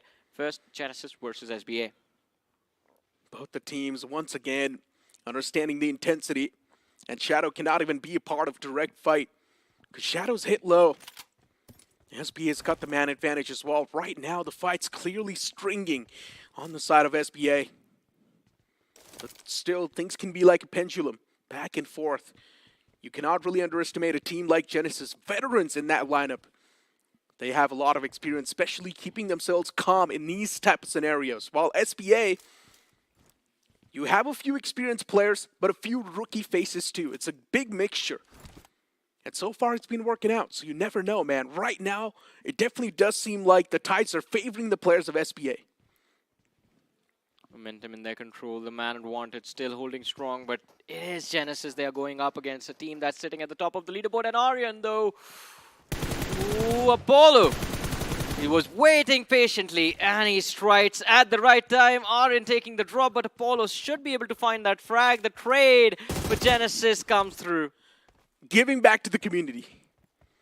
A prime example of that once again. They wanted a fair fight, man. Now it's 3v3. It felt like that first elimination that SBA found was like a loan. And then that loan was repaid. Where's the interest, Necro? Where's the interest then? I don't understand. I guess it was a friendly loan with no interest. Oh, wow. Yeah, they are lovers, right? Yeah, at the end of the day. Just love-hate relationship. They hate each other on Miramar. It's like a magnet. They somehow do always attract each other. But at the same time, when it comes to feelings, they repel away. Yeah. Life is so complicated these days, right? I know, right? You and I are both not doing well this Valentine's week, I guess. Generally speaking, life is not as complicated as we make it seem like it is, man. That is true, man. It's all in the head, bro. It's all in the head. WSB also needs to learn that. It's all in the head. The longer we overthink, the more complicated things get. Yeah. Find those simple rotations. You see someone, you take your shot, but and you honestly, find the points. You find the frags. Look, I'm sorry to cut you off, but it's really tough to get your thoughts under control. It's really tough, man. I think the moment you do that, the moment you take control of your thoughts, the moment you know what to focus on, everything just falls into place. You become the alpha. You become the alpha. The alpha titan. Titan? Yeah. You know, Titans were put into the depths of Tartarus, which is basically hell in the Greek mythology. It's fine. Eventually. Still, they were powerful and strong. If they were all powerful and strong, how could they be beaten? That is what Genesis is also thinking. Or that is actually what we're thinking about WSB. True. True. The crazy part is, before they stepped in the circuit, before they stepped in the playing field, we were hyping WSB up so much. Yeah. And now the performance is not even close. But to be fair to WSB, because like, we don't know what would... I do not want to diss on them too hard, right? Again, I love WSB as an organization. Of course, of One course. of the best scouting programs in this entire country. I keep saying that because they've proven it time and time again. And even this time, it is always a struggle when you have to rebuild your roster every year from scratch. But they know how to do it. This is the start of the year. Hopefully by the end of it, we see WSB again just groom these players into some of the best we have to offer for the next generation of BGMI next year. And I've had a talk with the management team too. Everyone is so nice, man. Yeah, I know. Down to earth. Really nice people. When you have a conversation with them, you would not feel like they're super rich. That's how good they are, man. They're really nice. I love talking to them. But you know what? The next zone pops up as well. It's going to be popping right on top of the players of Rush if possible. WSB2 starting to make some waves from the back, but Lifecraft, they might just hinder that flow. They're super close to the players of WSB. And WSB, this is going to be the moment where they need a strike and get rid of the foes as soon as possible. Oh, but look at Team LOLs on the finish feed. I noticed as I saw it, Necro, the Team LOLs just unknowingly walk into the midst of Genesis, and Shadow OG found that frag for himself. The first aid will come through. He doesn't have any first aids. Oh, no. Just using the bandages to bring his HP back up. No throwables as well, and that means Team LOLs will be able to bring their fallen comrade back into the mix. And once they have the numbers up, they can try and push Shadow OG and find his point and put it on the board for themselves. Team LOLs, Kunal was taken down pretty low, and now the man was out in the open. I'm not even sure what Team LOLs is doing at this point. They're making a lot of rookie mistakes and easily being punished too by the players of Genesis. And Shadow OG pulls out the Uzi up close and personal. 35 bullets in the magazine. He needs to connect every single string of that spray, but he falls apart. Super unfortunate. And of course, Shadow OG also gets pinned to death. That's going to be the salt on top of the wounds. Yeah, he called for it. He asked for it. No first aids, no throwables, and you engage like that, you have to run forward and secure that finish point. But he stayed back. And Team LOLs again. Necro, how do you say it? Giving back to the community. That is what Genesis did there. The community is Team LOLs. Team LOLs almost gave back as well. Keep that thing in mind. Yeah. One man was running out in the open, in the middle of the street, and he got knocked out. So that could have been a major table turner. Lucky enough for Genesis, the remaining players were not in the close proximity. You see, people who are doing well for themselves are the ones who give back to the community. Genesis is sitting on the first position Yeah, of the leaderboard. true. And LOLs is one of the biggest content creators in right? the country. So, yeah, both of them have the luxury of doing so. Even in the previous group D I'm speaking of, DOD was doing really good in the overall standings, so the coaches were giving back. Yeah, Wildfangs, exactly. even their coach, when he stepped in, even he started to give back. A lot of giveaways happening this realme BGIS 2025, and of course, why not? Because our sponsors are so generous, man. A huge thank you once again to Realme P3 Pro 5G. We've redefined gaming with this Realme P3 Pro 5G, born to slay, made for gamers like you. And of course, our lovely gamers inside of the game have taken that lesson. They are also giving away inside of the game. Realme is doing a giveaway on Flipkart, ladies and gentlemen. The phone is launching on the 18th of February, but if you go onto Flipkart and search for the Realme P3 Pro 5G, you could stand a chance of winning this amazing device for yourself. You indeed can. Karnata Esports, they've got a decent spot to play with. And once again, to let the viewers know, we're just messing around. Yeah. It's not like the players are actually giving away anything. No, it's just me and Johnny fiddling around, considering there's not a lot happening on the screen. So just to keep you guys entertained with our bad jokes. This That's group what we're doing this. is very tight in terms of competition, because when we watch Group D, by this time, Stage 3, almost half the lobby would be wiped out. But look at this. Stage 3, still 16 teams, 54 players alive. So yeah, not a lot of action right now. But I think this is where things change. Stage 3 to Stage 4 transition. Genesis Esports, another man lost. Mac, there's no coming back into this match. It's rough. Genesis at this point, they've pretty much lost out on these players individually, slowly and steadily. And Genesis has been eliminated by WSB, by the way. The last man got caught. WSB this time around, a little bit proactive. They're bringing in that shift too in the playstyle. Let's not jinx it right now. It's just the first frag on the board for WSB. Let's see how far they can take this. I'm not going to trust anyone too early this time. Hey, I'm hyped up. I think so. This is where WSB performs really well. This is going to be the string that they're looking for. Bet? No. Raw officials on the screen. Up against the players of Remorseless. to the players in the front. Daljeet knows exactly what's cooking in the front. He pulls out the Uzi up close and personal, but Daljeet was not able to get a lot done. And he instantly gets eliminated too from this game. Remorseless. 3 finishes backed up so far. It's quite a rough thing for the opponents. They tried their best before Raw officials. Even this is one of those teams that's been struggling with their 4-on-4 fights. The blue zone moves in, and whoever stays back, they're going to be filled with a lot of remorse, but not remorseless. They move with the blue, secure 3 finishes for themselves, and now I think they are moving forward, looking to hunt for a few more teams. A few more individuals looking for the last man from the side of Raw official, maybe. But talking about the circle itself right now, Necro, I think Glitch Reborn, prime position.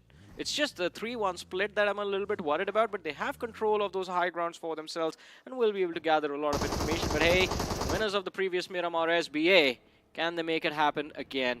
2 Miramars on the same day. Wall of Death is also on the tail. They need to be a little bit more cautious. Precautions need to be taken. SBA currently on the edges. It's really tough for them to adapt, considering the next zone's going to center on up once again. And that's what exactly happens. Tilts a little bit to the northern side. And look at that split from GlitchX Reborn. Honestly, I'm not a big fan of this. What's going on? GlitchX Reborn, 3 players towards a complete different compound, while OV's in the backlines. And this has been the main concern for a lot of the teams as well. If one man is going to be separated from the pack, he either needs to make sure that his position's going to be anonymous, because he cannot really make a lot of moves doing so. But look at Tribe Herdman. It seems like they are getting eager to get those finishes. They move towards the players of Coronado Esports. There's LOC present in the mix as well, and potential for SBA to close in towards this southeastern edge of the circle. Team LOLs, they are still holding 4-man strong, and if they move up north, they might just step into this unnecessary conflict. Big Brother Esports, they are playing the southern edge of the zone as well. They will face heavy resistance while entering the play zone though.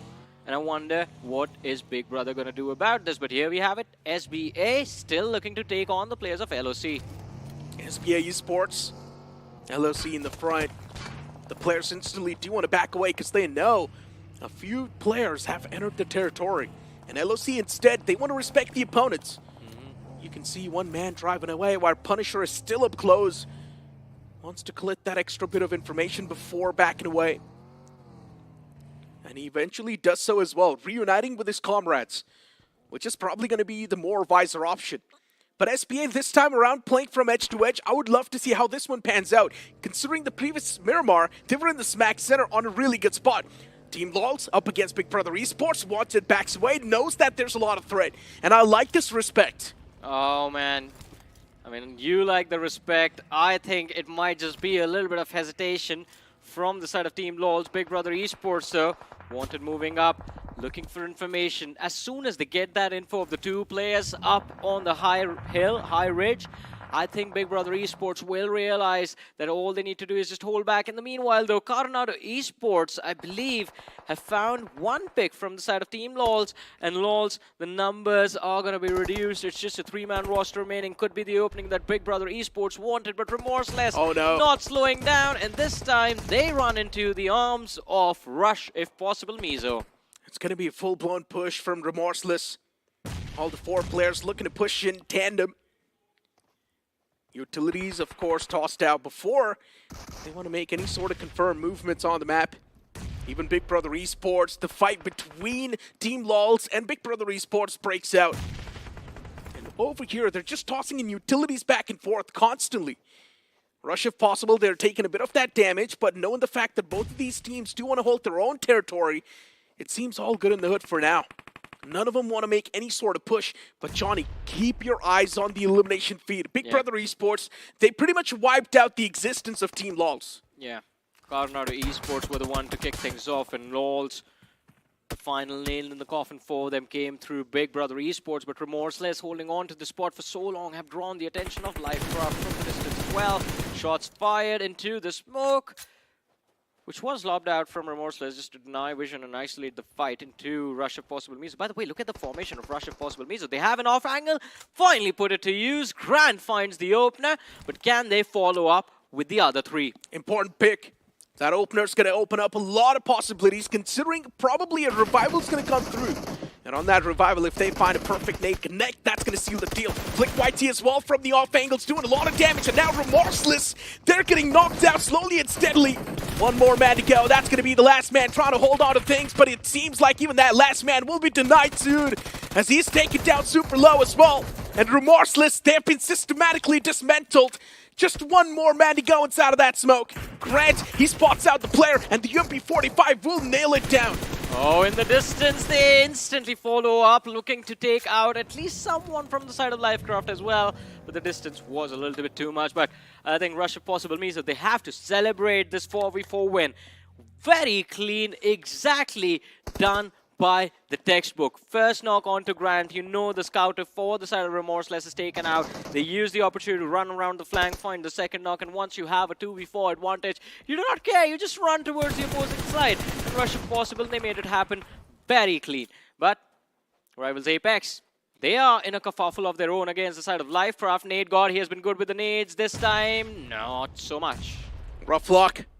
Rival Apex, they will be able to get the fallen player back up. Tiger seems good and dandy for now. Utilities tossed up, but those utils in return are doing a lot of damage as well. Tiger gets re-knocked once again, and Rival Apex just not finding any sort of breather. They want to toss out a few more smokes to get Tiger back upon his feet, but at this point it feels like Rival Apex, they've been pinned completely, and Lifecraft, they've just got a clear man advantage and also the high ground advantage. For Rival Apex, it's going to be an uphill fight. To convert this fight seems next to impossible, but at the same time, they cannot even disengage. Rival Apex, they might just be done for. Yeah, I think so too. I think it's just the last two men remaining and not a lot that they can do from here. Zero gets knocked out. The finish confirmation is what Lifecraft is looking for, but Kratos, he is just buying his team time before the inevitable happens. How long can he stay alive? He definitely can't fight back, so it's just about playing for survival from here on out. Just hope that Lifecraft think that Kratos is not here somewhere else and they just walk away after finishing off his teammate. On the finish feed though, Tribe Herdman against Big Brothers, and it seems like Tribe Herdman are the one who are coming out on top, but maybe I could be wrong. Big Brothers looking for a revive. Super Boyd fighting for his life, gets knocked out as Panther finds an off angle.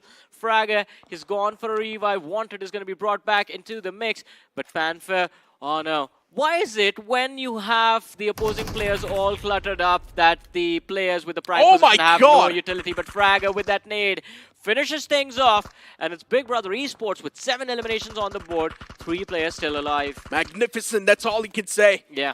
Beautiful stuff from Big Brother Esports. They were almost caught in that deadlock, but they still somehow break free. And now Big Brother Esports, a 3-man strong squad who can do anything possible on the map. There were so many possible contenders for this chicken dinner, but WSP still alive in the game, and that's a good thing.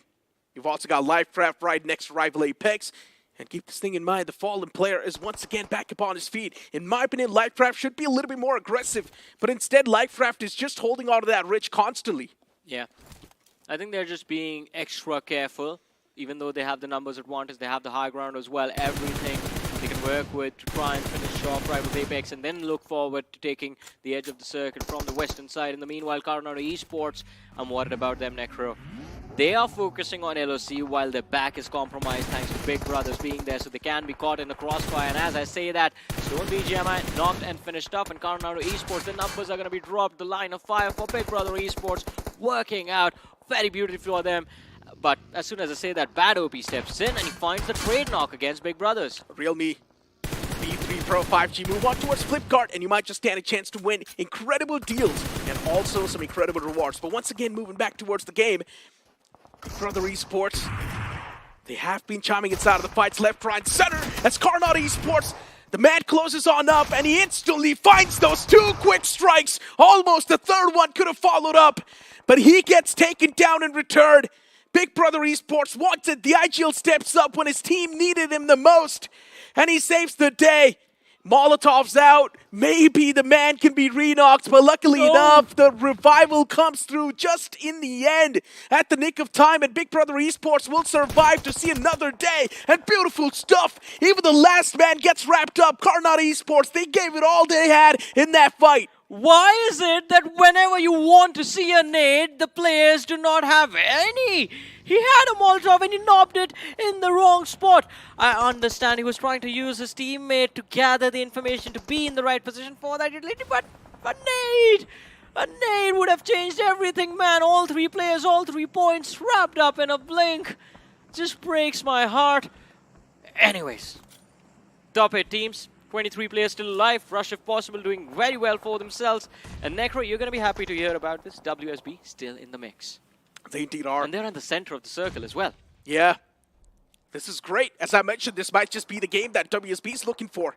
But they still do not have a lot of elimination points. So even if they do get the chicken dinner, they won't be having a lot of points at the end of the day. Hold on to that thought, though. Oh, Jackson gets wrapped up from the back. LOC is going to be the one to put that nail in the coffin. And even LOC's got 3 players standing. Honestly speaking, Johnny, LOC has been slipping under the radar. Even they've been doing really good today. I agree with you. I mean, a lot of teams have tried to contest them, but LOC just keeps denying them the opportunity. They just keep their heads down. They're like, no, we do not fight. No, we don't want to fight right now as well. It was Coronado Esports, then there was Team LOLs that chimed in towards them. SBA tried to take a fight against them, but no, LOC, they just focused on staying alive. But they did not say no to the loose stragglers.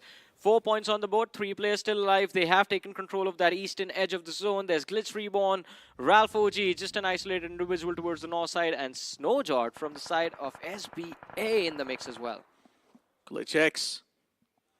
It's quite a big split that's going on. And honestly, for Glitch X Reborn, this split has been the main reason for their demise. And the next zone pops up right on top of the players of WSB.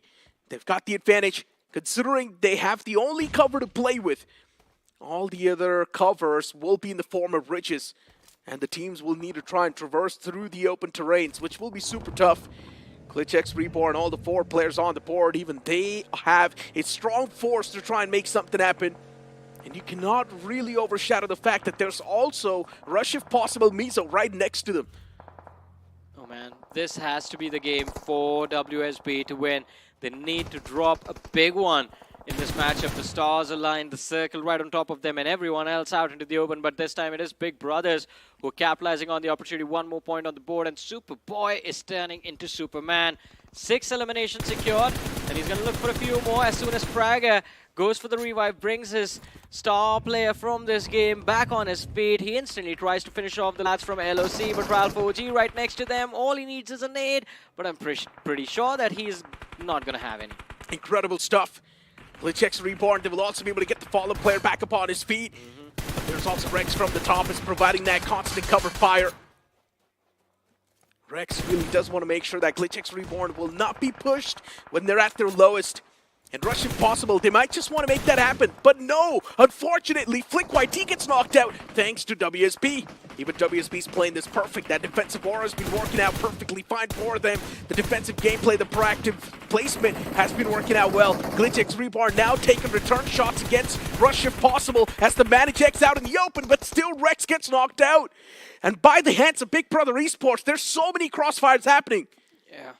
Such a weird position to be in. Glitch X Reborn, just 2 eliminations on the board, but they are the only team with the numbers intact. All 4 players still alive. Rush, if possible, surviving with 3 individuals, have a decent dip to work with, but Big Brothers have a line of fire for this one, and that is the collision that Rush, if possible, Mizo have to avoid, but Glitch Reborn show up in the right nick of time, being the distraction that they need, and Rush, if possible, Mizo pay the favor back in a very unkind manner. A shutdown comes through, but Glitch Reborn, they're still focused on the side of Big Brothers, and the trade comes through for the side of Big Brother as well. But while all of this commotion is going on, WSB Necro, they've kept their head down, they've broken into the top 4, but frags, the finishes are not coming in their hands, and a chicken dinner without those eliminations means absolutely nothing. True that. WSB has the only compound in this final circle. They're so lucky. They might just start to count their own stars right now, considering they have started to align. Big Brother Esports chipping away against the players of Glitch X Reborn. And honestly speaking, even Glitch X Reborn has been doing great for themselves. Yeah. In this game especially. We do not really see those mishaps that happened in the past couple of games. Now Glitch X Reborn has at least tightened things up, and they're looking much more serious as Big Brother Esports They're starting to chip out against a few more players. Rush if possible. One man's knocked out, and that's going to be in the name of Dash. But you've still got Grant and Muffin up in life, and Muffin's going to go for the revival on the fallen player. GlitchX Reborn once again with the third party. As they get another man knocked out for Rush if possible, things just keep on getting worse, and now it's down to just Grant. What can one single man do? If GlitchX Reborn wants, they can make the bounce right now. Oh no, Rush if possible means so they sacrifice Muffin as the distraction for the side of GlitchX Reborn as the Grant goes for a revive onto his other teammate. But Glitch Reborn, they're still eyeing that position. Big Brother, they're down to basically one individual. The other two do not have enough HP to work with, so they gotta heal up first and then try and force a fight. Rush if possible back with two players. Somehow they're constantly surviving, constantly resetting. Although, moving forward, it's gonna be difficult. WSB, all of this hard work, Necro, all of this survival is gonna amount to nothing if they get eliminated now. True. With just 4 eliminations on the board for themselves. That's just going to mean 8 points, and from where WSB are in the overall leaderboard, 8 points is not enough. They find one more frag, they find 2 knocks in fact, and now finally they're going to start to step things up. The nade was just absolutely beautiful, but look at the finish feed. One more team wiped out from the game. Rush if possible out of picture, and I think Big Brothers might just be the next one to follow up soon. Glitch Reborn though, too confident in that play. Akshat walks into the blue zone, and this is the time for WSB to strike. 8 eliminations secured. They're looking to wipe out both Glitch Reborn and Big Brothers. This seems like a decent game. WSB, especially in the final few moments, they started to once again rise up. And now with 3 players, WSB just striking really hard. Even the zone favoring the boys by a big margin. This can't be the mess up that might just cost WSB the game. And that's what it seems like is happening as well. One man from Big Brother Esports trying to put the spanner in the works, and wanted. He's the IGL, the man with the most amount of experience too, and he knows exactly where the remaining players stand as well. Now Uzu goes for the peak. Few shots taken against Uzu as well. As WSB, they want to create that off angle, and what a shot that was from Wanted. A little bit of that quick burst strikes down another man as well. WSB's on the verge of throwing this game, Johnny. This was supposed to be WSB's game without any doubts, but Wanted, one single man, is about to pull off a 1v3. Can he make it happen? He's slowly and steadily approaching the foe, as now finally he knows exactly what's going on in the front. Few utilities tossed out. The Molotov is right there as well, and Wanted, he spots that Molotov. And considering a few more utils being tossed out from Kanav, Wanted, he repositions himself towards a different angle. Wall of Death 2 starting to rack up, and this is where the real problems will now begin for WSB, because the pressure's on top of them. Kanav is making that push, and Wanted, he closes on up as well, but no, the gun is the difference maker. Considering he had his hands on the shotgun, he did much better. Yeah, I definitely agree with that, but still, man, you have to give props to both those two individuals for the game sense, and Karnav especially. I like people who like to take risks in their life, because you know what, risk it for the biscuit. If you do not risk it, you never get to take the biscuit. In this case, the chicken dinner. And Karnav, initially when he was hiding behind that rock and that car, he was like with the UMP, but I think that last Molotov was the last piece of utility that he had, and then he just decides, you know what, forget about it. Switches over to the DBS, runs through the smoke like an absolute madman, like he's the protagonist of an action movie in the face of Wanted from Big Brothers, and finds that frag. But props to Wanted as well, man.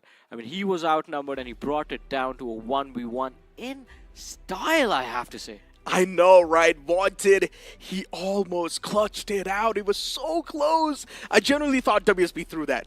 And I think so one of the main reasons of that happening is also the experience sort of lacking in the boys. And not exactly having the surrounding awareness too. WSB, the only time they stepped out of the compound was the final few moment. And that's why they did not have a proper lay of the land, a proper structure on exactly what's going on around them. But hey, I think they still got close to 20 points in this match. But the last time I saw them from their perspective, they had like 8 finishes. I think they had 9 or 10 in total by the end of the game. Big Brother as well, they finished in the top 2. 6 points for placement and 15 elimination. 21-point game coming from Big Brother Esports. Yeah. I mean, for Big Brother Esports, look, they were consistent. For them, it's not even about anything at this point. We know they are there in the top 8. They're doing really good. They're consistent. I don't think so Big Brother Esports is going to be fading away from the top 8. But especially for a team like WSB to mount a comeback, now that's major. Yeah, that is definitely major, but It's just one game, Necro. This is why we were so brutal about WSB, that they weren't consistent enough. What we want is to see this, just more. I know, right? And I think so WSB can definitely make it happen. Now, the fact that they played that game in such a decent way, we saw the patience too being showcased from the side of WSB, and I think so all props to the proactivity that WSB really pulled off in this game. Yeah. And I think so that should also be a learning curve for WSB, that yes, be proactive in the upcoming games too. That's the only way you can win. Exactly. I mean, this was a wonderful performance. But again, we have the highlights on our screens, and Big Brothers, they were always fighting against the odds, man. Playing from edge to edge in this new meta, it's extremely awkward. You have to be very precise with your information gathering, with your communication, and when you are timing to pick those fights. And Big Brother Esports did everything well. Glitch Reborn as well, by the way. Good turnaround from Glitch Reborn. And I think this will help them just gain that slight little edge, that slight momentum boost into the overall leaderboard. But the problem is this game in the second last game of the day. There's just one more match remaining. So Glitch Reborn need to think about what happened, what they did right today, and how to replicate that into the maps tomorrow. Exactly, man. I mean, just the highlights itself show what exactly happened in the end. Wanted was able to find those isolated duels in the first place. And the fact that his teammate just left Kanav, he was like, yeah, you know what? Yeah, you deal with him in a 1v1. I'm just going to back away and try to play the center. WSB, that's one of the prime examples of self-doubting yourself, that too in a 1v3. And that should never happen. I also don't understand why they would make that play, and it could have backfired. Of course, almost throwing it, but then catching it back in their own hands. And I think at this point, Kanav deserves a lot of pats on his back for winning that fight. Yeah, considering he was the one who almost choked it up as well, because it would have been better to play for the trade. That could have been a confirmed secure. Yes, that would have been a confirmed secure. But hey, we still get them with a chicken dinner. But let's see how they do in the next match. But before that, this very short break, ladies and gentlemen. Don't go anywhere.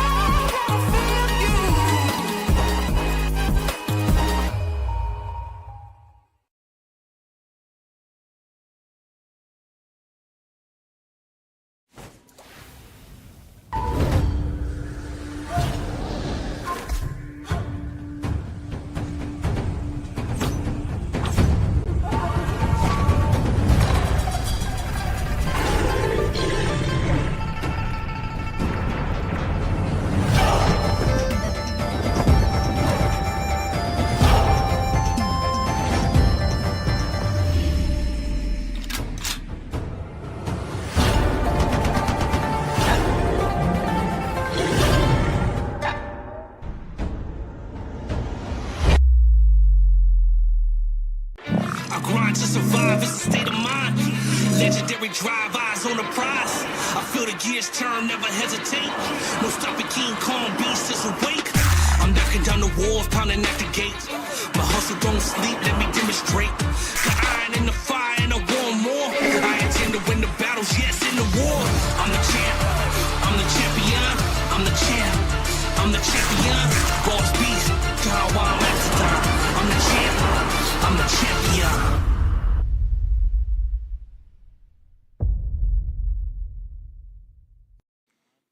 Welcome back after that short break, and I see WSB finally making a mark in the overall standings.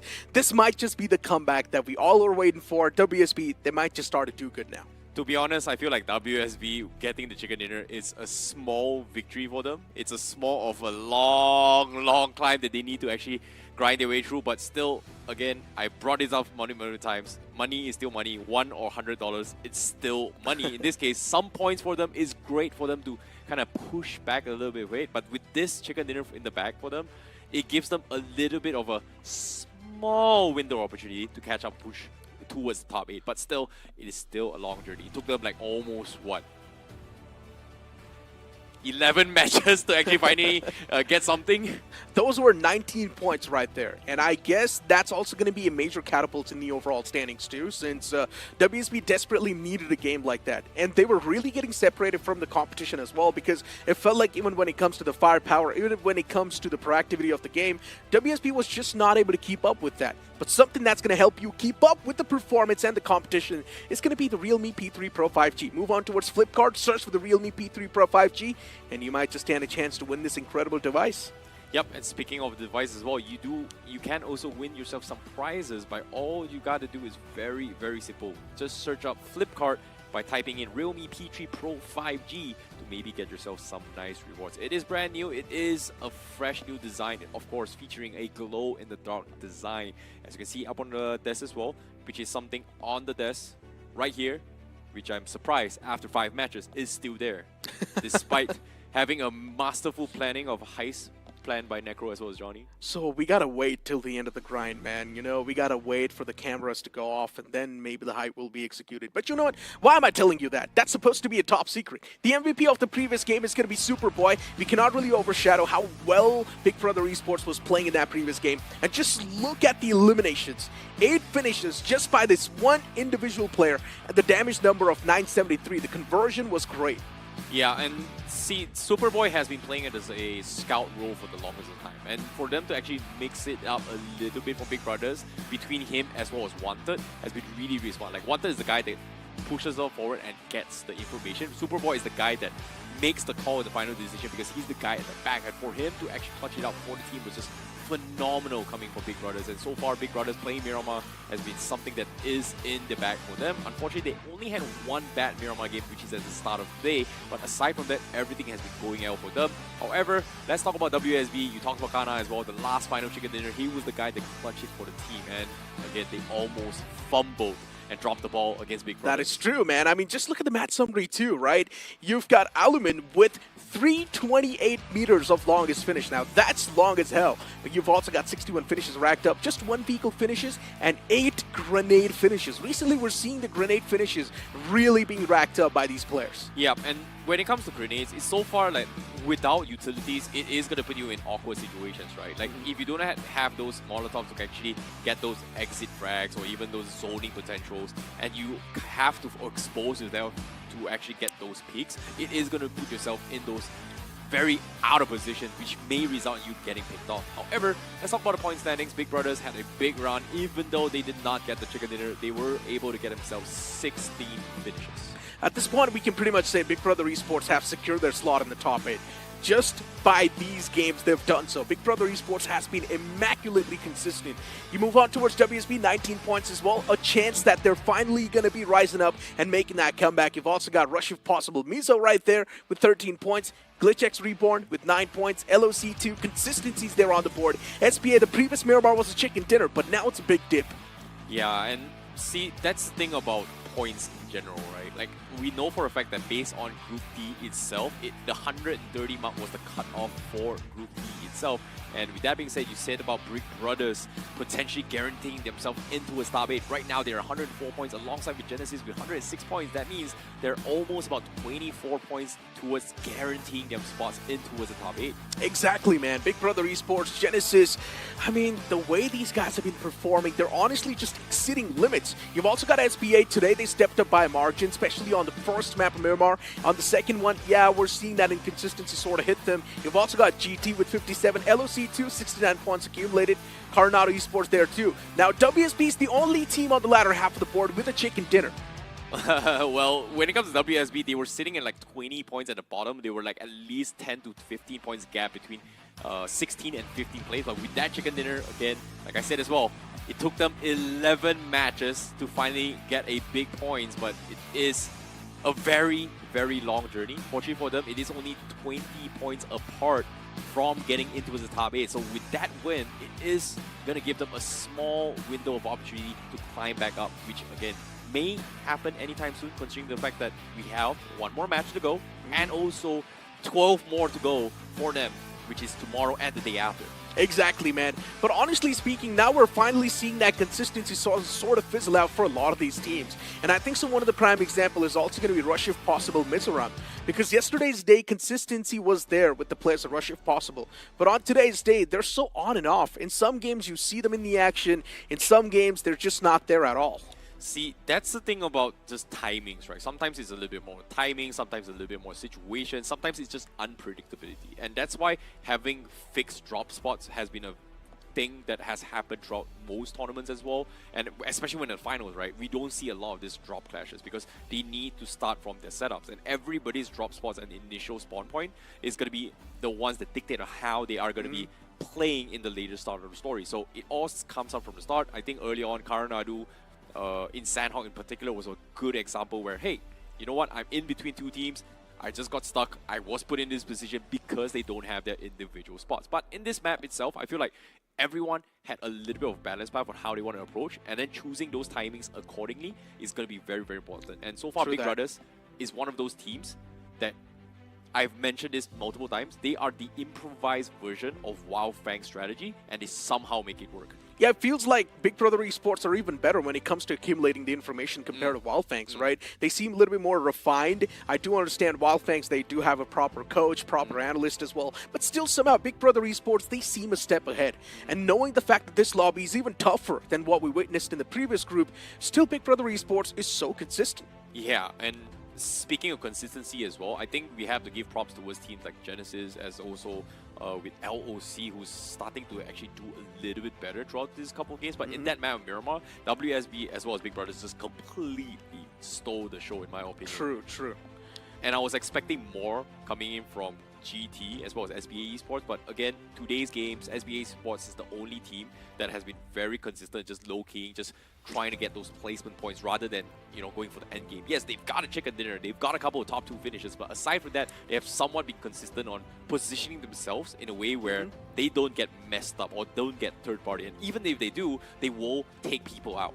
It is understandable, right? SBA has been one of those banners that has been bringing out diamonds. Even last year, SBA, the lineup was incredible, but the only problem was making it till the late stage of the tournament because they got eliminated quite early. So hopefully this time around, SBA with this lineup that they have, they are definitely showcasing a lot of those promises because dominating such a sweaty lobby like this is really tough. And on day 2, they have actually ignited a major comeback in the top 8 in quite a comfortable spot. See, that's the thing about the grind itself, right? It gives opportunity for the newer ones and the veterans to kind of gain some sort of competitive experience. And right now, SBA, they're doing pretty okay, but eventually coming to the competition, it is also a consistency issue which they need to maintain throughout the entire tournament itself. And of course, for most of the teams here, especially for groups D, C, B, A, this is all their potential second chances in here for the BGIS, the realme BGIS, to actually compete in towards the next phase, because all these teams that's playing on screen right now, they are competing for seeding slots to make it into round 2 as well as round 3, even 4 as well, if you go in towards ascending order of the group stages. Exactly. The top 8 move on towards the round 3, the bottom 8 move on towards the round 2. It's pretty simple. That's why a lot of these teams are making the race to sort of make it to the top 8. And me and Johnny had a conversation about GT, right? And we sort of came up with a speculation that on day 3, GT is going to just go all guns blazing. It's just the same way that they like to play to.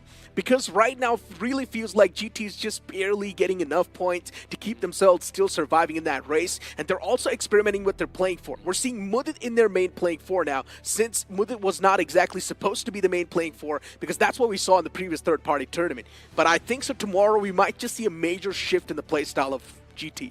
I hope so, considering the fact that GT is something that most of us are kind of predicted that, hey, they're going to make a comeback.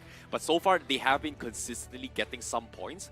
But the results of their achievements for today itself hasn't been at a stage where I'm going to get 15, 20 points, I'm going to dominate, I'm going to get a chicken dinner, etc. In this case, those teams that did that were teams like SBA, teams like LOC, teams like even just now, Big Brothers, who's done it. And right now, GT hasn't been able to get those kind of situations. It might be fear, it might be a little bit of hesitation, or maybe even self-doubt as well, which again, in competition itself, you cannot have those fears, because if you doubt yourself, you will eventually be bullied by the rest of the team. And speaking of doubting yourself, I think so GlitchX Reborn too slowly and steadily are doubting themselves now with the way they're making the moves in the game, especially on the map of Miramar, right? Even the first map of Miramar, GlitchX Reborn was completely lost, sending individual players in the enemy turf like that, getting knocked out in such a weird manner. Even the previous game, GlitchX Reborn could have played so better. In my opinion, they should have made the push against RIPM and get their spot in their hands and then move on forward that, because they needed more territory control.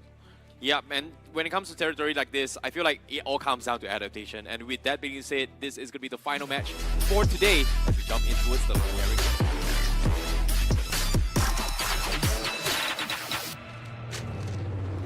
as the plane's gonna hit the skies once again, starting all the way from Milta towards the opposite side, which is gonna be Hospital. And this plane fly path, it definitely does seem like it's gonna be quite a nice one for the players. Unless if you want to move in towards Stalberg, Kamishki, then that might just be a tough stretch. Other than that, still this plane fly path seems pretty forgiving.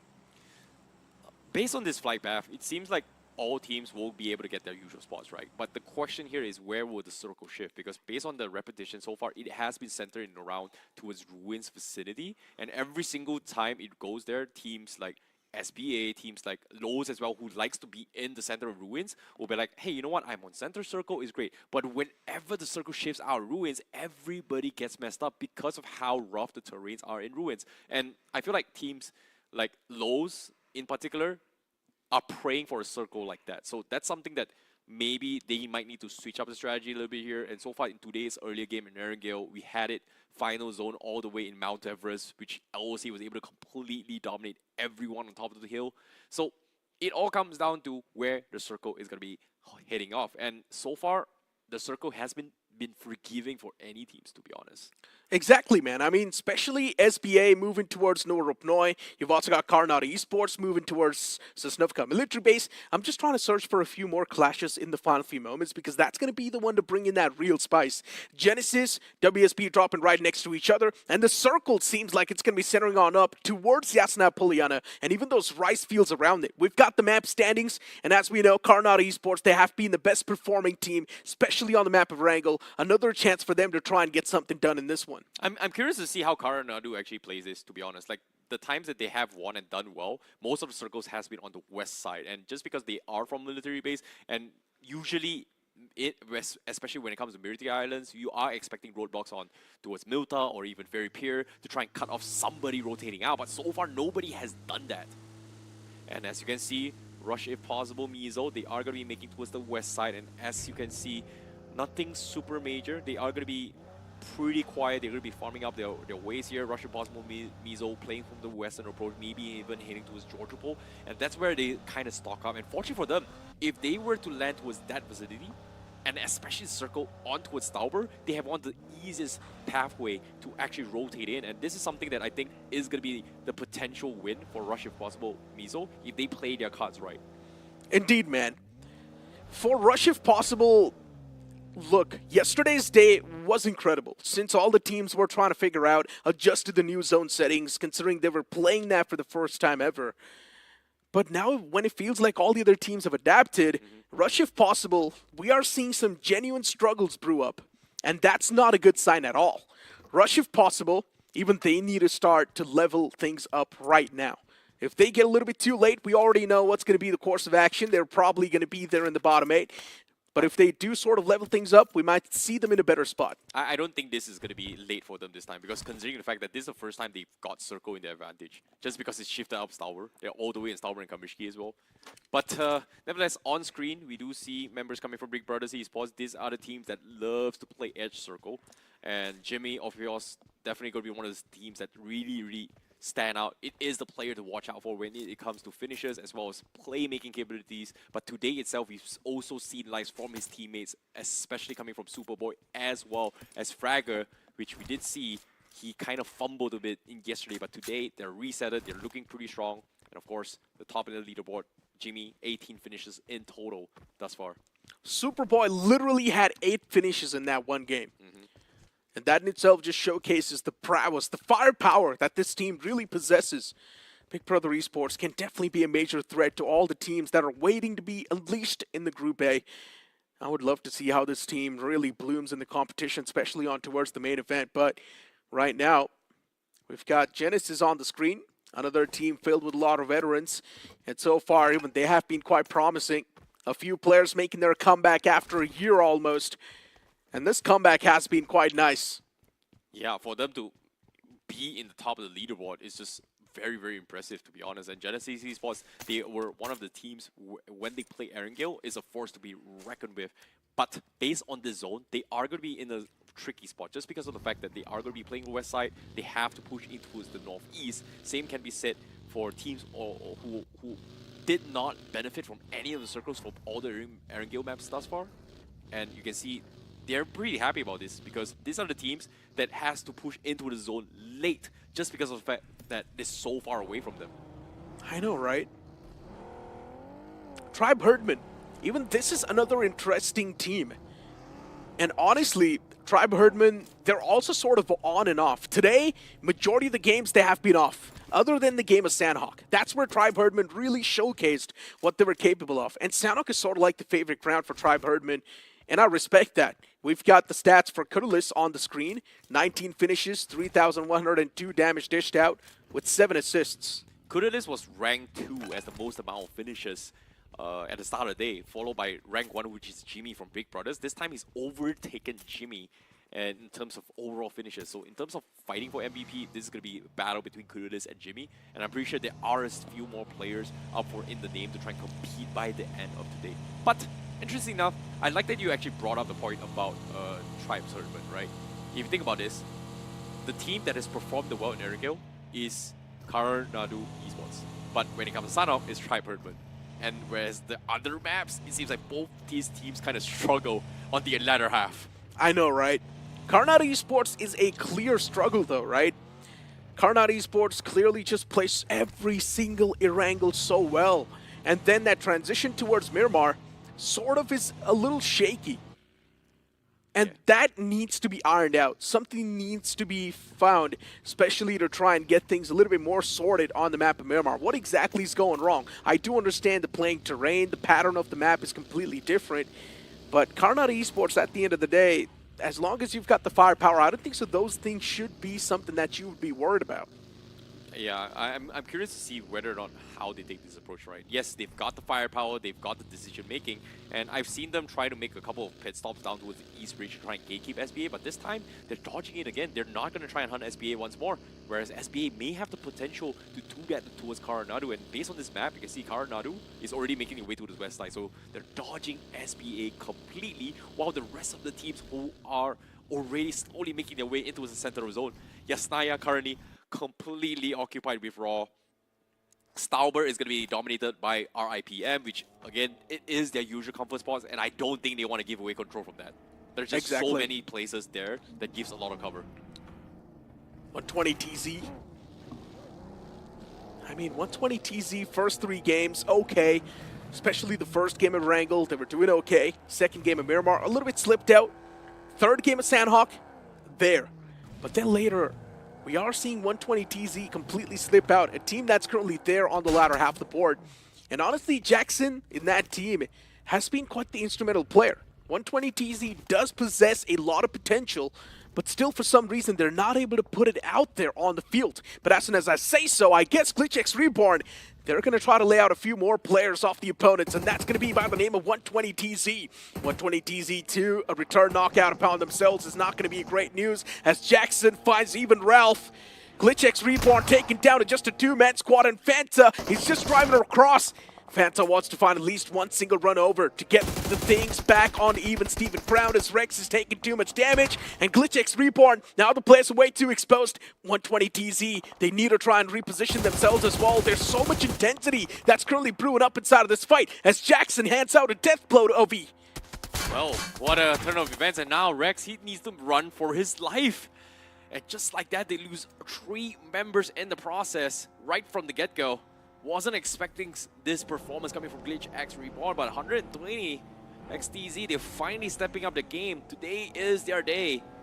As you can see, with 3 finishes in the bag, they will be able to get the reset, but at the same time, are they able to get some sort of position? Because based on what I'm seeing, based on their map right now, they're in the far north, where not a lot of teams has made it in towards that zone yet.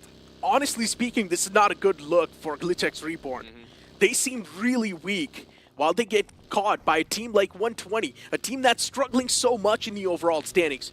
And that too was almost a flawless squad wipe, by the way. Luckily enough, the last man just backed away, and now he's going to try to play for that placement.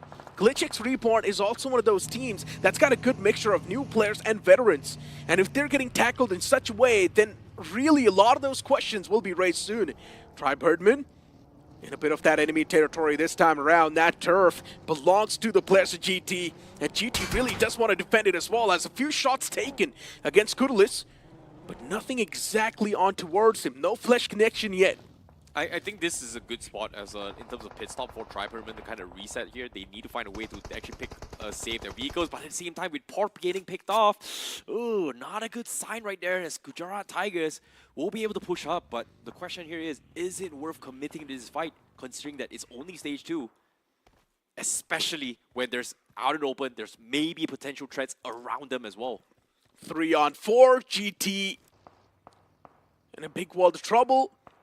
How can GT make sure that Tribe Herdman's not going to be a threat anymore? I do understand GT's got the man advantage, but still, that's a constant threat that's proven up. LOC spotting out the players of RIPM. Shots are taken against the man, and that was a knock and a half. Muffin knocked out through the leaves of that tree.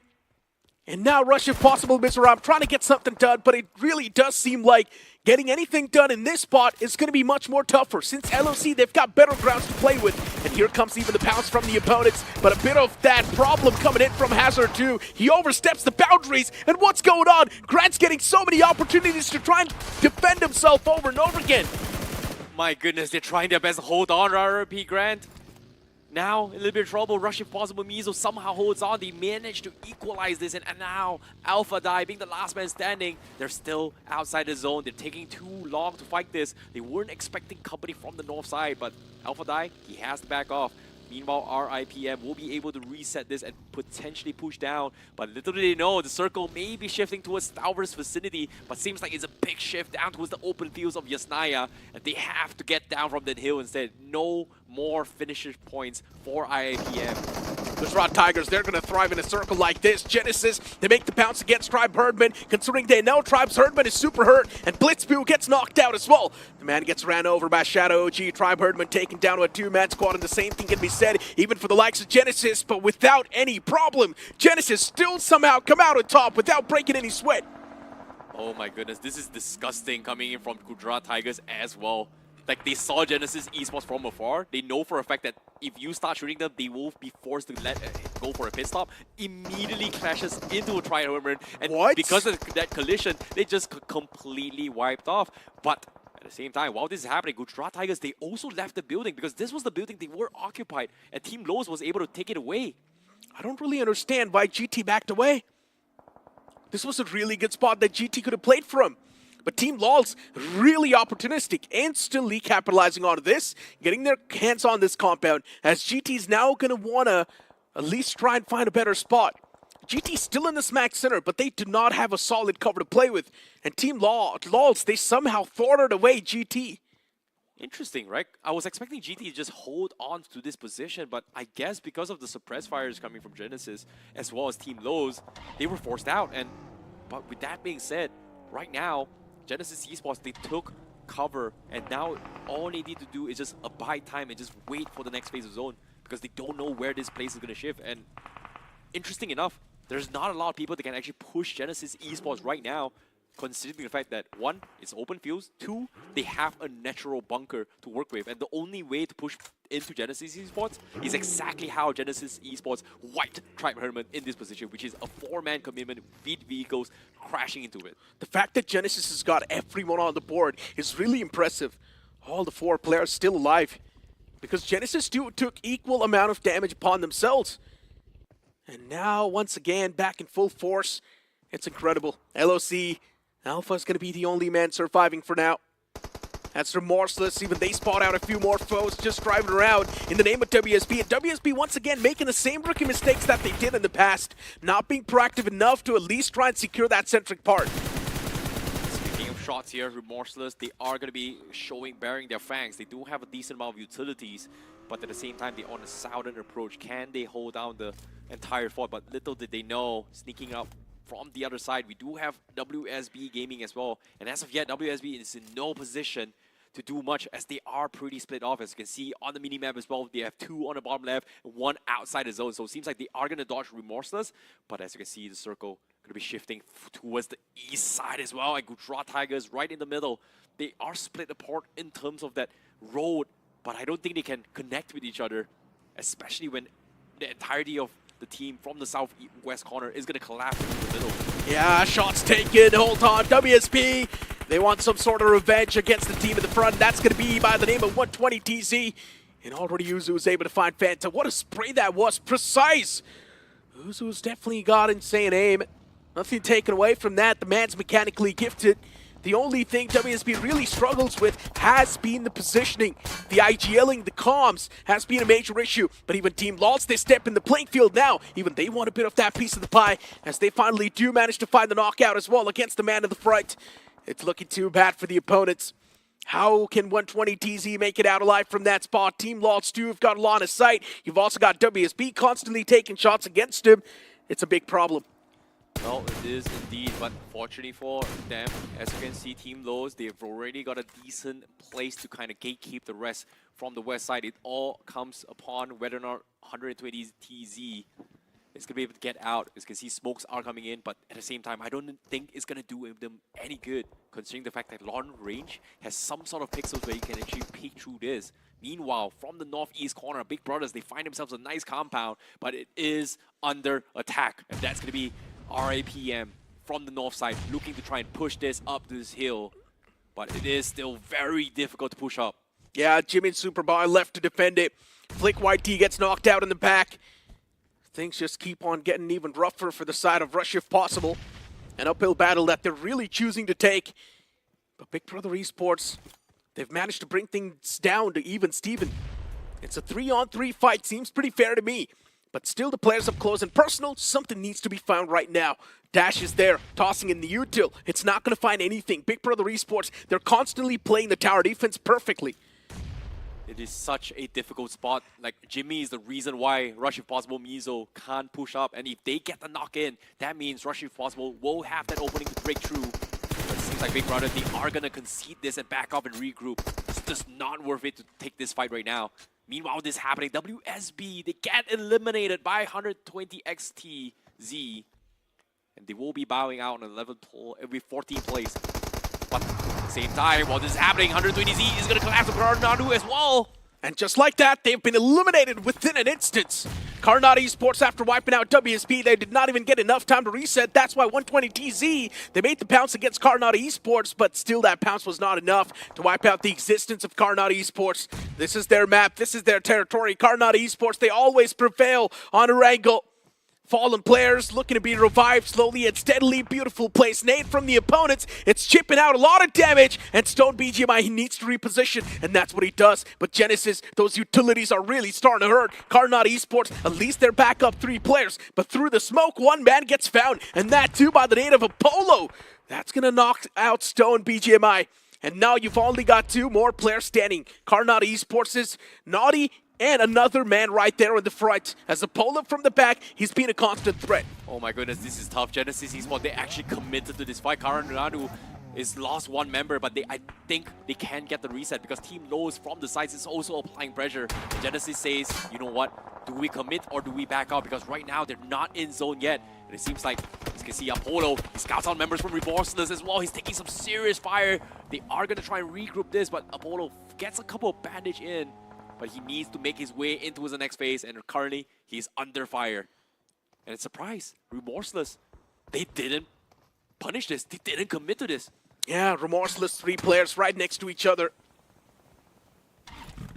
Genesis, they finally do get back in the vehicles. Now it's time to make the rush.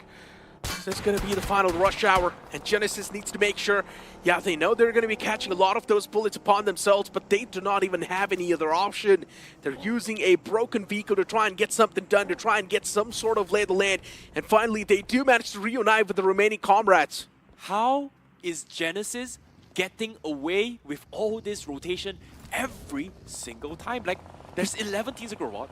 They're running out in the open, nobody is shooting them, and they've somehow find a very small ditch, and guess what now? They've picked the fight with another team, and now it is going to be Lifecraft that gets naded as well, and immediately you can see everyone is pushing in from Genesis Esports. Shadow in a little bit awkward spot, he might lose out his trade, yes, he will get knocked in, but the suppressed fire comes in as well. They are going to try and knock him off, and Lifecraft Esports gets collapsed on as well. It's all up to Craft to survive this, but Genesis is on the hunt. You can see Cyrex is already free-firing his way through. Can he get the knock? Oh no, my he cannot, God! but Craft comes up on top, holds it out for Lifecraft Esports. Obito, solid stuff. With that pump, he was able to find the knock, and now he's once again targeting the man in the back. And just like that, Genesis, they've been eliminated from this game too. Oh, we thought Genesis, they've got the main advantage inside of this fight, but Lightcraft, they still somehow flip the odds in their own favor, and all thanks to Obito, because he found those two crucial knocks as we transition towards another fight that's proven up, and Naughty, he's up close and personal against the last man, but unfortunately, Naughty, he could not get anything done. Tiger, he's the one to prevail in this jungle. Oh my goodness, brutal fights happening across the map. Open fields after open fields. And in this case, rival Apex, they have to count their lucky stars. It came down to was the one bullet, one miss, one accuracy. But the fight is not over because what? While this is happening, the nades from SBA will connect. They will kick them down when they're down. And now the finish comes in as well. Iron looking to find some points for SBA Esports. Rival Apex, they are right at the edge of the zone. They need to get out, but is this possible for them? This seems tough. I'm not gonna lie, it seems real tough. Kratos, still the man is trying to get back up over and over again. Shots are taken from Aryan, and that's the connection through the grass. We thought that the man's not gonna be able to spot, but it still does not matter. The Tiger squad visible. The jungle not thick enough.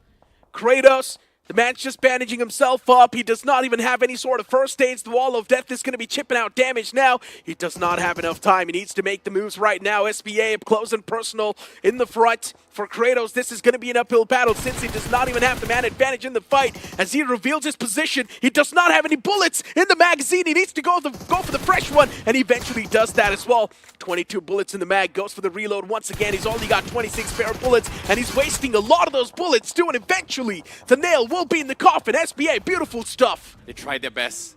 He tried his best, but SBA Esports just wanted to clean out the south side, but as soon as they did it, now they will have a perfect trail to push into the zone, but the question here is, can they do so? They've got 14 seconds to stock up and also push past the next phase of the zone. Cheyenne is already inside the zone.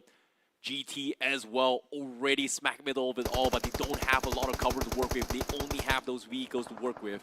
And they're in a little bit of trouble. Craft somehow still surviving the odds as well, and now he's going to be scouted out. He's juking his way through. He's bombing and weaving, but eventually Kunalam looking to find him from the flanks.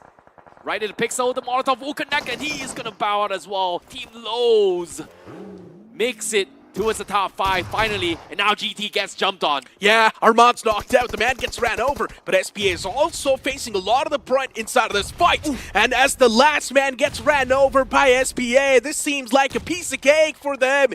Because Raw Tigers, they collapse against a strong force like SBA. And even the revivals aren't going to be possible. But Goku unfortunately ticked away to his death. This could have been a flawless game for SBA only if Goku would have been back up on his feet. But look at Alpha from LOC. He can definitely be the major spanner in the works that SBA is not aware of. If Alpha is able to find any sort of line of sight, he can definitely find those easy strikes, and that's what he's doing. He takes down 2 players. SBA, they never saw this coming. Oh my goodness, just a second too late. Snowjaw tried to save the day, but nope, not gonna happen. That's gonna be 1 point for LOC. However, as we are down towards the final 4 teams, Big Brothers, Team Lowe's, SBA, as well as LOC, it is gonna be a very difficult order for all these teams.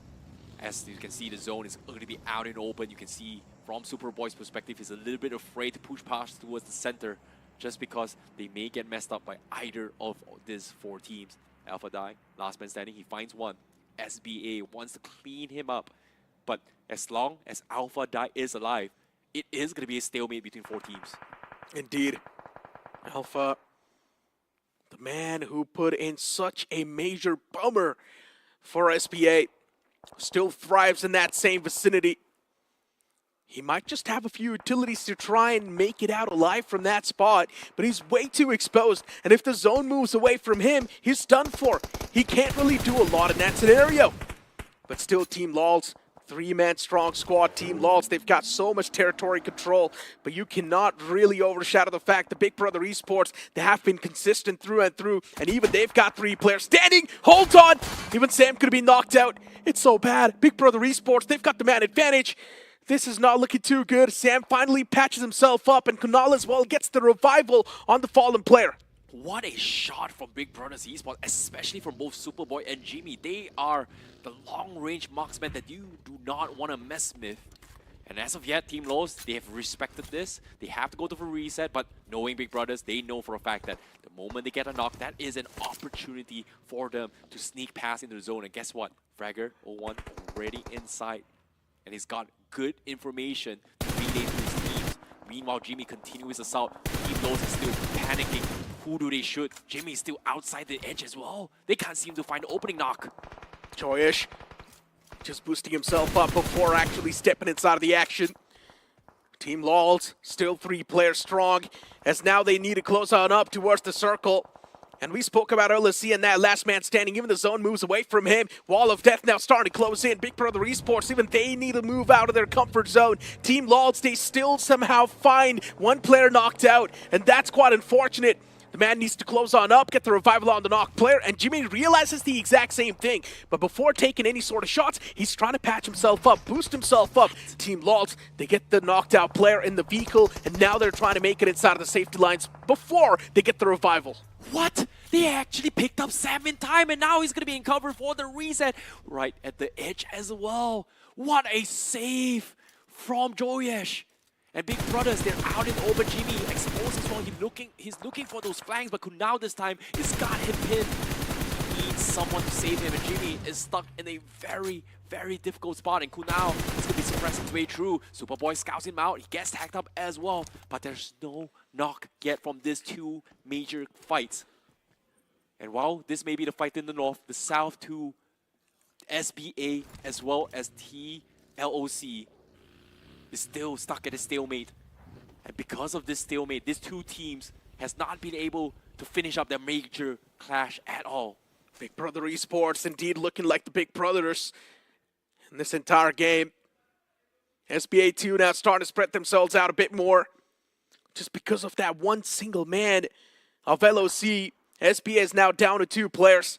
And Alpha, the Wall of Death just barely closes right next to him. But the next zone's going to move away even more. And Alpha, he needs to reveal himself. He's only got 40 seconds before making any sort of adjustments. And Alpha realizes now it's going to be the death sprint. He's got no other option than to make the run for the circle. But the circle's not too far away either. Necro, this might be the opening that they need. It all comes down to Alpha. If he spoils it for Big Brothers, it's SBA game to try and help and fight against Team Low, but at the same time, here comes LOC. They're gonna spoil SBA Esports instead. Alpha is right at the edge. Yeah, almost getting knocked up. And now he's gonna try to destroy his vehicles. He's got 70 bullets. He's playing spoilers for SBA, but somehow SBA still holds on. They can't push up forward. And right now, Alpha Dai is gonna get cornered as well. He's going through the sprays, and the zone is gonna force him out. And Snowjot might be able to scout him out, and he finally takes him out. That pesky one-man army. Finally, SBA Esports gets the room that they need. Exactly. A beautiful trace through the smoke to put that nail.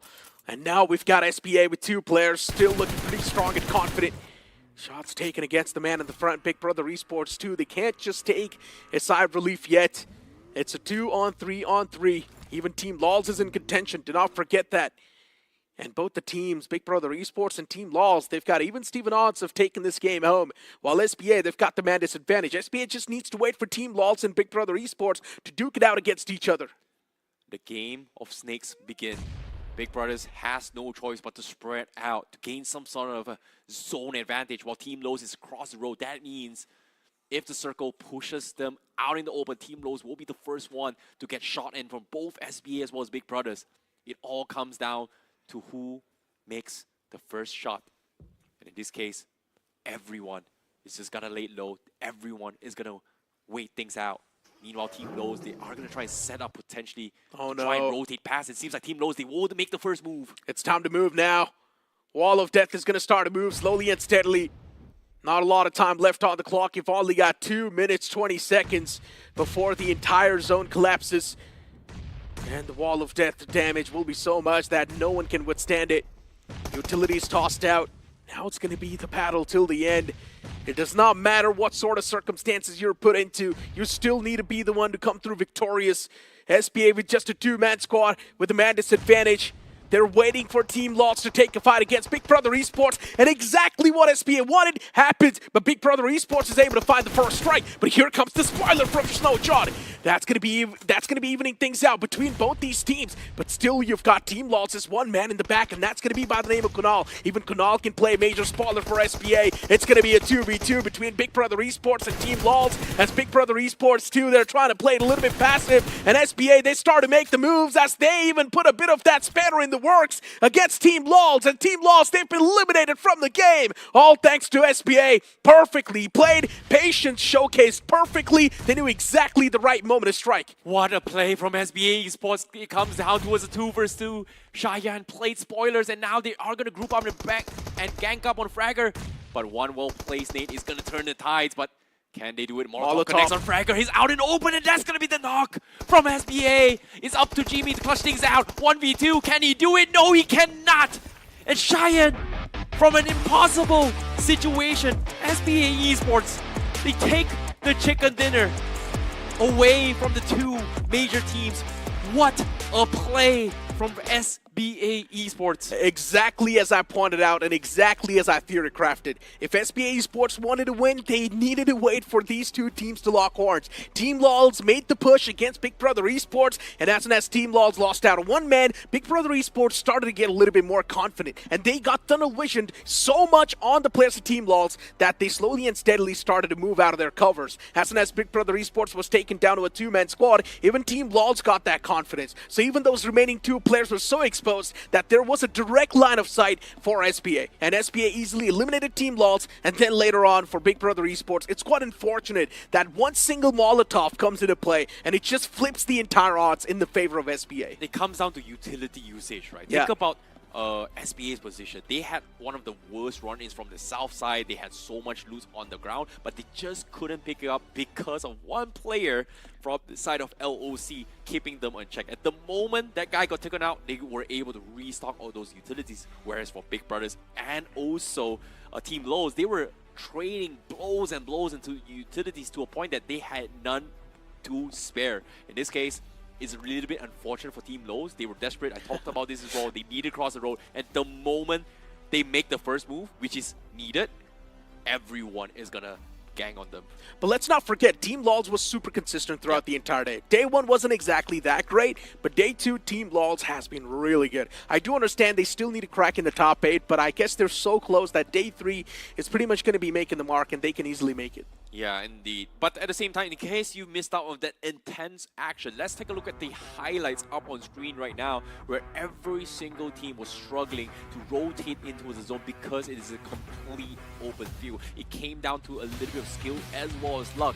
But in this case, SBA Esports, they were able to identify what needs to be done, and that is to clear off everyone from their sector before they push into the zone, potentially avoiding any sort of backstabs. Same can be said for Team Lows, same can be said for Big Brothers as well, but eventually things went out towards a little bit of a chaos, which resulted in SBA Esports just coming up top.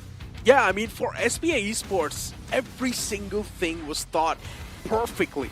I really do want to hear the communication between these two players, but unfortunately we do not really have the access to that. But I really hope I get to hear what exactly was going on between the comms. Is it the exact same thing that I really theory-crafted, or is this something else that SBA Esports was hoping for? But that one single Molotov was the main difference maker, forcing that man out of cover. Then that instantly gave the man advantage to SBA Esports, and an easy game.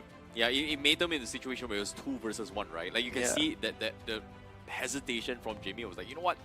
Oh no, he got knocked. I need to get a trade. Make it towards a 1v1. It's going to be A-okay, but they just couldn't find anyone. Everyone was just playing so slow. And I think SBA was the biggest wildcard for the rest of the teams because they were the ones that have kept it low for the longest of time. They did not give a lot of information to Big Brothers as well as Team Lows to make that play. And because of that, it was so hard to plan accordingly because the two big teams were just focused on each other for the longest time, while SBA was just slowly sneaking by all the way through.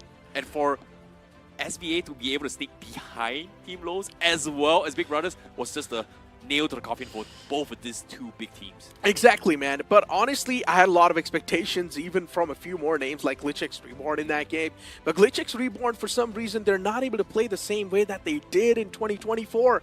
It's a complete new GlitchX Reborn. I understand it's a reformed roster, but this roster is not able to keep up with the heat of the lobby. And that's not a good thing, because GlitchX Reborn is quite a good banner.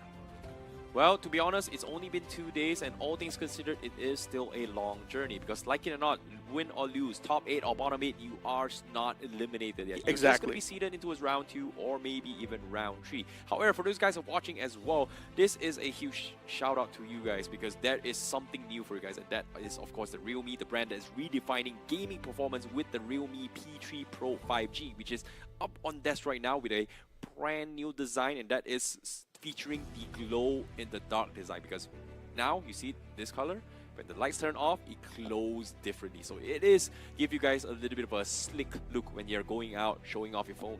And also move on towards Flipkart, search for the Realme P3 Pro 5G, and you might just stand a chance to win the device itself, but at the same time, a few more exciting rewards. But moving back towards the conversation, right, and moving back towards the last game, honestly, the final trifecta that it really came down to, also need to understand that even the wall of death was really moving. Team LOLs, only if they had a little bit of more time to work with, SBA could have actually lost that game. Considering Team LOL's backs were against the wall, they had no other option than to directly make the pounce on top of the players of Big Brother Esports. But Team LOLs could have actually played it differently too.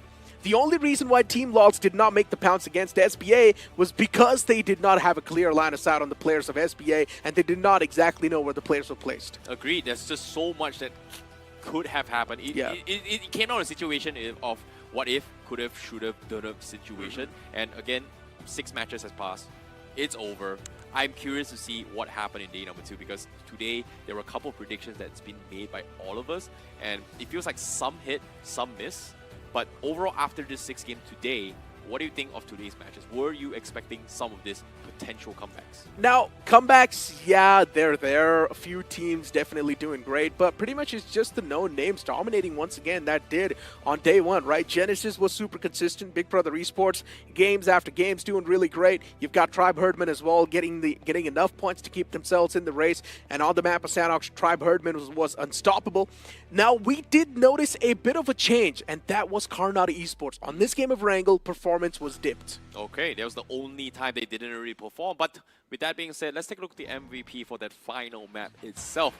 And even though you said that Karnata didn't perform, guess what, Necro? He is the MVP. Even though he did not make it to the top 3, Nodi has had 7 finishes. Oh man, I guess Necro, what were you saying? Yeah, I guess they were just firing on all cylinders, man. They just got enough elimination points. They did not really care about the placement, and it worked out. Let's move on towards the top 5. SBA is going to be there too. Aryan with 5. You've also got Jimmy with 4. Grant from Rush if possible with 4, and SBA. Honestly, today was SBA's day. True, I agree. But at the same time, look at the survival time for Nodi and Jimmy, right? Jimmy's got 29 minutes survival time all the way through. Same with Cheyenne. Aryan got taken out rather early. He's got 5 finishes. But Nodi has got 7 finishes by, I think, stage 5, stage 6. Like, Karanadu is just, you know... I think what's really nice about Karanadu is that, yes, they were furthest way to the point. You know what? If we can't make it into this final circle, let's just take as much finishes as we can. I remember where Karnata Esports got that many finishes. WSP was wiped out by Karnata Esports. They directly made a pounce on top of them. And then later on, a third party was made from 120TZ to try and punish Karnata Esports. But Karnata Esports, with just a 2-man squad, even they eliminated T120. So it's quite unfortunate for 120TZ, considering they try to be the opportunistic one. We've got the match summary on the screen. 7 vehicle finishes, but this time just 3 grenade finishes. I think this 7 vehicle finishes just shows you how dynamic that particular zone kind of made for every single team, right? Like, they need to push, and in this case, it feels like everybody is living up to the name of Rush Impossible Miso. Everybody is rushing if possible, except for RIPM, which is a little bit unfortunate, but even if I say that, they still somehow got 8 finish points and also made it to the top 4. Yeah, I know, right? Karnata Esports, look at them. 10 finish points and 10 total points. Even though they were eliminated so early in the game, they still did enough. And the crazy part is they have 0 placement points. That means they were not even there in the top 9. So they actually did well, to be honest. They still did well, regardless of not making the top 9. 10 finishes still gives them enough to be the top contenders when it comes to Erangel. SBA, of course, congratulations. They've got themselves the chicken dinner. Big Brothers also second place with 15 points. But I'm curious to see the big shift on towards the overall standings. Who did good and who didn't? Because as of now, up on screen, Big Brothers still reigning on top with 119 points, followed by SBA, who pushed in towards the top 2 followed by Genesis on third place with 111.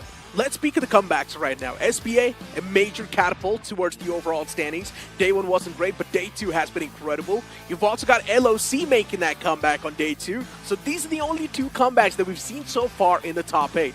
Now, potential comebacks that could have came through, which was Lifecraft. Even today, Lifecraft was doing pretty okay. Team LOLs, we're seeing a good catapult, but still not there in the top 8 yet. WSP got a chicken dinner, a little bit of that glimmer of hope, but other than that, I had a few more expectations from Raw officials.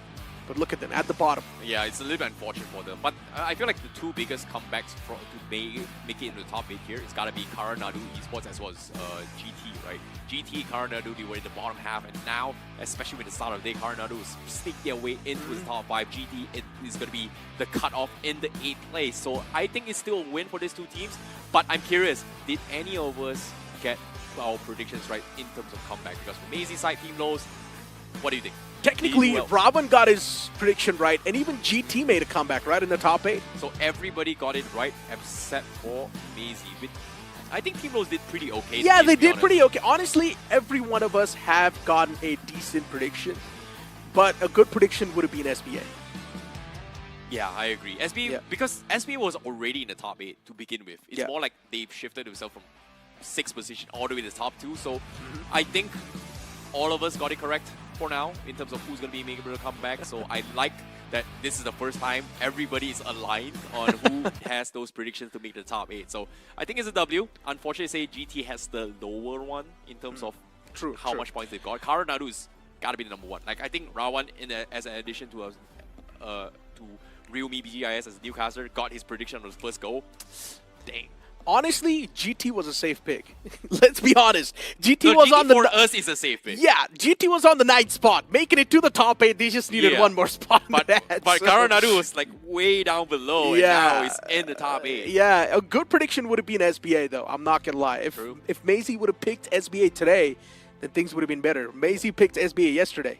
Yeah, that's the thing. SBA was just a complete dumpster. But I'm glad there are I'm glad that there are adaptations from the teams, from all the teams who's trying to push past the barrier. But we have finally concluded the halfway mark for the group stages, for Group C in particular. So Day 3, we are going to be expecting a little bit of a last push all the way through to try and make it to the top 8. And again, for these guys who do not know, bottom 8 goes to round 2, top 8 goes to round 3.